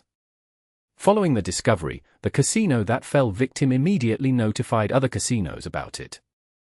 That was why the staff had initially approached the couple. From the moment they walked into the casino, their every move was under surveillance. When they magically hit royal flush again, the casino staff wasted no time to approach them. This time, the lucky couple would not be able to leave so easily. The high cheekbones employee had worked in this industry for more than 20 years, accumulating a lot of experience in that long time.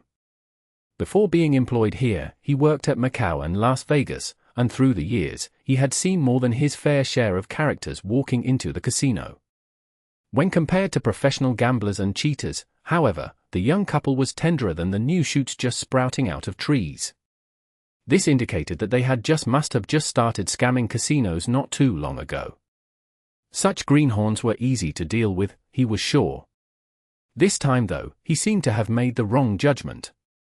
The woman's acting skills were obviously rather convincing, where she had been yelling and laughing all this time, trying to attract attention and put pressure on the casino. It might seem vulgar, but the staff had to admit that the crude and simple method was indeed very effective. Naturally, a large number of people began thinking that the casino was overbearing. It was undeniable that many underground casinos operated in such a manner. However, for those famous casinos that targeted tourists, they valued their reputation a lot. 40,000 euros might be a huge amount of money for the ordinary person, but for these big casinos, it was simply a drop in a bucketful of water. They desperately wanted to catch the lucky finger couple, but doing so would certainly affect their reputation. Such a small gain wasn't worth the loss. The woman's male partner was trying to show his strong side too, but he was a mediocre actor, looking guilty as if he had just committed a crime. The staff with high cheekbones was starting to get unhappy about the ever-increasing crowd that had gathered around them. He initially thought that as long as he showed up on time to catch the couples cheating, this matter would be quickly resolved. However, things did not go his way. Even the results of the inspection showed that this particular poker machine was still intact and fine. The staff with high cheekbones had two choices at a time like this. He could either let the two of them leave the premises while the situation was still under control, where the casino would have to swallow the loss and minimize the impact silently, or he could insist that they enter a private room for further interrogation. The staff wished that he could frisk them right here, right now, but by doing that, he would surely expose whatever dirty little secret they were carrying on them in front of all the guests. Casinos tried to avoid using illegal methods like this unless it was a last resort. It was all in the name of protecting reputation, where they would try to make the whole debacle look more acceptable to the public eye. The best way to do this was to invite the two to a room, continue to exert mental pressure on them, and to keep going until through their psychological defense broke. This was especially true for the lucky finger man. The staff with high cheekbones was confident that he could make him confess within 10 sentences. In the end, though, he chose the third method. The staff with high cheekbones asked someone to bring a bottle of Bordeaux wine and presented it to the young couple. At the same time, he apologized and said, "We are so sorry. Our mistake has caused you unnecessary trouble. This is a gift from the casino. I hope you will have a good time here tonight." There was a look of surprise on the lucky finger man, while his counterpart snorted coldly, "Mistakes were made. How can we still have fun tonight?" The staff with high cheekbones smiled, "I'm extremely sorry. If you do not wish to stay here any longer, you are free to leave at any time." "Are you sure?" the woman asked. "Of course. We have neither right nor reason to keep you here." The staff with high cheekbones took 2 steps back and politely gestured to the door with both hands. "You're always welcome to visit us again. HMPH, I will never come back to this kind of place in my entire life." The woman in the camisole dropped the sentence and dragged her husband to get the money that they won. The pair grabbed the cash and stormed out of the casino in a mighty hurry. As soon as he got out, the lucky finger man in a flannel shirt and a silver watch heaved a massive sigh of relief. He could not help but start to complain, "I told you to stop just now, but you insisted on playing another round of poker. Great! Now, we can't enter this casino anymore." After they walked to a place with no one around them, the woman immediately let go of her husband's hand. "What are you afraid of? I know you well. With whatever little guts you have, you wouldn't come here again anyway, even if they didn't approach us. Best thank me because you got to make some more money before you left. I should take more than 10% this time. You should pay me half the reward," she sneered. "Half? Are you kidding? You didn't even do anything. All you did was pretend to be my wife to cover me. My partner and I did all the technical work," Flannelshirt argued. "You are just a bunch of nerds. If it weren't for your crappy acting, they would have never approached us. What's more, I have already made you almost 200,000 euros, and I still have less than 20,000 euros in my pocket. To be fair, I've contributed a lot as well. You just need to dress skimpily, show some skin, and laugh as loud as you can to attract the attention of the cameras and staff. Think about your previous job. You lost nothing in this job," growled Flannelshirt, his eyes about to pop out their sockets. Chapter 383. Masked Man. The man in the plaid shirt provided a valid reason. We had an agreement before. You do know the work you did in 3 days paid you more than what you earned in half a year, right? Yes. But unfortunately, it's not enough, the woman replied. Not enough. What do you mean by that? Okay, I changed my mind. How about sharing all the money we made in the past few days? Otherwise, I'll tell the casinos what you have done. I believe they will be interested in your recent, winning streak. The Mediterranean sea breeze wasn't that cold, but for some reason, the flannel-shirted man shivered. Why are you doing this? Why? Because I need more money. But we had an agreement. Yes, you guys always like to talk about agreements and agreements. But you know agreements mean nothing in this world, right? Whatever you've been doing, that breaks the game's rules too, right?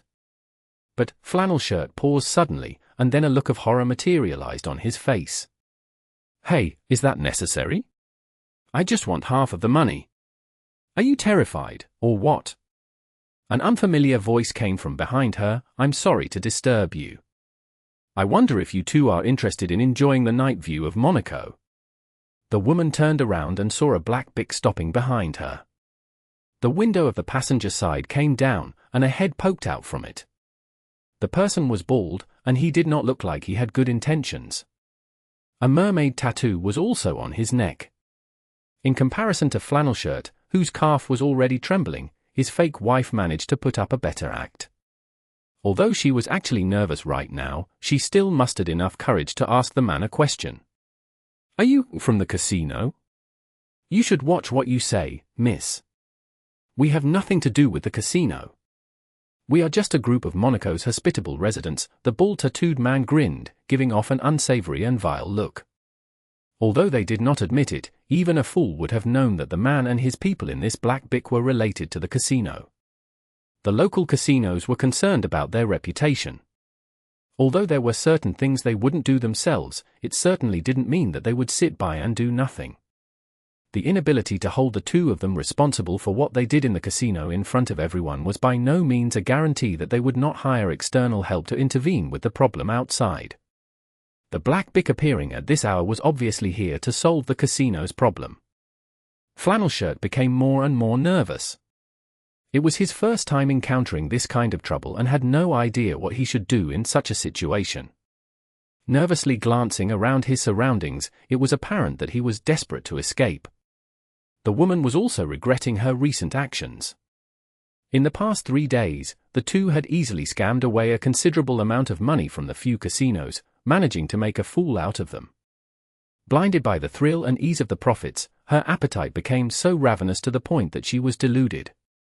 She thought that those casinos were her personal ATM, especially after she got to know that there was a technical team supporting Flannel Shirt.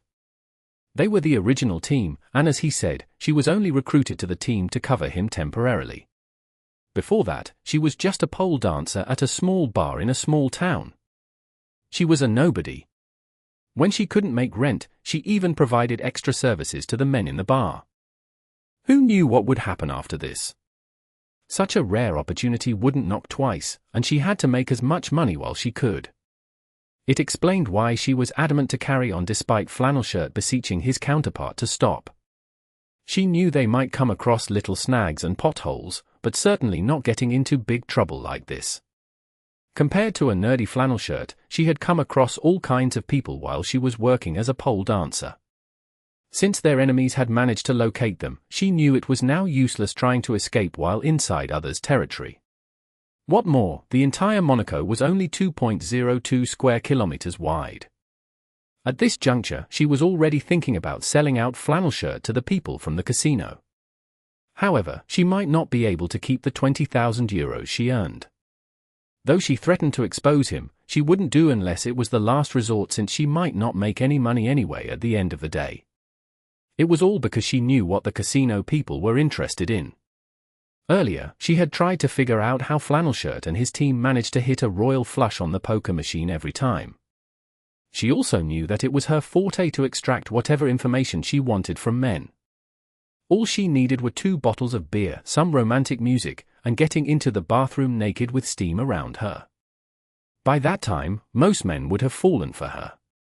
Unfortunately, even after Flannelshirt explained everything to her, she found that she still didn't understand a single thing.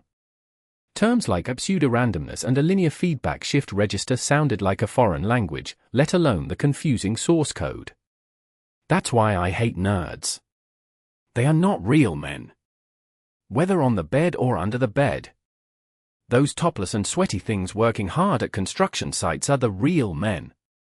For those who play with keyboards and numbers, they are a bunch of sissies at best. Now, she was furious after knowing that although she unleashed all her charm and exposed her body, it yielded nothing in return. She failed to acquire the most valuable thing. Even if she sold the flannel shirt out to the casino, she knew that she would gain no benefit. She knew that she'd be thankful if the casino thugs even let her go in the end. After a while, the bald man in the black bit got a little impatient. The car doors flung open, and out came 4 burly men.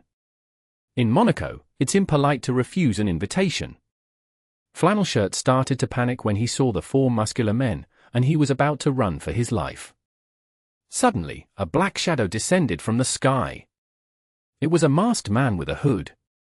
He had jumped from the 2nd floor of a nearby residential building and landed on the roof of the Black Bic. When he landed, a small cloud of dust flew up, and the whole car shook. For a moment, the bald guy thought it was an earthquake.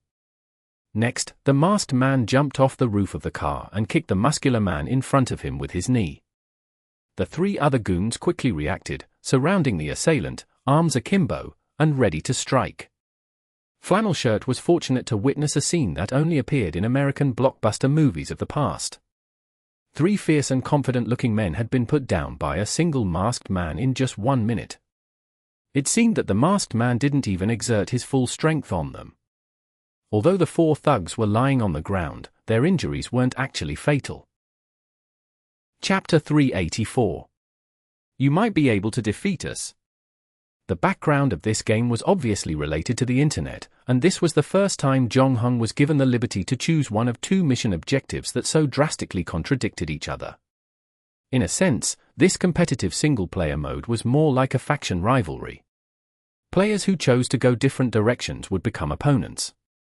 Of course, no matter which direction they chose, they needed to, first and foremost, find the person named Edward mentioned in the main mission. But there were millions, if not at least hundreds of thousands of people in the world named Edward. It would be like finding a needle in a haystack. All things being equal, someone would probably lead him or give him hints to find Edward. Except for Flannelshirt, who definitely caught his attention, Jong-hung did not find any other suspicious individuals in the casino. Although the man was wearing a disguise, his glasses, the slightly hunched shoulders, and long, slender fingers, especially the innate temperament, were all very difficult to conceal. If Jong-hung's guess was right, the guy must have been doing calculating-related work for a long time, and Jong-hung could also tell that, like the staff with high cheekbones, that Flannelshirt must have cheated. And similar to the employee, Jong-hung, too, couldn't tell how he did it. Subsequent inspections also proved that Flannelshirt did not tamper with the security camera pointed at the poker machine, which made things even more interesting. Since there was no evidence, the high cheekbone staff had no choice but to let the pair leave the casino. On top of that, to bolster the unfavorable impact of this incident, the casino had to present the couple with a bottle of expensive red wine. While the other patrons admired and envied the couple's good luck, Jong-hung knew that the casino had no intention of letting it slide. The bottle of wine was the best proof of that. When the couple left the casino, the high cheekbone staff pushed the door of the staff lounge open, taking out his mobile phone. As that was happening, Jong-hung quickly walked out of the building. Nevertheless, Flannelshirt and his wife had already left in a hurry, worried that they were being followed by the casino staff. Jong-hung was only 1 minute behind them, but the couple had already disappeared. Despite that, Jong-hung did not panic. He noticed that there was a hotel next door and made his way into the lobby. He then followed a couple of passengers into the lift and up to the 6th floor. He then went through the fire exit to finally reach the top floor. From there, one could enjoy a panoramic view of half of Monaco. It was already late into the night, yet this bustling tourist paradise was still brightly lit. With the help of a camera filter, Jong-hung was able to find the couple again. Once he had determined the location they were at, Jong-hung made a move. Since the buildings were relatively close to each other, Jong-hung decided to scale the rooftops, not a terrible way to keep track of the couple. Less than 5 minutes later, his attention was drawn to the black bic that was slowly closing in on the couple. At the same time, the flannel shirt and his wife had stopped running and appeared to be in a heated argument. Jong-hung looked down and saw a sweater and a short-sleeved shirt hanging on the balcony below, so he borrowed them and used them to cover his face. On the way, he also picked up a table knife from the coffee table on another balcony. The black bic parked itself behind flannel shirt like a ghost. Instead of hurrying down immediately, he hid at a balcony on the second floor to get a measure of the situation below. Only after he was sure that the black bic was tied to the casino and that the well-built men were not carrying any hostile weapons did he jump down to help the couple. Even though he had to face 4 opponents at the same time, Jong-hung managed to take one of them out by surprise using his knee. So, fighting the remaining 3 men with his level 3 knife fighting skills should be less of a strenuous effort. Jong-hung wasn't planning to become an enemy of the casino. After all, flannel shirt didn't squander off an obscene amount of money, and there was no reason to escalate the conflict. Jong-hung's sudden appearance gave flannel shirt such a fright that he froze completely. His wife, on the other hand, reacted quickly and dragged him away to flee the scene. The bald guy did not go after them, and neither did Jong-hung. The man asked in French, "Are you with them?" Because of geographical proximity, pre-independent Monaco was closely attached to France, hence the residents here also spoke French. Jong-hung understood the language since he spent a decade learning French, Spanish, Italian, Dutch, and Latin in the Black Sail game. Of course, after over 200 years, the pronunciation, grammar, and vocabulary of modern French had its differences with the lingo spoken back then. Still, it wasn't a problem for day-to-day communication. Jong-hung did not answer the man. He simply pointed at the bald man's phone. On the screen was an electronic map with a moving red dot. That was how the bic was able to track down the couple. There seems to be no other way. The bald man sighed and walked out of the car.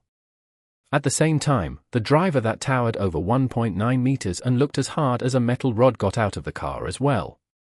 He tossed a golf club to the bald man, then slipped a pair of brass knuckles over his hand. Jong-hung did not doubt that bones would definitely be shattered if the weapon hit the body. The bald man cracked his neck and put up a fighting posture. He then waved at Jong-hung. "My parents have always taught me to be polite, especially when dealing with tourists who bring us income. I have always been very polite, showing my gentlemanliness, but if someone comes to my house and fools around with me, I have to feel sorry for that visitor since I'll give him a taste of the other Monaco's magic." 2 minutes later, he and the driver joined the losers, which consisted of the other 4 of their men.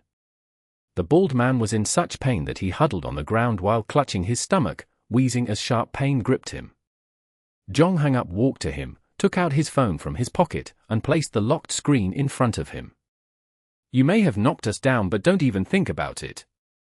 Hiss. 7588. Seeing that Jong-hung was aiming a knife at his eyes, the bald man immediately gave up and told Jong-hung the password. Although he was a professionally hired muscle, he wasn't that dedicated to his job to the point of giving up his only pair of eyes. Besides, flannel shirt scammed only 40,000 euros from the casino.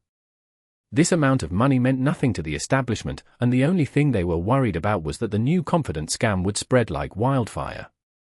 By that time, the casinos would have gone bankrupt with many people using the same technique to walk out wealthy. "Thanks." Jong-hung unlocked the phone with the password and took note of where flannel shirt and his wife were sitting. After that, he turned around and left. "You don't know who you are provoking no matter where you hide in Europe. We will find you," the bald guy yelled at Jong-hung. The moment he said that, he saw Jong-hung stopping and walking towards him. Immediately, the bald guy's face changed. "I was just kidding. Don't take me seriously. Send a message to the boss who hired you. I guarantee that I won't take any action against Monaco's casinos in the future, nor will I leak the secret technique to others." In exchange, you people must stop pursuing this matter, Jong-hung said. Chapter 385. You guys don't have a choice. Waldo, we've been exposed. The casino has people watching us. They even sent someone in a car to abduct us. The guy was terrifying. I can tell from a glance that he's not a good person. Maybe they'll even kill us. In his panic, Flannelshirt keyed in the wrong number twice, and when his trembling fingers finally got it right, he instantly started blurting out words into the receiver like a trigger-happy machine gun. Calm down, man. Calm down, the guy named Waldo on the other end of the line said. We're just making small money off the casinos. They're not going to kill us for a couple of euros. That's because you didn't see those guys. The leader was like a perverted, abusive serial killer. He even brought a whole group of Terminators and was about to haul us into their car. God knows what they'd do to us. I've seen movies like that. They will tie us up, electrocute us, and torture us like we're animals until we tell them everything we know. They'll even want to find out who I liked in primary school. Hey! Philip! Listen to me. You need to calm down. It's just the way the casinos do things. They will shake you up and do everything they can to break down your psychological barrier, forcing you to slip up. But like I said before, they don't want to be involved in any kind of trouble unless it is their last resort. Speaking of which, if they found you, how did you escape? To be honest, I'm not sure either. Some guy that was dressed like the Green Arrow, except he didn't have any bow, suddenly jumped down from the building. It was like in the movies. It took him only 1 minute to take out all the casino guys. Justina and I escaped while they were fighting. Philip wondered out aloud, did we just come across a superhero like Batman or Green Arrow? I don't know. But you're right, we should leave. Where are the both of you? Get to the hotel and pack up. We leave in half an hour. Waldo paused. His friend on the other side of the line wasn't responding. Philip? Are you still there? Philip hid his phone behind him when he saw the masked man walking toward him, feeling no more relaxed than when he was facing the bald guy. The one who had taken down 4 guys in one breath was right in front of him, not the black bick. It could only mean that this person must have defeated the bald guy and his casino entourage. Justina put on a brave face. What do you want? The money we earned from the casino, she asked boldly. When Jong-hung heard this, he stopped in front of Justina. Instead of showing fear, she stuck her chest out. Those assets weren't too bad at all. Though she only worked in a small town, Justina never thought herself as lesser or worse off than those in the big cities. The only thing she lacked was an opportunity, which was why she was desperate to make money. She believed that only with enough money could she escape that little backwater town and move on to a bigger stage. So, if possible, she wanted to keep the money even if she had to sacrifice something else for it. However, to her surprise, the masked man was neither interested in her bag of money, nor was he drooling at her cleavage, of which she was very proud of. Instead, he reached out and took the bottle of red wine from her. The moment Jong-hung got hold of the bottle, he threw it down, spilling the blood-red liquid all over the ground. There was an overbearing smell of wine in the air. Justina felt herself wince. Even if she did not drink the bottle, she could have sold it for 200 to 300 euros. What a waste, something so valuable was so blatantly and thoughtlessly chucked like that. The masked man, on the contrary, did not seem to think so. Jong-hung bent down and picked up something he was looking for among the broken pieces of glass. It turned out to be a waterproof miniature tracking device that was stuck inside the bottle, concealed by the label outside. Unless the bottle was destroyed, no one would ever notice it. Jong-hung then proceeded to toss the tracking device and the phone that the bald man used to track it into a nearby dumpster. It finally dawned on Philip that everything Jong-hung had done up until now was all in the name of helping him. He was about to say something, but Jong-hung spoke first. Where do you live? We are staying at the Port Palace Hotel, but we were just planning to leave. We're about to pack up and leave, Philip answered. Jong-hung's accent sounded a little strange, but considering his Asian descent, Philip did not overthink it. Good, Lead the way, Jong-hung said. Are you coming with us? How would I know that you don't have other intentions? Don't get me wrong, I'm grateful that you saved us, but it doesn't mean that we'll just trust you right off the bat. I've watched a lot of movies, and I'm not attacking you personally, but bad guys usually approach the protagonist by pretending to be friendly. Then, it would turn out that they were actually hiding sinister secrets. You have no choice, Jong-hung answered. Okay. I understand. Jong-hung's sharp reply made Philip realize the gravity of the situation. So, he nodded obediently and led Jong-hung to their hotel. The hotel wasn't very far from the casino. Naturally, given that it was actually Monaco we're talking about here, even the furthest place was not that far away. Soon, the three of them arrived at the door of the hotel. You have to get rid of that thing on your face, or the guests in the lobby would become suspicious, Philip reminded. Jong-hung made no comments, simply asking for Philip's room number. He then followed the couple to take the elevator upstairs. Justina kept giving Philip the look, but the latter only gave Jong-hung their real room number. In the room, Waldo had already packed up, and when he saw Philip, he heaved a sigh of relief. Thank goodness you guys are back. When the call cut out, I thought of calling the cops. There's no train to Nice at this hour, but we can drive. I've just hired a car. Waldo, Philip interrupted his partner, shaking his head.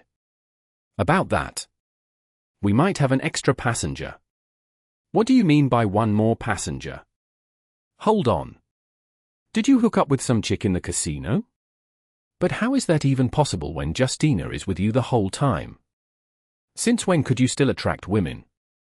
What does she look like, and how old is she? Waldo, it's a guy, and... Oh, HMY God, he's right behind you. Philip's eyes widened.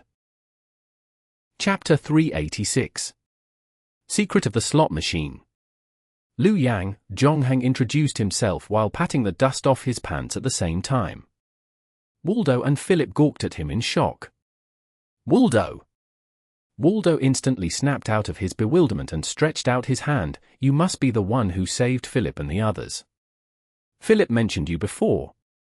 He seemed to be a lot more cheerful and talkative than Philip and appeared to be in a steadier mental state as well. He wasn't too afraid when he saw Jong-hung but was instead excited. Wow, did you really defeat those for strong men all by yourself? You don't look like you could achieve such a feat. Did you use Chinese kung fu? Jong-hung did not answer him. Instead, he looked at Philip, who was beside him. Are all your things packed? He asked. I have packed everything for you, Waldo said, pointing at the two suitcases at the corner. Don't worry, I've put your book, Louis, that you hid under the pillow into the luggage. Philip blushed when he heard what Waldo said. You don't need to emphasize it. Waldo pointed at Jong-hung's mask again. Won't you remove that thing? Given the trouble you have just caused, I don't want my face to be captured by surveillance cameras. A bright smile swiftly appeared on Waldo's face. Don't worry, the cameras here can't capture your face, he grinned. Oh, I forgot to tell you that we managed to hack the hotel surveillance system and installed a small program in it. All the videos that have our faces will be automatically deleted when we leave, Philip added. Who are you guys anyway? Jong-hung raised his eyebrows and finally took off his mask. Philip is a security consultant for 2 listed internet companies. As for me, I am an expert on social networking activities. Social network activity expert. Waldo has no job. He lives in the attic of his mother's house, and all he does every day is scroll through pictures of beautiful women on Instagram and Facebook. He also finds ways to hack their computers and browse through their photo albums. Head Jong-hung looked at Waldo. In short, you can also call us geeks, Waldo concluded at last. Well, you two geeks, I think we should leave the hotel now. Okay. Then, I'll go see how Justina is doing, said Philip as he was about to open the door. When the 3 of them came to Monaco, they checked into the hotel in 2 separate instances. Waldo first got a single room for himself. After that, Philip and his wife got a double room. When they finally got the rooms to themselves, Philip and Waldo were the ones who took the double room, and Justina had the single room for herself. "She will not leave with us," Jong-hung said. "Oh? Is that so?" Philip retracted his hand when he heard what Jong-hung said. After a while, he couldn't help but ask, "Why?" "I heard your little quarrel." "Quarrel? What quarrel?" Waldo asked curiously. Philip scratched the back of his head. "Justina has some disagreements with us." "Well, she wants us to increase her salary," he muttered. "I think the word threaten would be more accurate," Jong-hung said. Waldo looked regretful. "Damn, I really shouldn't have told her how we cheated. Actually, I don't think she can master your methods. Otherwise, she would have gone to the casino and spilled everything to them in exchange for rewards. She would definitely not wait here and do nothing," Jong-hung said. "Then, are we supposed to leave just like this? Don't we need to say goodbye to her?" Philip asked. "I'm afraid you won't get to do it. I went to her room before I came to see you," Jong-hung replied. "Did you kill her?" Philip's eyes widened, and his face was horrified. "Of course not, I just knocked her out." Jong-hung threw down €4,500 banknotes to Waldo. "According to your previous agreement, I left the rest of the money to her. Any other questions?" Philip and Waldo looked at each other. "Let's leave if you have no questions," Jong-hung said. 5 minutes later, the three of them were already seated in the Mercedes-Benz C-Class rented by Waldo. Philip fastened his seat belts, taking a glance at Waldo and Jong-hung beside him to make sure that they too had also fastened their seat belts. He then started the engine. However, just as he was about to drive off, he quickly pulled the handbrake again, and his face changed. "It's bad," he said nervously. "What happened?"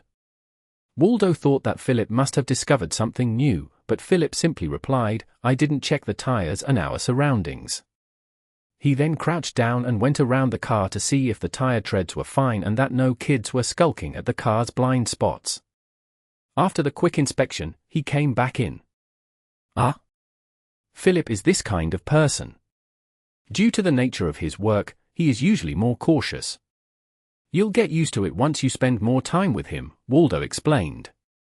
Philip refastened his seat belt, adjusted the position of the rearview mirror, before finally stepping on the pedal. The Mercedes slowly and inconspicuously crept out of the hotel parking lot at a humble 20 miles per hour. Waldo set his navigation system to Nice, the closest French city to Monaco. A well-known tourist town, they would only need 40 minutes to get there from here. The journey would also take them along a beautiful coastal highway. Unfortunately, it was night, and they wouldn't be able to see anything around them. Philip peeked at Jong-hung in the rear seat from the rearview mirror. "You didn't tell us where you wanted to go? Where should we drop you? I'd better start with you. Tell me why you wanted to scam so much money from the casino, and how did you do it?" Jong-hung inquired. Waldo did not say anything. As a social network activity expert, he had made it clear that he was a useless vagrant. However, when Jong-hung took a second look at him, he deduced that Waldo must have come from a good financial background, noticed how his expression hadn't changed much even when €20,000 was tossed to him. Philip, on the other hand, was the security consultant of 2 listed internet companies. He, too, should not be short of money as well. He was obviously the kind of person who would take no risks, and it was hard to imagine that he would risk getting targeted by swindling off such an insignificant amount of money. Philip and Waldo didn't answer Jong-hung's questions. The two knew that they were no match to him, and besides, Jong-hung did not seem to be a talkative person as well. They were anxious that Jong-hung might kill them if they gave the wrong answers. After a while, Waldo said, "Well, let me answer your second question first. You know all casinos tell you that they do not control the machines, right? Whether you hit the jackpot or not all depends on your luck. So?" Jong-hung frowned. He had never been to a casino before, and his knowledge of slot machines only came from movies and novels. "But this is actually impossible. Look, if the money that comes out of the machine exceeds the money that the player put in it, the casino will make a loss. However, if the slot machine pays out too little, they would probably not return to the casino. This means the casinos have to set a payout ratio. Larger casinos generally control their profit at about 5%, which means that when the sample is large enough, they will earn $5 out of $100 from one slot machine. By doing that, players will feel the thrill, and they will keep coming back to the casino. The casino, in turn, gets to keep some of the profit. Now, here comes the problem.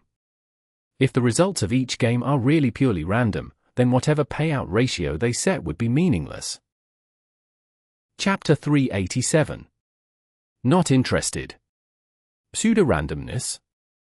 Yes. The core internal algorithms of slot machines all rely on one thing, a thing called a pseudo-random number generator. It's an algorithm used by the machine's designers to produce a random infinite number sequence. The sequence of numbers generated by the algorithm might look random, but unfortunately, the numbers you see are not really random. Immediately, Waldo became excited when he caught wind of the topic. He started to become talkative. What we have to do is very simple. First of all, we need to know how the random numbers in the calculation program within the slot machine and the cards displayed on the screen are correlated to each other. So what's its method, and how effective is this pseudo-random number generator in producing results? If you can master these things, you will know the secrets of a slot machine. To us, a slot machine is akin to a lady who emerges from the bathroom with no clothes on her. We can see everything crystal clear. Well, this metaphor is a bit vulgar, but you know what I mean. Philip nodded in agreement. Next, we need to write a deciphering program that takes into account the various variables that will affect the final result. When we go to a casino to determine the operating cycle of a slot machine, we can then use the deciphering program to predict the machine's operating status for the next few hours or even days. One thing to add, while we are in the casino, there must be strictly no interference. For example, if the machine gets restarted, we will have to recalculate the whole thing again. Yes, that's right. We chose video poker machines because they are the oldest models, and we hope that the random number algorithm within them is more straightforward. The poker game machines in these casinos are all produced at the end of the last century.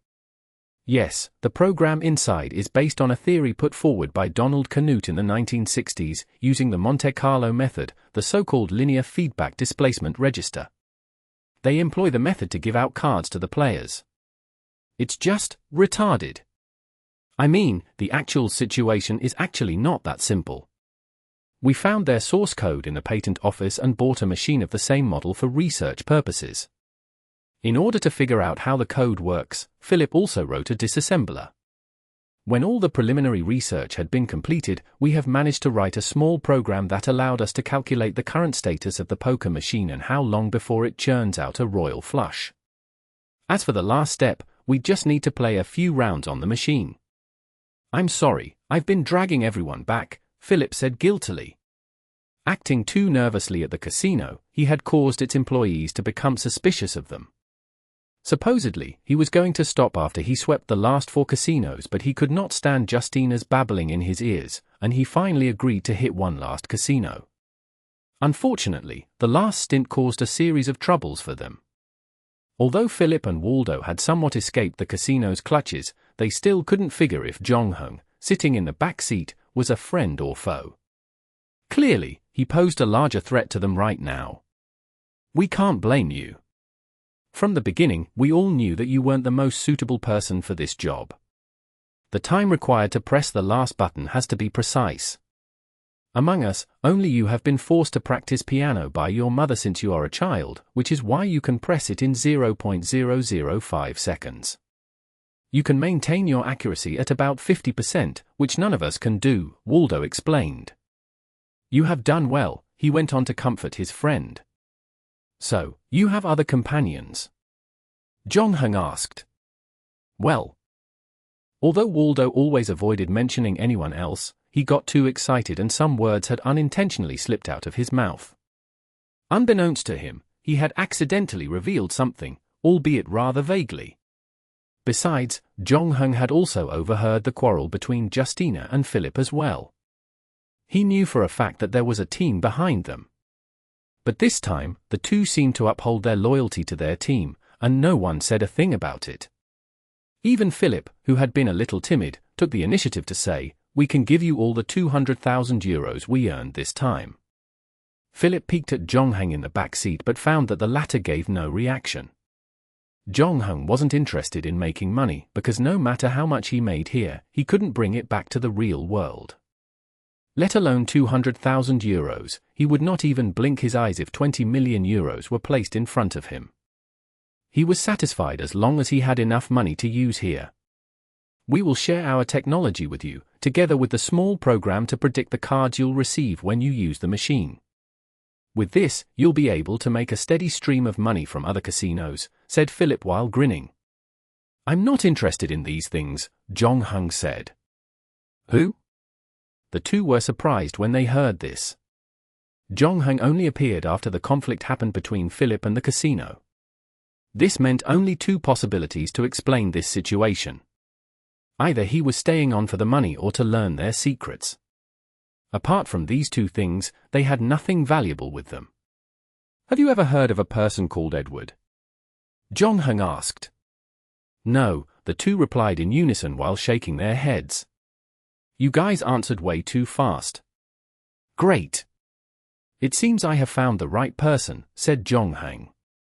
Seeing how they had been found out by Jong-hung, Waldo began to plead for their lives instead. "Let us go, we've already told you everything we know. You misunderstood me. I am not your enemy. On the contrary, I want to join your team."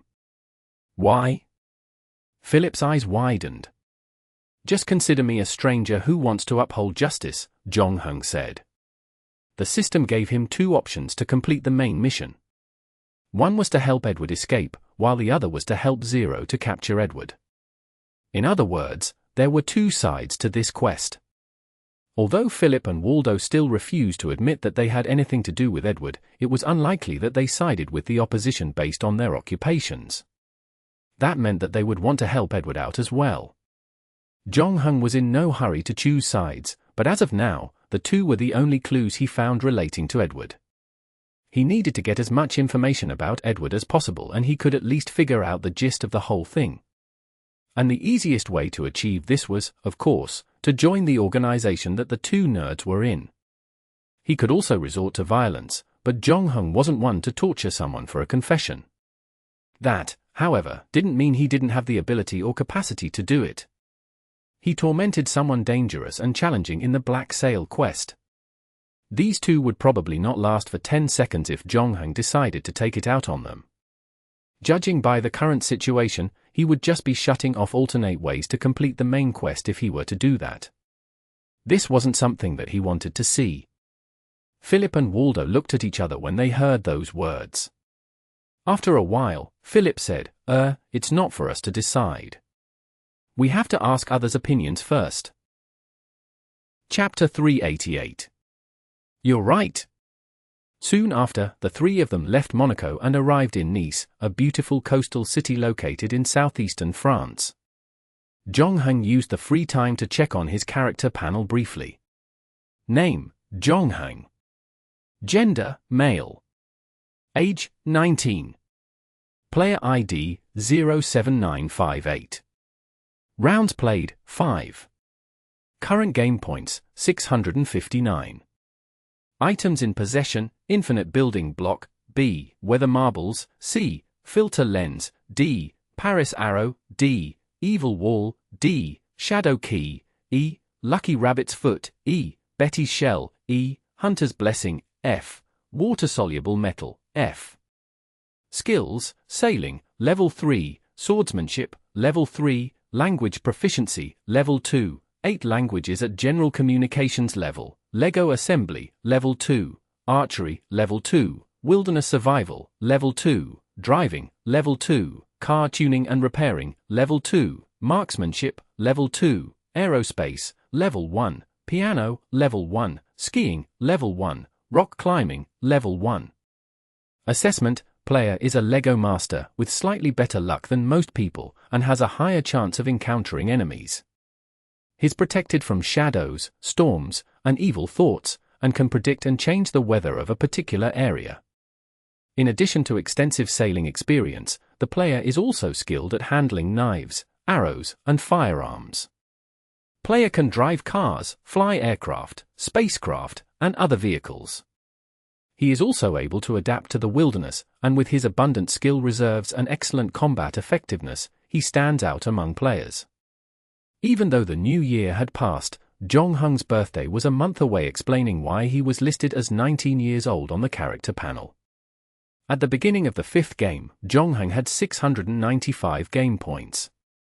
Then, in the Apollo training camp, he earned another 154 points but spent some of it to identify several items. After that, when he removed the Leviathan's egg from Peng Zhating's body, he used up 100 points. After identifying the infinite building block and exchanging 50 points with the central bank, he was left with 659 points. In terms of accessories, he had added the infinite building block, weather marble, filter lens, and water-soluble metal to his collection. Right now, though, Zhongheng's problem was no longer a shortage of game items, but an overabundance of them, thereby cluttering up his pockets. Thank goodness most of them did not take up much space. Except for the Paris arrow, everything else could be pocketed. If new game items were to keep coming in, he would have to give up some of them. Similar to sailing, his engineering skills, aerodynamics, physics, and material sciences were all compounded into aerospace skills. When he successfully piloted the lunar module, his aerospace skills had been upgraded to level 2, but he was too focused on the task at hand to notice it then. The only thing was, this skill wasn't exactly handy for everyday use. On top of that, he had also gone from worthy of continuous attention to stands out.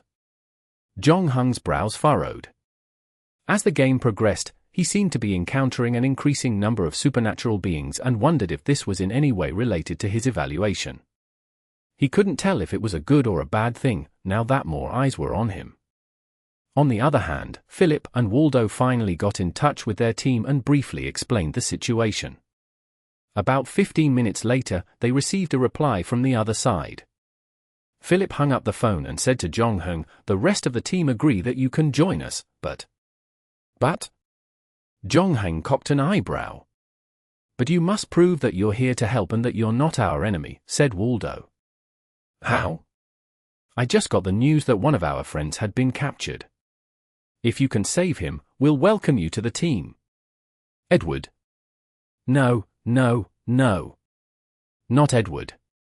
Edward has enough experience to take care of himself. It's another one of our friends." "Where is he?" "Rodez." Zhongheng looked at Philip, straight-faced. Although he knew France to a certain extent, it was limited to well-known cities like Paris, Marseille, and Lyon. "Ah. Rodez is in the Pyrenees region. It's the capital of Aveyron in the south." "It's quite far from here," Philip explained. "We'd better get there by train or plane. Do you need to rest before that?" "It's nearly 11 now." "We can leave tomorrow morning," Waldo said. "Oh, I can book us a hotel online. I am an Accor member, and I still have some coupons," Philip added. He then took out his phone and began to search for the nearest Accor hotels before booking 2 rooms and a suite specifically for Zhongheng. Upon arrival, Philip and Waldo dragged their luggage into their room, then popped out to smile at Zhongheng. "Good night. We have a lot to do tomorrow. Better get to bed early," Waldo added. Just as Waldo was about to shut the door, Zhongheng blocked it with his hand. "You guys are in the wrong room." "Ha ha, Luke, you're too courteous. The suite is yours. This double bedroom is enough for us." "No, we'll sleep together," Zhongheng said. "Together?" Waldo looked surprised. "The bed in the suite is large enough for 2. The both of you can sleep in it, and I'll sleep on the couch," Zhongheng replied. "Ah, that won't do," Waldo scratched his head. "You are our guest. How can we make you sleep on the couch?" Zhongheng nodded. "You're right." Waldo and Philip looked pleased, but what Zhongheng said next dragged the corners of their mouths down. Then, you can sleep on the couch. Philip and I will sleep on the bed, Jong-hung went on. Who? Waldo grimaced, saying, seriously? I don't want to sleep on the couch, either. There was no way Jong-hung was going to let Waldo and Philip share the same room while he slept in a separate room. Sure, the suite was comfortable, but Jong-hung was certain that the two would slip away in the wee hours of the morning.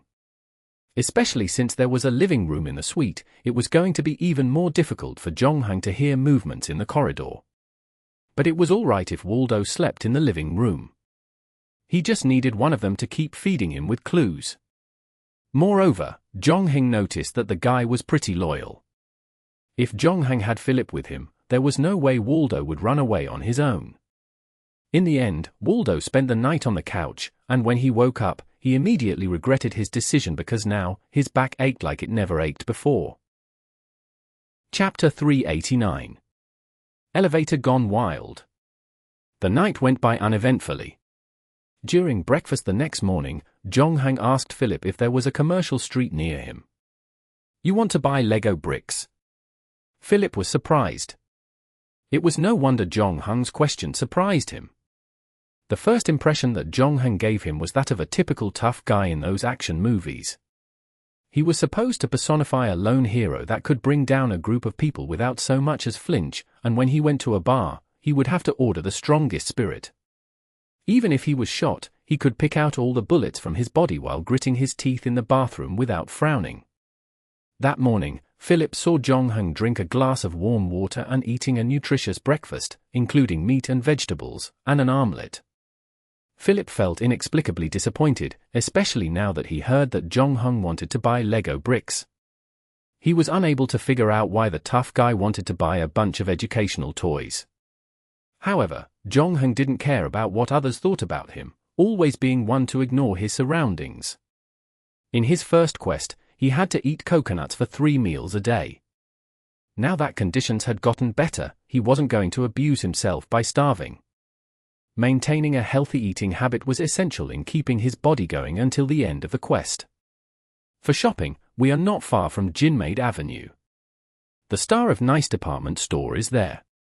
Although it is not as famous as Galeria Lafayette, it's considered one of the best shopping malls in Nice. Waldo went to get himself 2 crepes while listening to their conversation. Jong-hung finished the last croissant on the plate, wiping his mouth with a tissue. Very well. Let's go there, he continued. But I haven't finished eating. Waldo glanced at the crepes on the plate. You have eaten a total of 5 plates of food, Philip said as his eyes widened. Because it's free. I should take advantage of it, Waldo replied with a wide grin.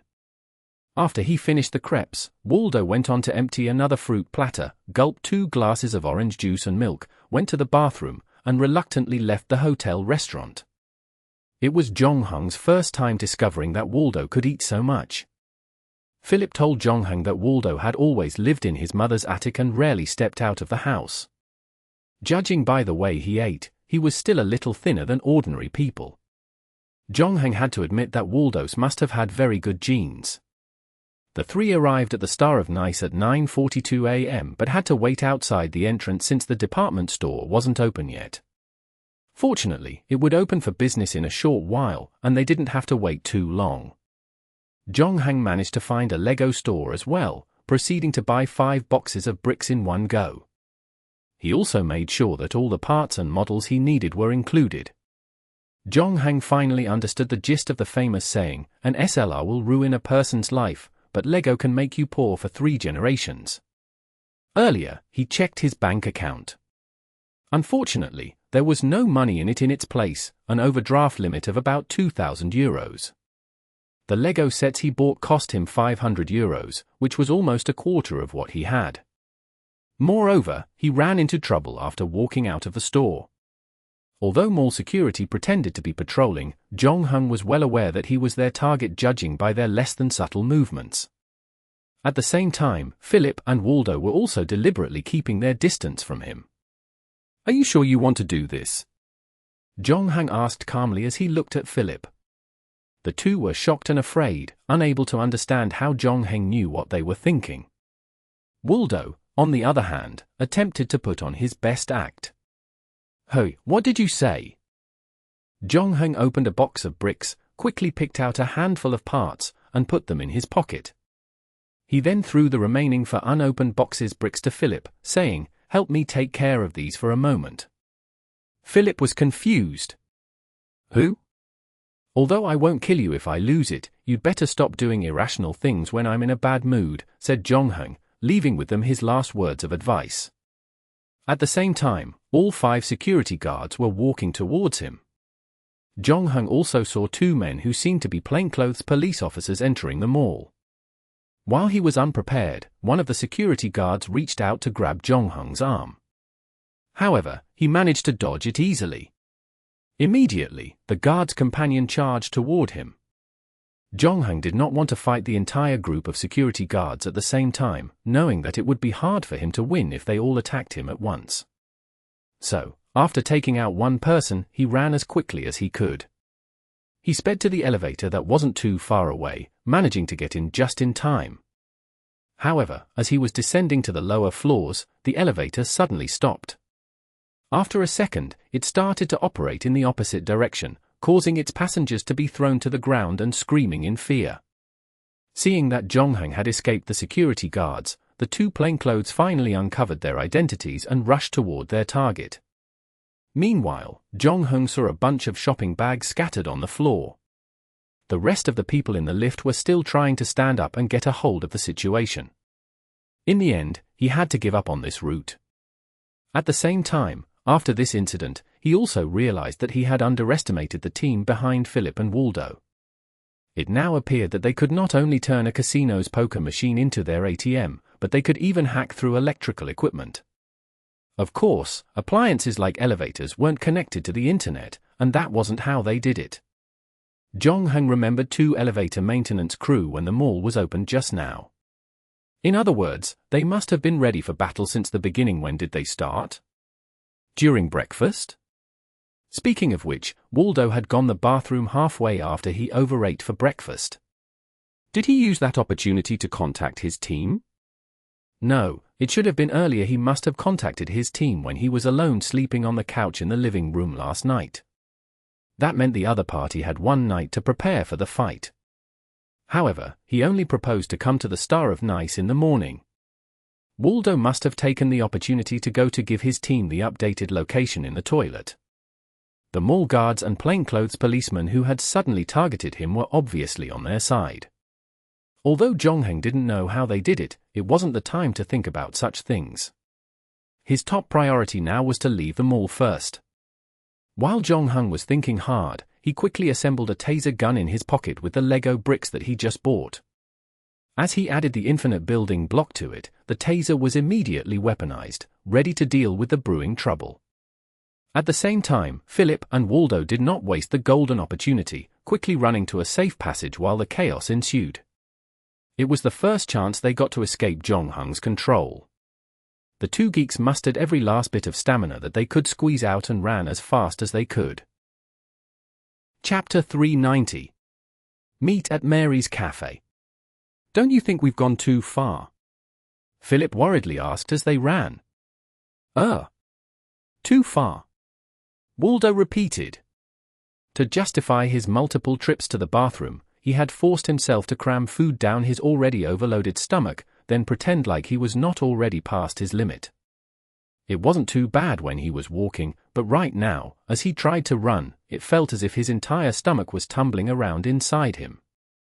Luke did save Justina and me from the casino's men regardless, and he knows Edward too. What if he really wants to help? Zed said that the enemy is too powerful. We cannot take any risks right now. Don't worry, he's not in any real danger. The cops will soon realize that they were mistaken, and he's not a fugitive. What we need to do now is to get away from this place before that happens. Waldo pushed the door open. Wait, that's the 2nd floor, Philip reminded him. Floor, really? It felt one. Waldo shook his head in exhaustion. 2nd floor, really? It felt like we've been running for a very long time, he panted. That's because you've been living in the attic for too long and need some exercise. All right. Huffing and puffing, both men ran all the way to the parking lot and jumped into the car. Hurry! Hurry! Hurry! Move it! Waldo urged as he repeatedly glanced behind them. Philip, however, still took his time to buckle up his seatbelt. He then adjusted the rearview mirror, looked left and right to make sure that no one else was following before finally starting up the car. Are you for real? At a time like this? Waldo looked at his partner in disbelief. Sorry, it's become a habit, Philip apologized as he stepped on the gas pedal and drove to the parking lot exit. The two scrambled to pay the parking fee and even refused to take the change. They then sped away from the place. As they got further and further away from the department store, Waldo heaved a sigh of relief and collapsed in the passenger seat. Phew. That was close. We finally got rid of that problem. Victory high five. No, no. Philip shook his head. Although he said that, he still offered up a palm and high-fived Waldo. These few days have been the most exciting days in over 20 years of my life. Hey, you should contact the magician and the others, and tell them that we've escaped. All right. Waldo took out his cell phone to make the call, but before he could dial the number, his phone rang. Who is it? Oh, it's little boy. She had to stay behind to clean up the elevator and the security camera room, making sure we didn't leave any trace, Waldo explained as he answered the call. The voice that came from the other end, however, was Jong-hung. Meet me at Mary's cafe in 15 minutes. Jong-hung hung up as soon as he was done talking, not giving Waldo the chance to ask questions. Less than 10 minutes later, the white Mercedes-Benz pulled up in front of the cafe. Shortly after that, the car of an elevator maintenance company also stopped nearby, and two individuals exited the vehicle. They began to survey the area together with Philip and Waldo. Jong-hung turned to the petite girl next to him, in a baseball cap and dressed like a boy. Let's go, he said. The girl harumphed and tried to yank her arm free from his hand, but failed. Even though he was prepared for this outcome, being fooled put Jong-hung in a less than good mood, especially since he had to tase a security guard to escape as quickly as possible. He did not mind the fact that Philip and Waldo escaped. They both must have thought that they were stealthy, but in reality, their secret eye contact with the girl in the baseball cap upon entering the department store didn't escape his eyes. With the experience gathered from Black Sail, Jong-hung felt that their acting skills were seriously lacking, which was why he didn't panic even though he lost sight of Philip and Waldo. After shaking off the mall cops, he waited for the girl in the baseball cap to leave the mall before following her.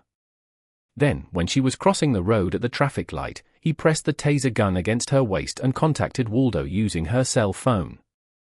Now, both parties would meet again at Mary's cafe. This time, Jong-hung was finally able to speak directly to the team behind Philip and Waldo. Are you their leader? Jong-hung looked at the ponytailed middle-aged man who resembled an artist. No, you seem to have misunderstood something. We don't have a leader. We are just a loose organization. In fact, we all have our own careers and life. On normal days, we are busy with our own things. Our activities almost never clash. Many of them too just met for this assignment, the man replied, so, you can see us as a sort of interest group. I am the oldest in the group, so, if you're looking for a leader, then I guess that's me. What you did is not something an interest group could do, Jong-hung retorted. Why did the security guards and plainclothes suddenly attack me? That's because we did something to make them mistake you for a fugitive, Ponytail answered. Sorry about that. According to Waldo, you are very skillful, they wouldn't have been able to escape under normal circumstances. We only did that as a last resort. You hacked into the police systems. That would be too much trouble. All we had to do was impersonate a police officer and call the manager of the mall and convince him that a wanted criminal is loose in his building, Ponytail explained. It's all very straightforward. There are telecommunication operators called business phone systems, and there are loopholes in their regulations. This service was originally set up to facilitate the needs of businesses, where they could choose to change their phone number displayed on the other person's phone. However, Thanks to the aforementioned loopholes, the service can also be used to disguise your number as the police, the fire brigade, or even the bank when making a call or sending a message. Of course, such a service is only made available to specific customers, so we still had to tweak a little something. Anyway, you can also use rented legal business phone networks to modify certain fields of the initial address message IAM in the ISUP/ISDN user part. Doing that will also achieve the same goal. It would have been better if the man hadn't explained anything at all, because even after he did, Jong-hung was still completely clueless.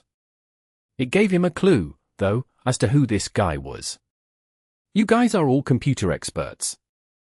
Jong-hung asked. Although we each specialize in different things, we are about the same. We're all geeks. Even her. Jong-hung pointed at the tiny girl in the baseball cap he had kidnapped earlier. "Yup. Little boy. She's our communications expert." Chapter 391. CTOS. People often equated geeks to hackers, but there were certain nuances between them.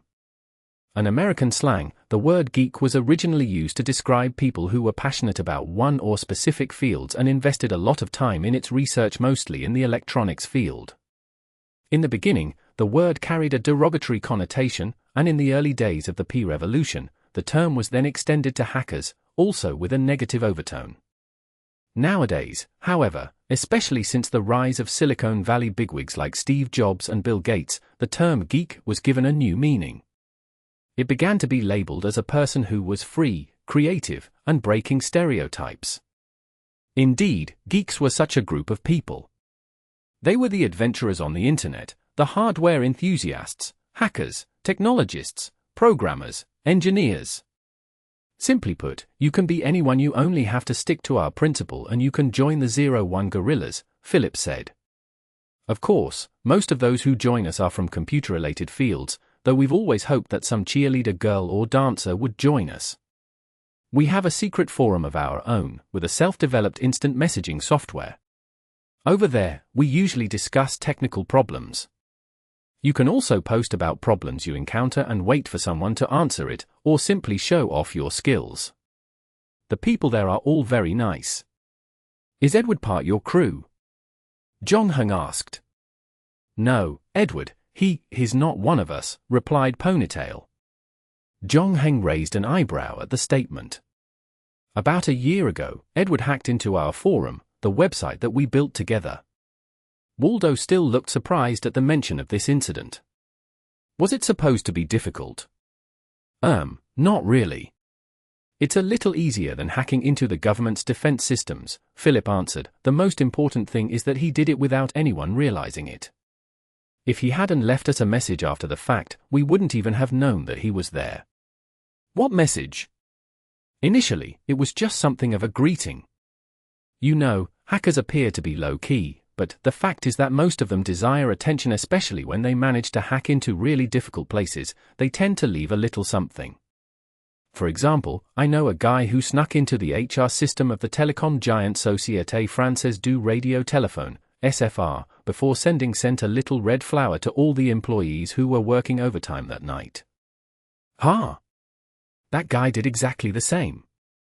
He left a pixel map of Pac-Man, but it was very small, located on the lower right corner of the homepage.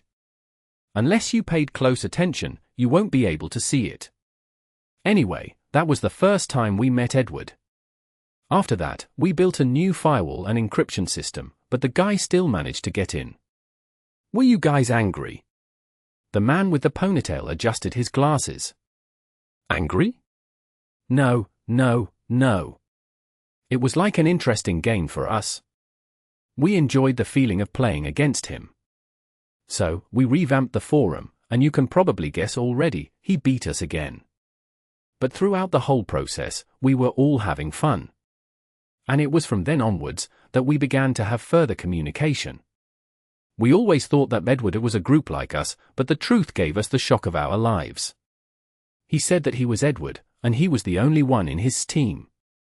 He told us that he was hired by a very powerful organization and was doing something very cool, something that could turn the world upside down.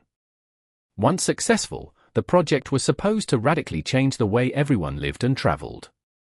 Of course, Edward always kept his address and work confidential. We didn't take the matter too seriously at the beginning, because, you know, hackers. Who doesn't like to brag? People always talk about how great they were in the past, but the fact is, they are not even half as good as what they claim to be. I have to admit that Edward is very good at what he does. Heck, it wouldn't be hyperbole to say that he is the best I've ever seen, but to say that he was going to turn the world upside down was just a little bit too over the top. But that aside, we were happy to make a new friend. From then on, Edward would often drop by the forum and blow his own trumpet, occasionally relaying recent happenings. Most of it, though, was just about how short the executive's skirts were on that day, or how awful lunch was. He was always a very contract-abiding guy and never discussed work to us. Until 1 month ago, we suddenly received a message from him saying that he didn't know if he was doing the right thing. Philip barged in. I asked him what happened, and if he'd been under a lot of stress at work lately, but he never replied. About a week later, he suddenly contacted me and told me that he escaped and had a very important thing on him. I asked him what it was, and he sent me a document. I could tell from that document that something might have really gone wrong. How so? Philip glanced around the room and lowered his voice. It's a program called TOS. They are planning to build a powerful central control system that will connect all public facilities in the city to the network. It's like installing a brain for the city, gaining insight into hidden laws that cannot be seen with the naked eye from the massive amounts of data it collects. This could solve problems that decision-makers have always faced due to limited information, such as coming up with partially optimal strategies and not globally optimal solutions. Through millions of precise and meticulous calculations, the program can intelligently reallocate public resources to avoid waste. I'll give you an analogy. Once all traffic lights at all intersections are connected to the network, you can recalculate the optimal time allocation for each individual signal light to save travel time. Should an accident occur on the road, the brain of the city will alert the hospital directly so an ambulance could arrive at the scene in the shortest time possible. Sounds pretty good. Yes, that's what Edward thought too at first. But later on, he discovered that TOS actually had a secret agenda. Once the system had been set up, not only would information from the public facilities be automatically gathered, it would also actively gather personal data from every citizen: your phone messages, medical records, medical insurance numbers, criminal records, favorite websites, the friends you chat with, browsing records, chat content, and every bloody time you use a credit card. All of those things would be collected by it. It's a disaster, Ponytail lamented. Yes. This means that in the future, every move we make will be under surveillance. We will have no privacy at all, even our rooms would be full of cameras. Waldo became unusually serious. You won't know when they are going to hack into your phone, or even your drone. And if the development of the system continues, things may only get worse. This is only the first stage. In the second stage, TOS will analyze and predict everyone's tendency to be dangerous. While it's a great concept, being able to stop a crime before it even happens, we don't know what algorithms are used to calculate this tendency. Without restraints, we could all end up labeled as dangerous people. Chapter 392. Sincerity. Edward was certainly no low-ranking Black Nest member, having key evidence in his hand that proved TOS was not only used in public facilities.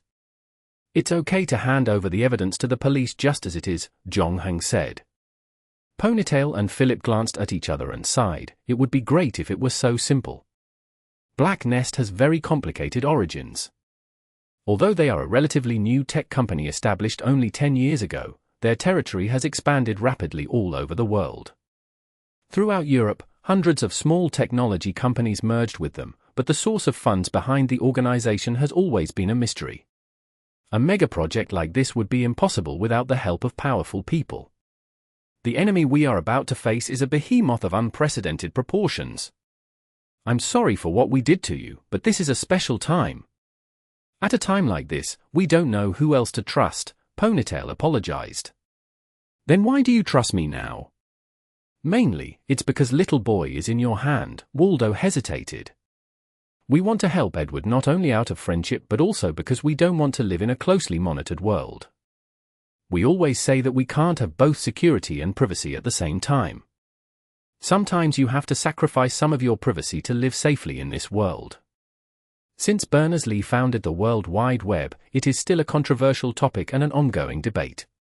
This time, whatever Black Nest company has done obviously crossed the line. The bottom line is, we can't stand there and watch it happen anymore. We have to do something about it, Philip, the security consultant, added, but first, we must ensure the safety of 01 team members. The girl in the baseball cap with the username Little Boy on the forum was still rubbing her bruised wrist caused by Zhongheng. She stared at him with a hostile glare. Ponytail looked a bit helpless. We don't believe you, but we don't have many options, he said. When we go against the Black Nest, our only advantage is that our enemy doesn't know about our existence. Otherwise, Black Nest wouldn't need to come up with strategies to deal with us, they could just control us directly. In other words, it is highly unlikely that you are siding with them. No, there is another possibility. Black Nest wants to use us to find the whereabouts of Edward, Little Boy said. This was the first time she spoke in front of Zhongheng. He finally knew why she chose Little Boy as her username. Not only did she dress up like a boy, but her voice also sounded neutral.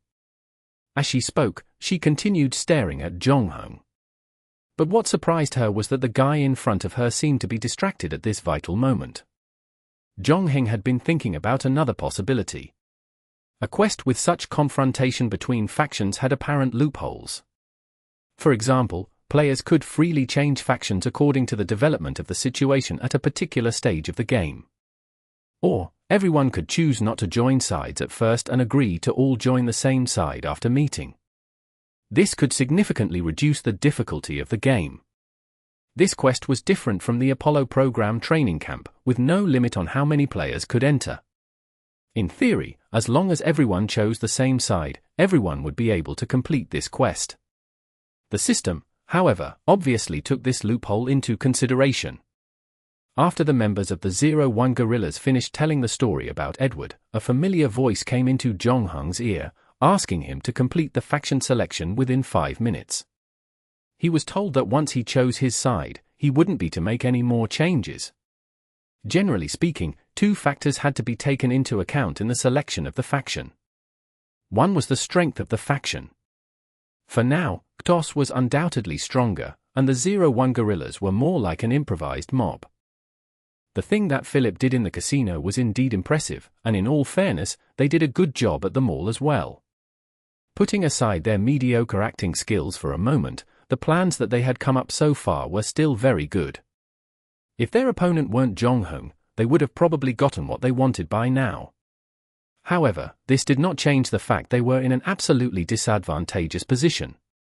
Since this was a game, the players' choices greatly impacted the story's development. Nonetheless, Zhongheng still hadn't encountered any players so far. This didn't make much sense. If the 01 guerrillas were the key to approaching Edward, it would be impossible that Zhongheng was the only one who found them. He also didn't think that crossing paths with Philip and Justina in the casino was out of pure luck, especially after the conflict between the two and the casino staff at that time. Although many people in the casino noticed the incident, he was the only one who caught up with Philip afterward. Taking into account the 2 factions given by the system, Zhongheng could confirm that the players' starting point significantly differed from each other. And the clues that everyone encountered had to be different as well. Since players were given a limited time to choose a side, it prevented players from selecting the same faction after the discussion. In other words, it was easy to choose a side, and Zhongheng did not need to think about other players too much. Putting my problem aside, if you can't just call the police, how do you plan to stop CTOS then? Zhongheng asked Ponytail. Edward has contacted several prominent media outlets and famous international documentary directors. He wants to disclose the evidence he has on hand, but it will certainly cause him massive problems. The only reason why he hasn't been found by the Black Nest yet is that he knows them very well, and he's managed to hide himself well too. For now, the Black Nest still has a gentle attitude towards him, and they hope that he can return to them soon. They value Edward's talents very much, but everything has a limit, and he's not completely indispensable to them. The successful launch of CTOS will always be their priority. Once they discover what Edward's true intentions are, they will not hesitate to treat him as a serious threat. Our task is to ensure that the news can be successfully published, and at the same time, help Edward avoid the Black Nest hunters. Ponytail hesitated, but since he had revealed so much, it did not make much sense to keep the rest of the information from Zhongheng. So, he decided that he would tell him everything. After that, though, he looked at Zhongheng nervously. You told me that you have one more friend, not Edward, and he was supposed to be arrested. Is it true, or did you say that just to get rid of me? Waldo scratched his head. It is a half-truth, and we do have a friend who is in trouble. Our next plan is to rescue him. But not in Rodez. We wanted to use fake news to get rid of you. Zhongheng pondered for a while and looked at the people of the 01 guerrillas in front of him. I know that there's a lack of trust between us after what happened earlier. But since we will inevitably continue to work together in the future, allow me to show you my sincerity. Chapter 393. Team Members. Waldo's mod was the best on the plane. Usually, he would not step out of his house, spending most of the time nestling in his mother's attic. What he needed to do in this operation was very simple. As long as he arrived at the casino before Philip and Justina, he would need to use the pinhole camera hidden within a magazine to record how the poker machines worked. After that, he was required to send the footage back to the team for analysis. It should be an easy and straightforward process. His only regret was that he did not get a female companion like Philip. In retrospect, he was compensated by getting to fly first class to Grenouille. While there, Philip had to visit 4 separate casinos in 3 days to hit multiple royal flushes. All the previous missions carried out by the 01 guerrillas were all in the name of accumulating enough funds for the next operation. In addition to cracking slot machines, OIS members had also considered cracking ATM machines and hacking shopping websites, using security loopholes to copy an unlimited number of coupons, then selling them to consumers to make more money.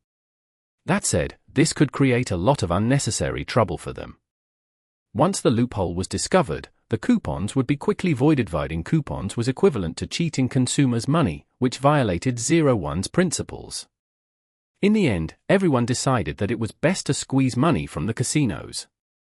Of course, the operation was risky, but since they targeted casinos, they weren't too worried. In Waldo's own words, casinos made money by tricking gamblers into playing games that they could never win, and they were hitting these casinos to avenge the gamblers. Moreover, the game was about picking the right cards, and all they did was to bypass the layers of obstacles and pick the right cards. No matter what, they were not at fault. Even Philip, the most nervous of the lot, had to admit that it gave him a great deal of pleasure when the confident casino staff used a ROM reader to check on the machine, eventually finding nothing wrong with it. At that time, he felt as if he had outsmarted the entire casino. In fact, everyone in the 01 was experts in their respective fields, but they rarely used their skills to make money through improper channels. This was their first time hitting a casino, and it was all very exciting for the lot. It wasn't the peak tourist season either, hence there weren't many passengers on the plane. There were only 6 passengers in this flight's first-class zone, making conversations an ease for the group.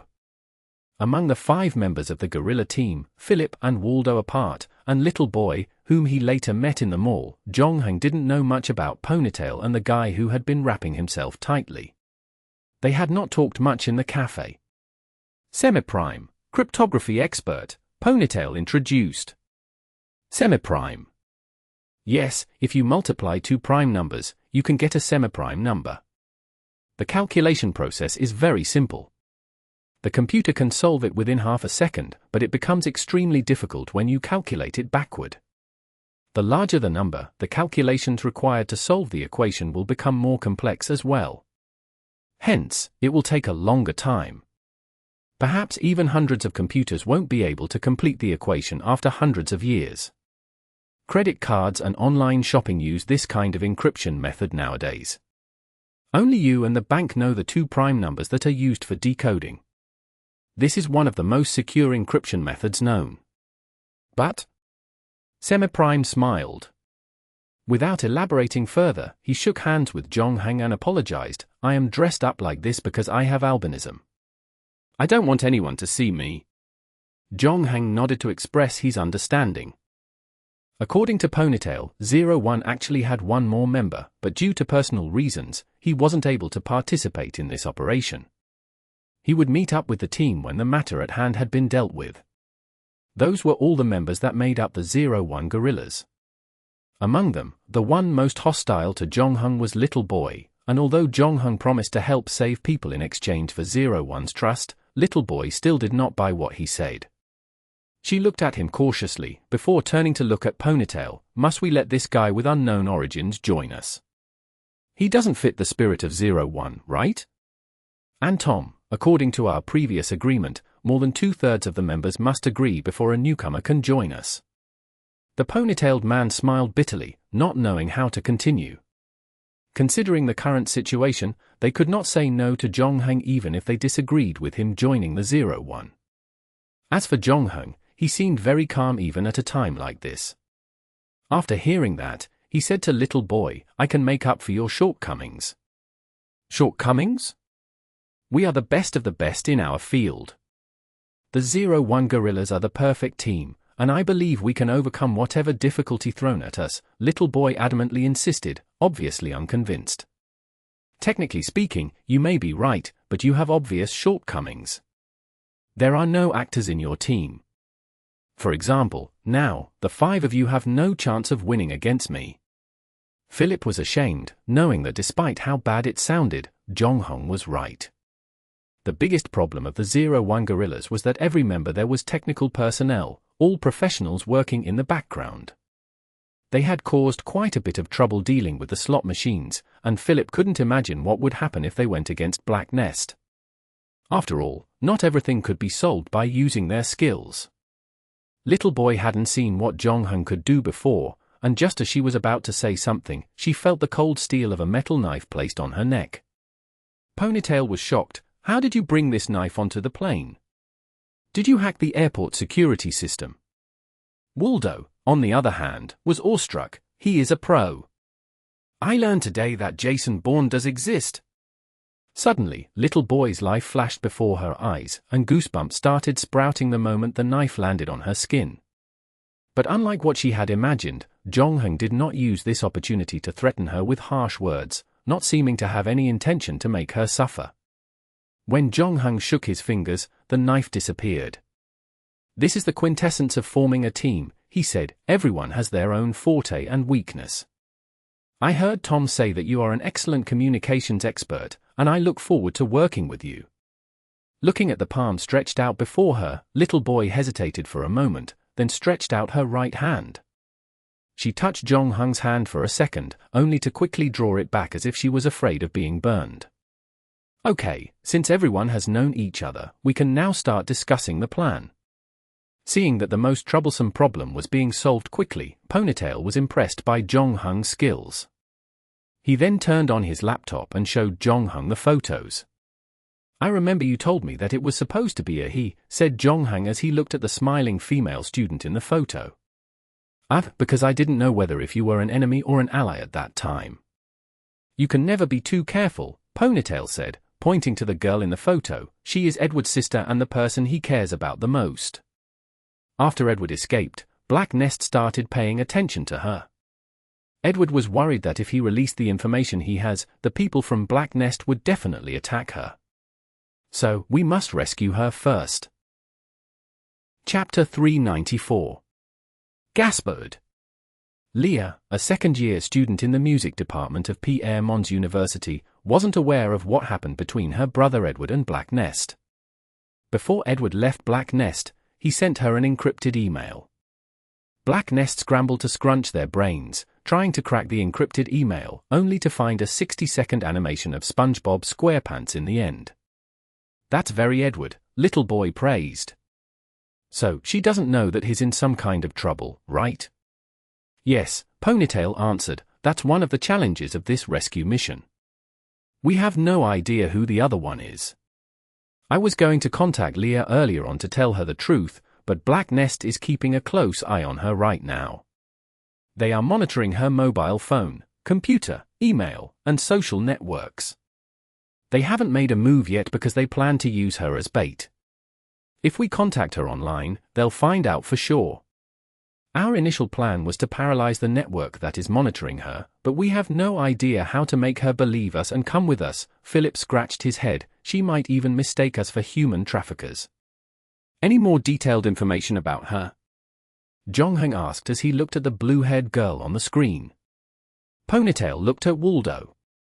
"Oh, is it my turn?" The latter gleefully rubbed his palms together as a grin formed across his face. He took out a USB flash drive from his pocket, plugged it into the computer, and clicked on a folder. "What is this?" "It's all the social information about her that can be found on the internet, including blogs, Christmas videos on the names of the dogs she likes, boys which she had a crush on in junior high, the specific lipstick brand and color that she uses, and lots of other things. We may not be able to contact her, but I can still log into her social accounts and snoop around." Instead of accessing the data he was given, Jongheng asked Waldo, "Can I learn how to do that too?" "Of course, I have dozens of ways to hack into social accounts, some of which don't even require much knowledge about computers," Waldo said, brimming with confidence when it came to his area of expertise.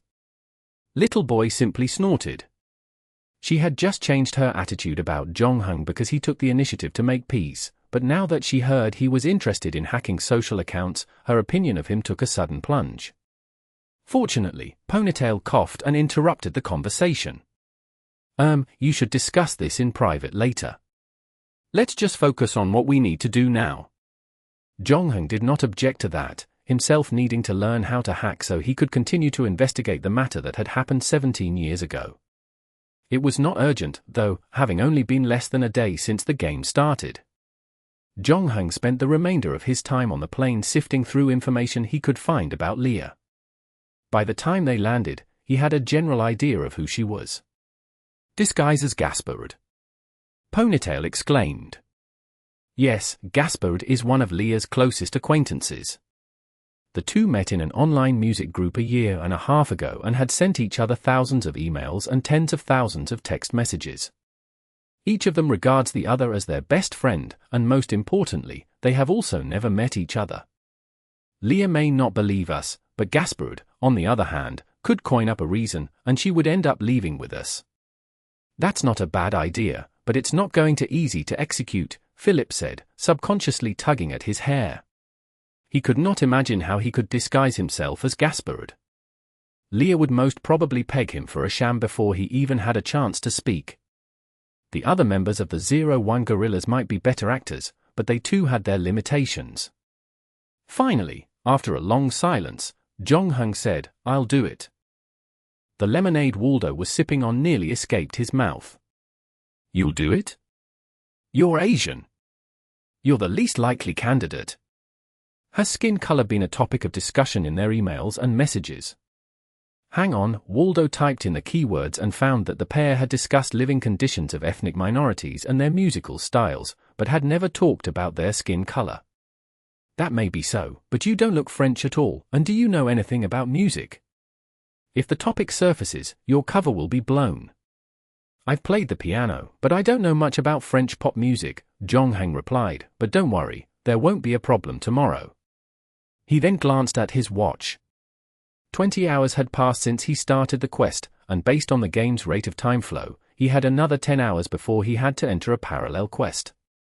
There, he would have nearly a year, enough time for him to assimilate with the French, and also learn more about pop music. On top of that, there were the 01 Gorillas backing him up in terms of the logistics. The plane soon landed at Grenouille Airport. Waldo stretched lazily and reluctantly got off from the first-class seat he was in. Once they had disembarked, he and Semi-Prime went through the formalities of renting a car, while Ponytail went to pick up the luggage. Philip connected to the Wi-Fi to deal with a few days' worth of accumulated work, leaving Little Boy with Jongheng. She made it clear that she wanted no conversation with Jongheng as she plugged in her earbuds and started up a game on her console. Surprisingly, she was playing a very old game. In fact, one might even call it antique. It was Tetris. The game was invented in 1984 by a Russian named Alexei Pajitnov. Players could shift, rotate, and place various blocks to form a complete line. When that happened, the line would disappear and the player would be granted points. It once took the world by storm and was popular among all ages. Little Boy had obviously made some changes to the game's program. Typically, the game's difficulty would increase over time, but the one she was playing started at the most difficult level. The blocks fell from the top like a storm. Little Boy was completely focused, her fingers flying all over the screen, dragging, dropping, and shifting the blocks into place in mere microseconds. This was one level that put the player's eyesight, speed, and thinking to the ultimate test.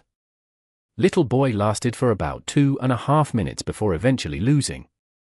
"Can I try?" Jong-Hung asked. Little Boy hesitated for a minute, tempted to tell him off, but remembered the ponytail's instructions before he left. He had told her specifically not to get into conflict with Jong-Hung. Finally, she reluctantly handed the game console to Jong-Hung. Chapter 395. Easter Egg. Oh, you people are playing this game. The checked baggage from first class were the first to come rolling out on the conveyor belt, which was why Ponytail returned to them reasonably quickly. He saw Jong-Hung holding the game console in his hand and smiled. "This is a traditional game of 0-1. What is our highest score again?" he asked. 697,216 points. Little Boy spelled out the numbers sternly. "Philip won it. This is not fair. He's a piano player, and his fingers can surely move faster than ordinary people. My best score is very close to him, though. I can't do it anymore. I keep coming in last. The speed of my fingers and eyesight are not my forte," Ponytail said. "My best record is only 200,000 points, but fortunately, I have Semi-Prime with me. Luke has played piano before as well. He might be able to challenge Philip's score."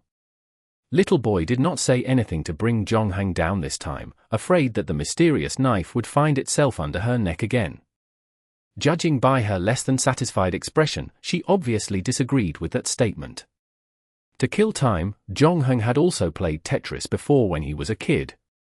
During the first round, Jong-Hung lost really fast. Lasting less than 10 seconds, he only got himself 100 points. However, with the help of this losing round, he started to familiarize himself with the buttons and rules. He performed much better in the second round. Although lasting only 20 seconds, he got a total of 3,000 points. The score had Little Boy raising her eyebrows. Even though she didn't like Jong-Hung, she had to admit that his results were impressive for a newcomer. The members of 0-1 were good enough to compete with each other, and most of them could achieve a high score in the game. When they first started playing it, they were also confused by the game's mechanics. However, Jong-Hung was not satisfied with this result. His hand-eye coordination was not recognized as a skill by the system, the reason why it was not displayed on the skill panel, but it was thoroughly put through its paces and had improved greatly during the LEGO quest. During that period, his speed of assembling bricks had reached an astonishing level. He now knew all the LEGO parts by feel, and could assemble simple objects with his eyes closed. The Tetris blocks, on the other hand, began to drop faster as the level increased. Similar to LEGO, once familiar with the game, mastering it wouldn't be too difficult.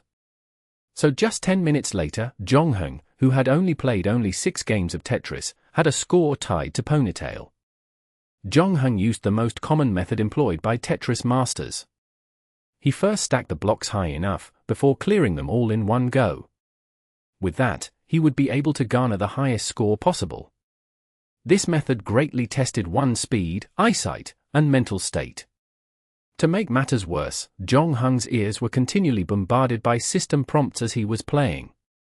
Achieved 5,000 points on Tetris's highest difficulty, plus 3 game points. Visit your character panel to learn more. Achieved 10,000 points on Tetris's highest difficulty, plus 3 game points. Visit your character panel to learn more. Achieved 30,000 points on Tetris's highest difficulty, plus 3 game points. Visit your character panel to learn more. Achieved 50,000 points on Tetris's highest difficulty, plus 5 game points. Visit your character panel to learn more. Achieved 600,000 points on Tetris's highest difficulty, plus 20 game points. Visit your character panel to learn more. Jongheng did not expect to earn a whopping 143 game points in 20 minutes. It would have taken him at least a year in a quest to earn that many. The reason why he borrowed the game console from the little boy was that his dexterity had reached an impasse when he practiced assembling Lego.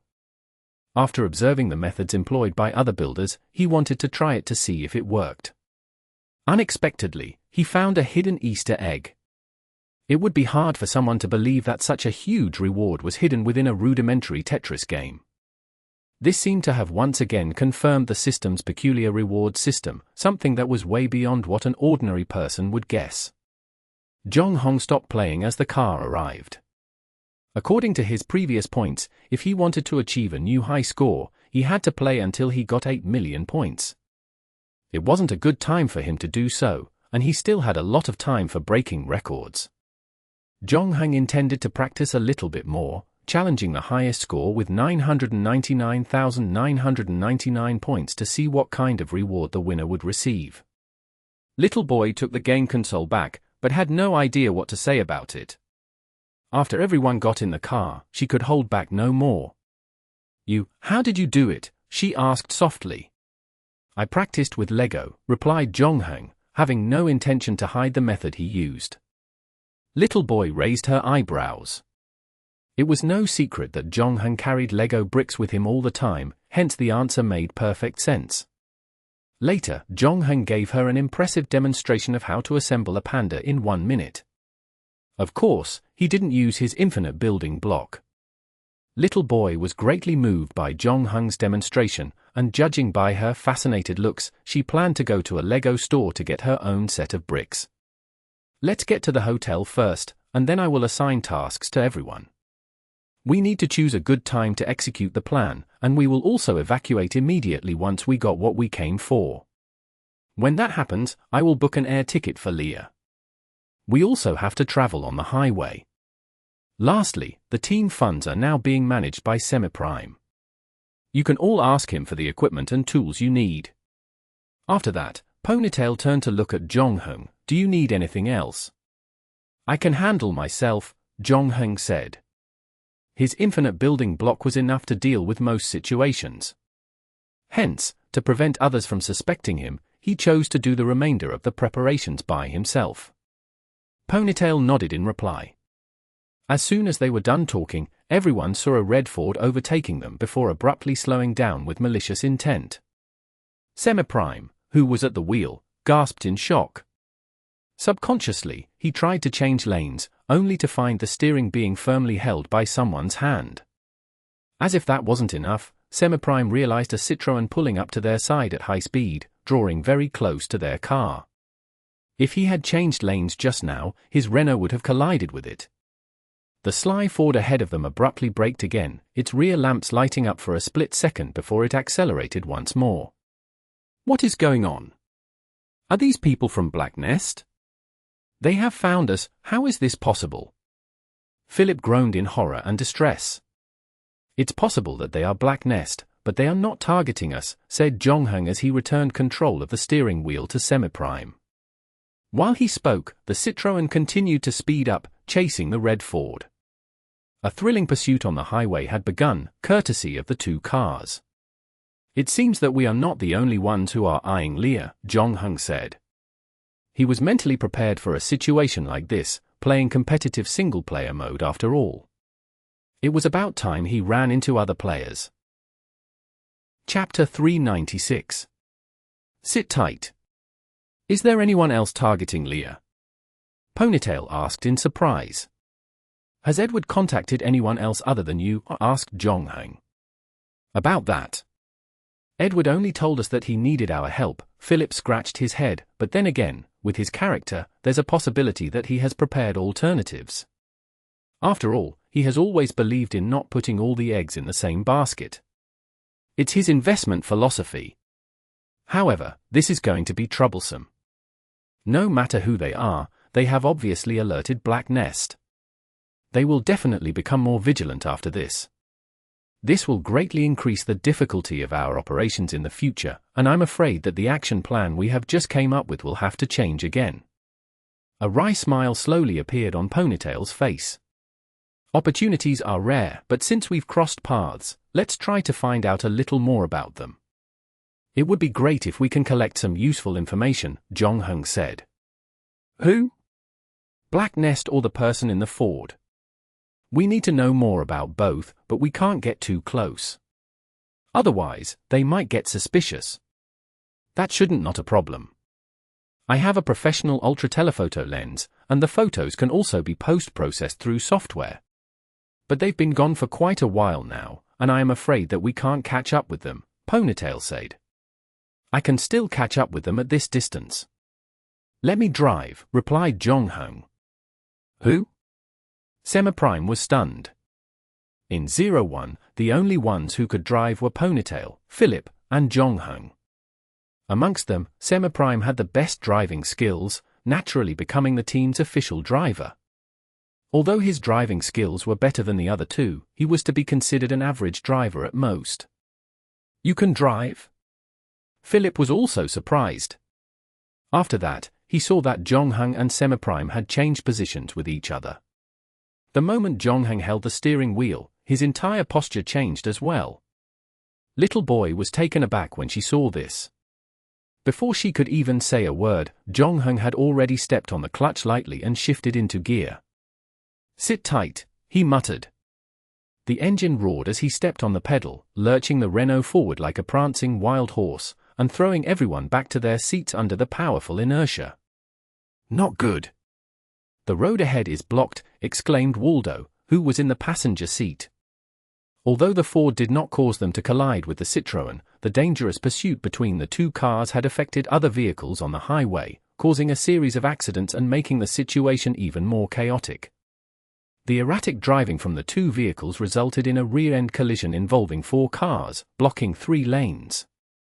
Other cars had to avoid the pile-up slowly, and the bottleneck was quickly turning into a jam. It was no wonder Waldo panicked. A big truck was moving slowly ahead of them, and at their current speed, the space left by the large truck was not enough for them to change lanes after passing where the accident happened. Well, should we slow down? Waldo nervously asked Jong-hung in a trembling voice. He could hear his teeth chattering as he spoke. No, we can get past it. Jong-hung's expression was still calm. Not only did he have no intention to slow down, he stepped on the gas even harder, putting the pedal to the metal. Are you sure about this? I haven't hacked into Scarlett Johansson's account yet. Seeing the two vehicles getting closer, Waldo could not help but let out a virgin's yelp. Seconds later, Jong-hung pulled the handbrake and turned the steering wheel. The Renault Scénic's body drew a beautiful arc, sliding it into the left lane right into the path of one of the cars involved in the accident. Both vehicles got so close that Waldo could actually touch the car's hood. At the same time, thanks to Jong-hung's lightning-fast reactions, he managed to squeeze into the gap between the rear of the truck and the front of the car that was involved in the accident with a perfect estimation of time and angle. If he reacted a second later, everyone would have died in a fatal car crash. Before the 01 guerrilla team could even catch their breath, they saw Jong-hung pummeling the Renault into the traffic ahead again. Ponytail, Philip, and others hurriedly fastened their seatbelts for the first time. On the other hand, Waldo, sitting in the front passenger seat, had closed his eyes in despair. The next 5 minutes would prove extremely tormenting for Waldo. It wasn't until he noticed that the car had slowed did he open his eyes. Is it done? Can I go to the toilet and throw up now? He asked with a greenish face. I just caught up to them, but I can't go any further. If I get closer, Black Nest's people will notice us. Jong-hung said. Enough. It happened that the section of the road they were on now wasn't too congested. Ponytail unbuckled his seat belt, stood up, and poked a camera out of the panoramic sunroof. When he pinpointed the target, he adjusted the focal point and pressed the shutter button. Not to be outdone, the people from Black Nest were also very cautious. Although they were focusing on the Ford in front of them, the driver could still see some flashes behind him. The moment they turned their heads, Jong-hung instantly moved the Renault behind a pickup truck. Ponytail ducked nervously. He couldn't wait to check the photos he had just captured. How did it turn out? Asked the Semi-Prime on the side. We are in luck. I managed to take a picture of the Citroën driver, but I only managed to capture a quarter of the Ford driver's face, Ponytail said, before preparing to stand up for a better shot. Suddenly the red Ford in front of them pulled to the side of the road without any warning. After that, the driver came down from the car and, ignoring the surrounding vehicles, he climbed over the fence that was lining the roadside. It turned out that he had parked beside a bridge that was over 100 meters above a raging river below it. At such a height, jumping off a bridge was no different than jumping off a tall building. At the same time, the Citroën in pursuit came to a stop as well. For men with guns subsequently alighted the car and started shouting. With no hesitation whatsoever, the driver of the red Ford suddenly jumped off the bridge. The members of 01 were completely stunned. Did he just kill himself? Little Boy asked after a short moment of silence. Theoretically, yes. Jong Hung said. Unless he were Captain America, he would have surely been killed by the impact of landing on the water. However, if the driver was a player, he might survive the jump with the help of game items. Naturally, players could achieve wondrous miracles with them. If the driver of the red Ford really intended to commit suicide, there were many more ways to do it. The easiest way was to ram the Citroën at full force, causing a collision bad enough to kill the occupants of both cars. Nonetheless, seeing how he chose to abandon the car and jump down from the bridge, there was a low possibility that he was attempting suicide. Chapter 397. La Grenouille Verte. The suicide of the Ford driver impacted the 01 guerrillas significantly. To help Edward, they had voluntarily stepped forward, attacking Black Nest's CTOS project to uphold justice and protect internet freedom. They were certainly not inspired by superheroes and were simply an ordinary group of people at best. Reality was way crueler than they had thought, especially after seeing four-gunned men exiting the Citroën. They finally realized how dangerous this whole thing was, and whether they wanted it or not, they were now involved in it. All five attempted to put themselves in the shoes of the driver of the red Ford, deducing that he must have had no other option but to kill himself. It appeared he would rather do that than to beg Black Nest to spare his life. Everyone in the Renault fell silent. Whoever here that's starting to regret, it's not too late to quit now. Jong Hung was the one who spoke up, leaving Little Boy clueless as to how someone could still remain so calm at a time like this. He drove past the accident site at a steady speed, as if nothing had happened. The members of the 01 guerrillas were undoubtedly excellent in their respective fields. As long as they were assigned to the right task appropriately, they could provide unparalleled technical support. However, Jong Hung could not force them to participate in something so dangerous. It was better to give them an option to leave now rather than allowing an unsuspecting member to suffer extended psychological damage later on. Are you kidding me? Do you think such things scare us? Little Boy was the first to speak up. Jong Hung was mindful of not embarrassing her in front of the team. When the Ford driver jumped off the bridge, her body had started shaking. It was probably her first time witnessing somebody dying at such close proximity, and besides, there was a possibility that they too would end up like him. Philip wanted to say something, and even though he had opened his mouth, he decided to keep mum. Nevertheless, the calmest person among the five turned out to be Semi-Prime, only speaking when necessary. We already know that this is a dangerous journey, don't we? The right choice is always the hardest choice to make. Think of Assange, Aaron Swartz. No offense, I like Aaron too, but I don't think it's a good time to mention his name, Waldo said, but I don't plan to leave. I once got into big trouble. Edward helped me settle it, so, for me, this operation is more than simply upholding justice. Philip sighed again. I can't imagine what my future daughter's life would be like if she lived in a world ruled by CTOS. Wait, so, it'll be okay if you get a son? Yes. Philip thought on it for a while, then affirmed, yep, if it is a son, he will be fine. I'm glad we have once again reached a consensus, Ponytail said with clasped hands. Amid the group's discussion, he had been working on completing the photo's processing. The man in the picture had a pair of blue eyes and a hooked nose, looking somewhat like a vulture. Ponytail then sent the photo to Waldo. Leave it to me, Waldo nodded. It took him only 2 minutes before he found the online account of the hook-nosed man, but it took almost 20 to hack into his account. "Are you in trouble?" "Give me 5 more minutes," replied Waldo. He didn't look up, eyes focused on the screen and his fingers busily tapping away on the keyboard. "Okay." 5 minutes later, Waldo finally let out a sigh of relief. Vincent Nasseri. This guy is ruthless. His parents are not French. He grew up in Belgium and joined the Foreign Mercenary Army when he was 19, stayed there for 5 years, before disappearing for 3 years. There were rumors that he was doing the 7th Division's bidding, dealing with things the government didn't want to get their hands dirty with. I just hacked into the 7th Division system, and the rumors are true. This guy killed an entire village, including women and children, in a certain operation in Africa. The government was supposed to eliminate him in that village, but someone saved him, gave him French citizenship, and asked him to join Black Nest. He is now the leader of Black Nest's Secret Operations 2nd Squadron. Wait, you hacked into the 7th Division system in only 25 minutes? Since when you became this good? Philip frowned. Can't you let me brag for a minute? Well, it's actually not that exaggerated. Remember how I kept asking you questions about security last year? I sneaked in during that time, and they didn't find out. It's still there, but I rarely go in for a stroll. How about the Ford driver?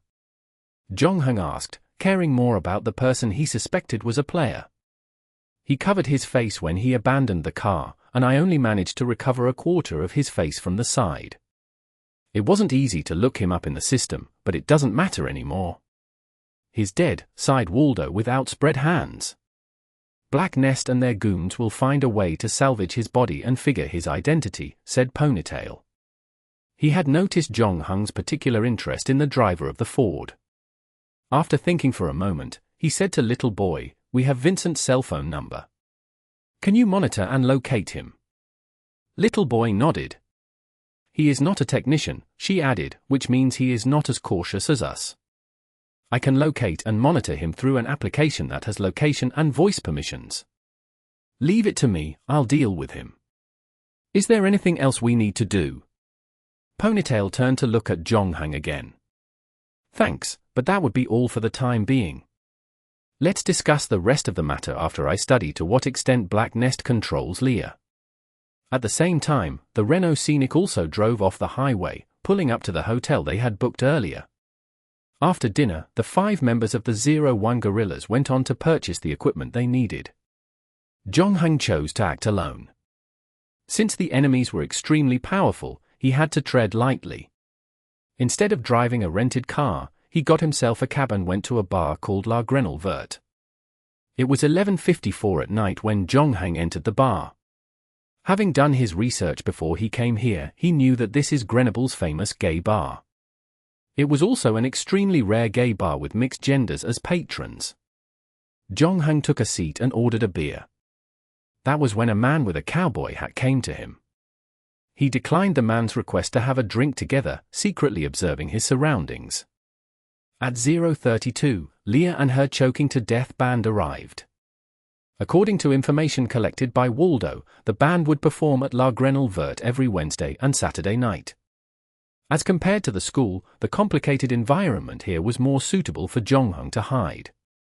After a simple warm-up, Leah hugged her bass guitar, and amid cheers from the crowd, she walked up to the microphone. Instead of saying anything, she turned around to the drummer behind her before hugging and kissing the blonde girl. Chapter 398. Split the work. Jong-hung wasn't startled. The man with ear-piercing took out €100 from his wallet and handed it to the translator.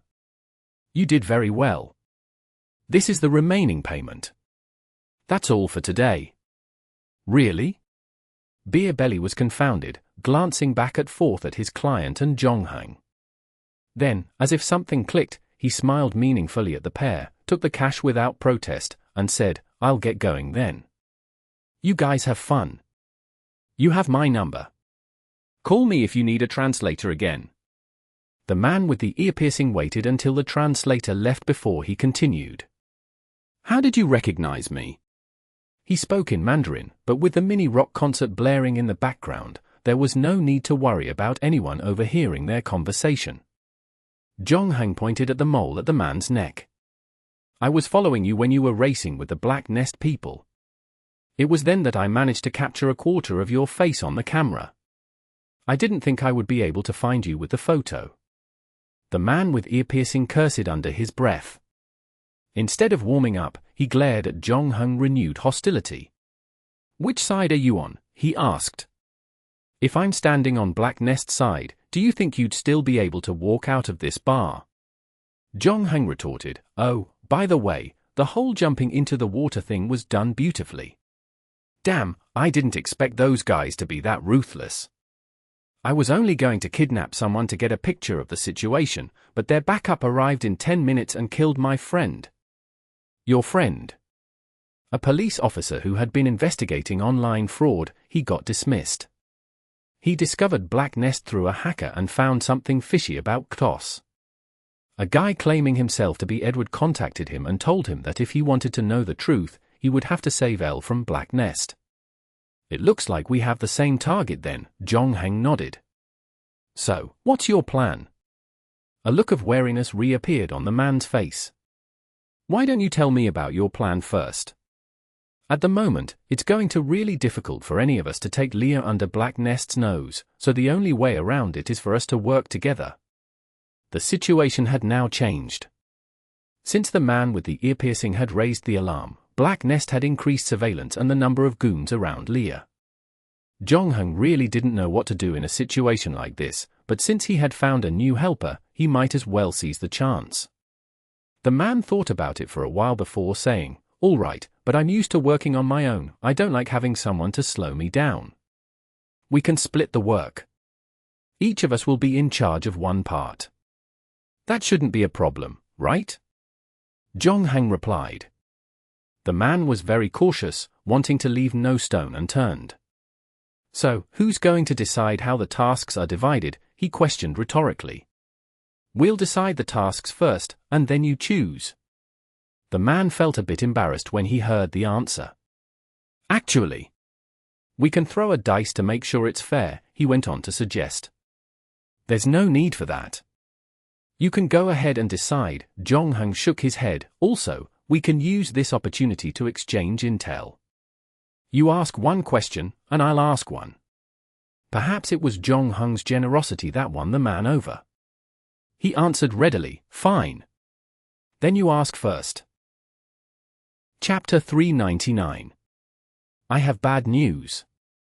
Where did you meet that cyber enforcer? On the travel bus, from Toulon to Marseille. He was holding a laptop, and he was the only person on board who could speak English. I had no other choice. How about you? Monaco, casino, I met a young couple that hack poker machines. Do you speak French? Yes. You're so lucky. It's nice to enter a quest with no communication barriers, the man with piercings sounded envious. Zhongheng simply smiled. Sorry, I just asked 2 questions. You can. Man with piercings was very cautious, he was also very upright and insisted on not taking any advantage. He was also a relatively alert person. Those who were not cautious wouldn't be able to survive a competitive mode quest. This made Zhongheng regret his previous proposal about the division of labor. Have you met other players? No, I came here from Marseille. You are the first player I met. The answer of the pierced man also confirmed Zhongheng's conjecture that each player would be placed far apart from each other. It basically eliminated the possibility of them meeting before the faction selection process. The skin color of every player in this quest was also different. Piercings was a typical white man, and it was only by coincidence that Zhongheng got to keep his original skin color. Hence, it wasn't realistic to recognize a player by skin color. You said you kidnapped someone from the Black Nest. What did you ask him? I wanted to know how many people from Black Nest were assigned to capture Leah and how powerful Black Nest's forces in Grenouille are. For the first question, the person that I captured didn't have clearance to know about it. He only told me that those secrets were in the hands of a man named Vincent Nasseri. As for the second question, Black Nest's armed forces in Grenouille are not as powerful as I thought they would be. However, they can ask the police to help them when it is necessary. I abandoned the car on the bridge because I was worried that they might notify the police to set up a roadblock. Then he thought for a while and asked, "How much do you know about Edward?" "Not much, I only know that he is an important R&D staff member of CTOS. He is supposed to be very skillful, but no one has seen him before, and there are no photos of him either. He said that he would contact us after we rescue Leah." "My situation is similar," Piercings concurred. "If you know where this guy is, force him to hand over the evidence to you. After that, you can tie him up and bring him away to complete the main quest. We don't need to go through so much trouble." "I have no further questions. Do you have anything else to ask?" Jong Hung said. "How do I contact you?" Piercings asked. "Oh, my phone." Before Jong Hung could finish, his phone screen suddenly lit up, and he received a message. "I am Little Boy. Please tell me you are not with the man in the picture." Jong Hung looked down and saw the piercing, somewhat blurry face in the attachment. In the photo, he was holding the steering wheel with both hands. "There's bad news," Jong Hung said. "What's wrong?" Piercings frowned. "Your face was indeed blocked when you jumped off the bridge, but remember how you said that Black Nest could make use of Grenouille's police force? Your face was captured by a high-speed camera." "Damn!" Piercings was shocked. By then, Jong Hung had already sent out a text message, "Hold Vincent off a little longer." 3 seconds later, Jong Hung received a reply from the little boy. "I turned off his cell phone and blocked the call, but there are other people around him. You can use another phone to request the photo from the police station and send it to his subordinates. Optimistically, you still have 20 seconds to leave the bar." "We have to go," Jong Hung put away the phone and said.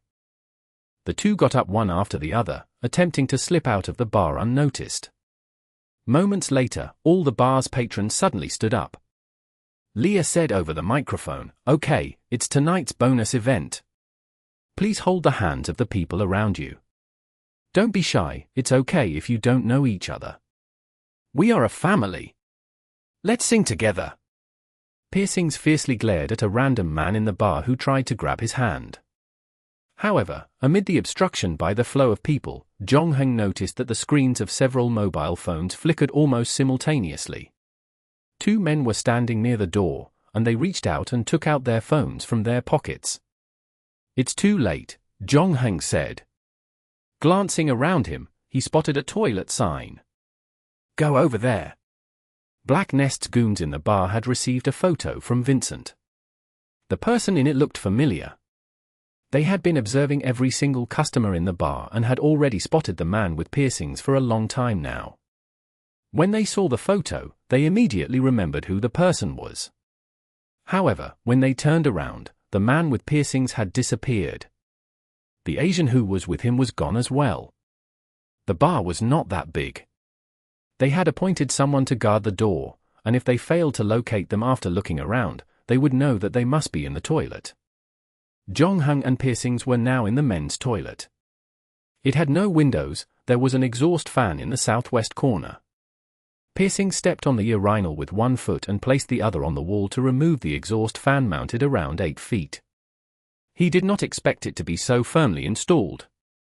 As he was just beginning to break a sweat, Jong Hung tossed a screwdriver to him. "Really? The world has people who come to the bar with this kind of stuff on them."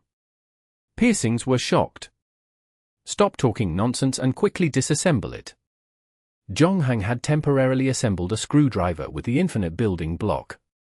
He had tested it before, where if the item was just an ordinary object, the system wouldn't notify players that it was a game item. In contrast to Piercings, Jong Hung wasn't that worried if they could leave the bar safely because he still had the evil wall with him. If the current method failed, he could melt the wall in front of him right away. The evil wall had a limited number of uses, though, so he was reluctant to use it unless it was his last resort. His relationship with Piercings was also limited to this cooperation, and Jong Hung surely didn't want to expose his trump card so quickly. As Piercings frantically unscrewed the mountings of the ventilator, Jong Hung looked for something to block the toilet door. After a while, they heard someone kicking on the door. Fortunately, Piercings had managed to remove all the screws in time. Seeing that the exhaust fan was now loose, he tossed the screwdriver away and pulled it out with force. After a short hesitation, he looked at Jong-hung said, "You go first," before drawing the pistol from his waist. He then crouched down, aiming in the direction of the toilet's door. There was no time for niceties. Jong-hung picked up the screwdriver on the ground, stepped onto Piercing's back, and pulled himself into the hole of the vent. Chapter 400. Homeground. Jong-hung climbed out the other side of the vent. In the toilet, the door shook violently, threatening to come apart at any moment. For good measure, Piercings fired 2 shots to keep the people outside from kicking the door down. Having no desire to fight whoever was on the other side of the door, he quickly climbed up the vent. Jong-hung reached out to pull the man out of the vent. When the 2 of them were clear of the bar, Little Boy sent a third message. "Vincent will be there in about 5 minutes, but Black Nest's men have the bar surrounded. I see them." Jong-hung saw some figures appearing at the entrance of the alley behind the bar. At the same time, the other party spotted Jong-hung and Piercings as well. One of them immediately pointed his gun and shouted, "Don't move." Before he could pull the trigger, the 2 were already on the other side of the alley, crossing it and turning to the road. This, however, did not mean that they were safe. Other than the ones in the alley, Black Nest's personnel who stood guard outside the bar were now rushing over from the street next door. "Any plans in mind?" Piercings asked as they ran. "What about you?" "I'm going to find a river." The man clearly had some kind of item that allowed him to jump safely into a river. It caused him to develop the habit of looking for it whenever he was in danger. "Then we'll probably have to split up," replied Jong-hung. "All right. You can go ahead. I can buy you a few more minutes, depending on the situation, though I cannot guarantee for sure if I'm going to stay. If there is actual danger, I'll have to split first." Piercings handled the gun skillfully, leaving Jong-hung wondering if the man had got his training in quests or real life. Jong-hung preferred the latter because the man had a proper aim. He had probably invested a lot of time and effort honing his skills, not to mention how sharp he was at counter-surveillance. Had it not been for the mole on his neck, Jong-hung would have never recognized the man in the bar. Based on these things, Jong-hung concluded that the man was very likely a police officer in real life. The 2 exchanged numbers. Then, without warning, Piercing suddenly raised his gun and fired a shot at a head that suddenly popped up from behind the alley. "This is it. Let's split up now." As soon as he said that, Piercings ran toward the other side of the street. When he took off, he glanced at where Jong-hung was standing from the corner of his eyes and saw that he had disappeared. Piercings blinked. "Game item?" He then saw Jong-hung's figure above a post office that was closed. Jong-hung had already climbed up the metal shelf outside the building and jumped onto the canopy when Piercings raised his gun. The unplastered retro-style brick wall provided him good grooves and traction, and he took only 5 seconds to scale to the window sill on the 2nd floor. He proceeded to climb to the top of the building. The gunshots behind Piercings reminded him that his pursuers were closing in on him. "Seriously," he exclaimed with a grunt. A Dacia Sandero had joined the men in the alley in pursuit of him. Piercings ducked behind a trash can. He could hear the engine drawing closer and closer. He knew that if he were surrounded, he could be in real trouble. He found himself regretting that he tried to be a hero. If he had known that Jong-hung could climb the wall so quickly, he would have left the responsibility of drawing away their pursuers to him. It was too late now, though. Piercings raised his weapon again and fired 5 shots at the window of the cafe across the street, leaving spiderwebs of cracks on the large glass pane. Then, with gritted teeth, he shielded his head with his leather jacket and rammed the glass window, sending a shower of broken glass on himself and into the coffee shop as he fell in. Ignoring cuts and bruises, he rolled off the ground and sprinted toward the back door. Jong-hung looked at the city map on his phone. The Izir River was only 1 kilometer away. Piercings should be able to make it there without a problem. As Jong-hung looked on, someone spotted him. Jong-hung started running, and it wasn't until the people chasing him were out of sight that he stopped to catch his breath. He looked around, and a subway station nearby caught his attention. Without thinking twice, he jumped off the roof of a pet shop and bought a hat from the homeless man at the entrance of the subway for €10. Putting it on to cover his face, he rushed into a train before its doors closed. During the train ride, Little Boy sent him a video. Piercings looked like a mess as he retreated and fought all the way to Isaiah. He was about to be captured by the enemy when the highway incident reoccurred. He had jumped into the river. Your cover was blown, but Waldo hacked into the bar's system and replaced all your photos and personal information.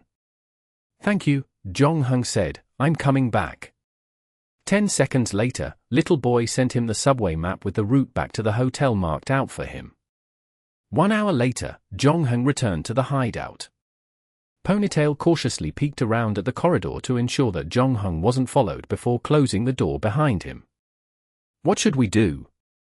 The surveillance cameras at the bar aren't connected to the web, and I can't do anything. They managed to capture you, so you can't show your face to Black Nest's people. How should we proceed with the next part of the mission? He asked. On top of that, after 2 incidents, Black Nest will surely increase surveillance in places Leah frequents. They'll be able to spot suspicious individuals right away, said Philip. We have no way of getting close to her. Then, we'll make her come to us, Jong-hung said. Who? We'll make her come to us. You guys are right. If we allow Black Nest to be always a step ahead of us, there's no way we can win, Jong-hung said. So, we need to set the operation in our own hunting grounds.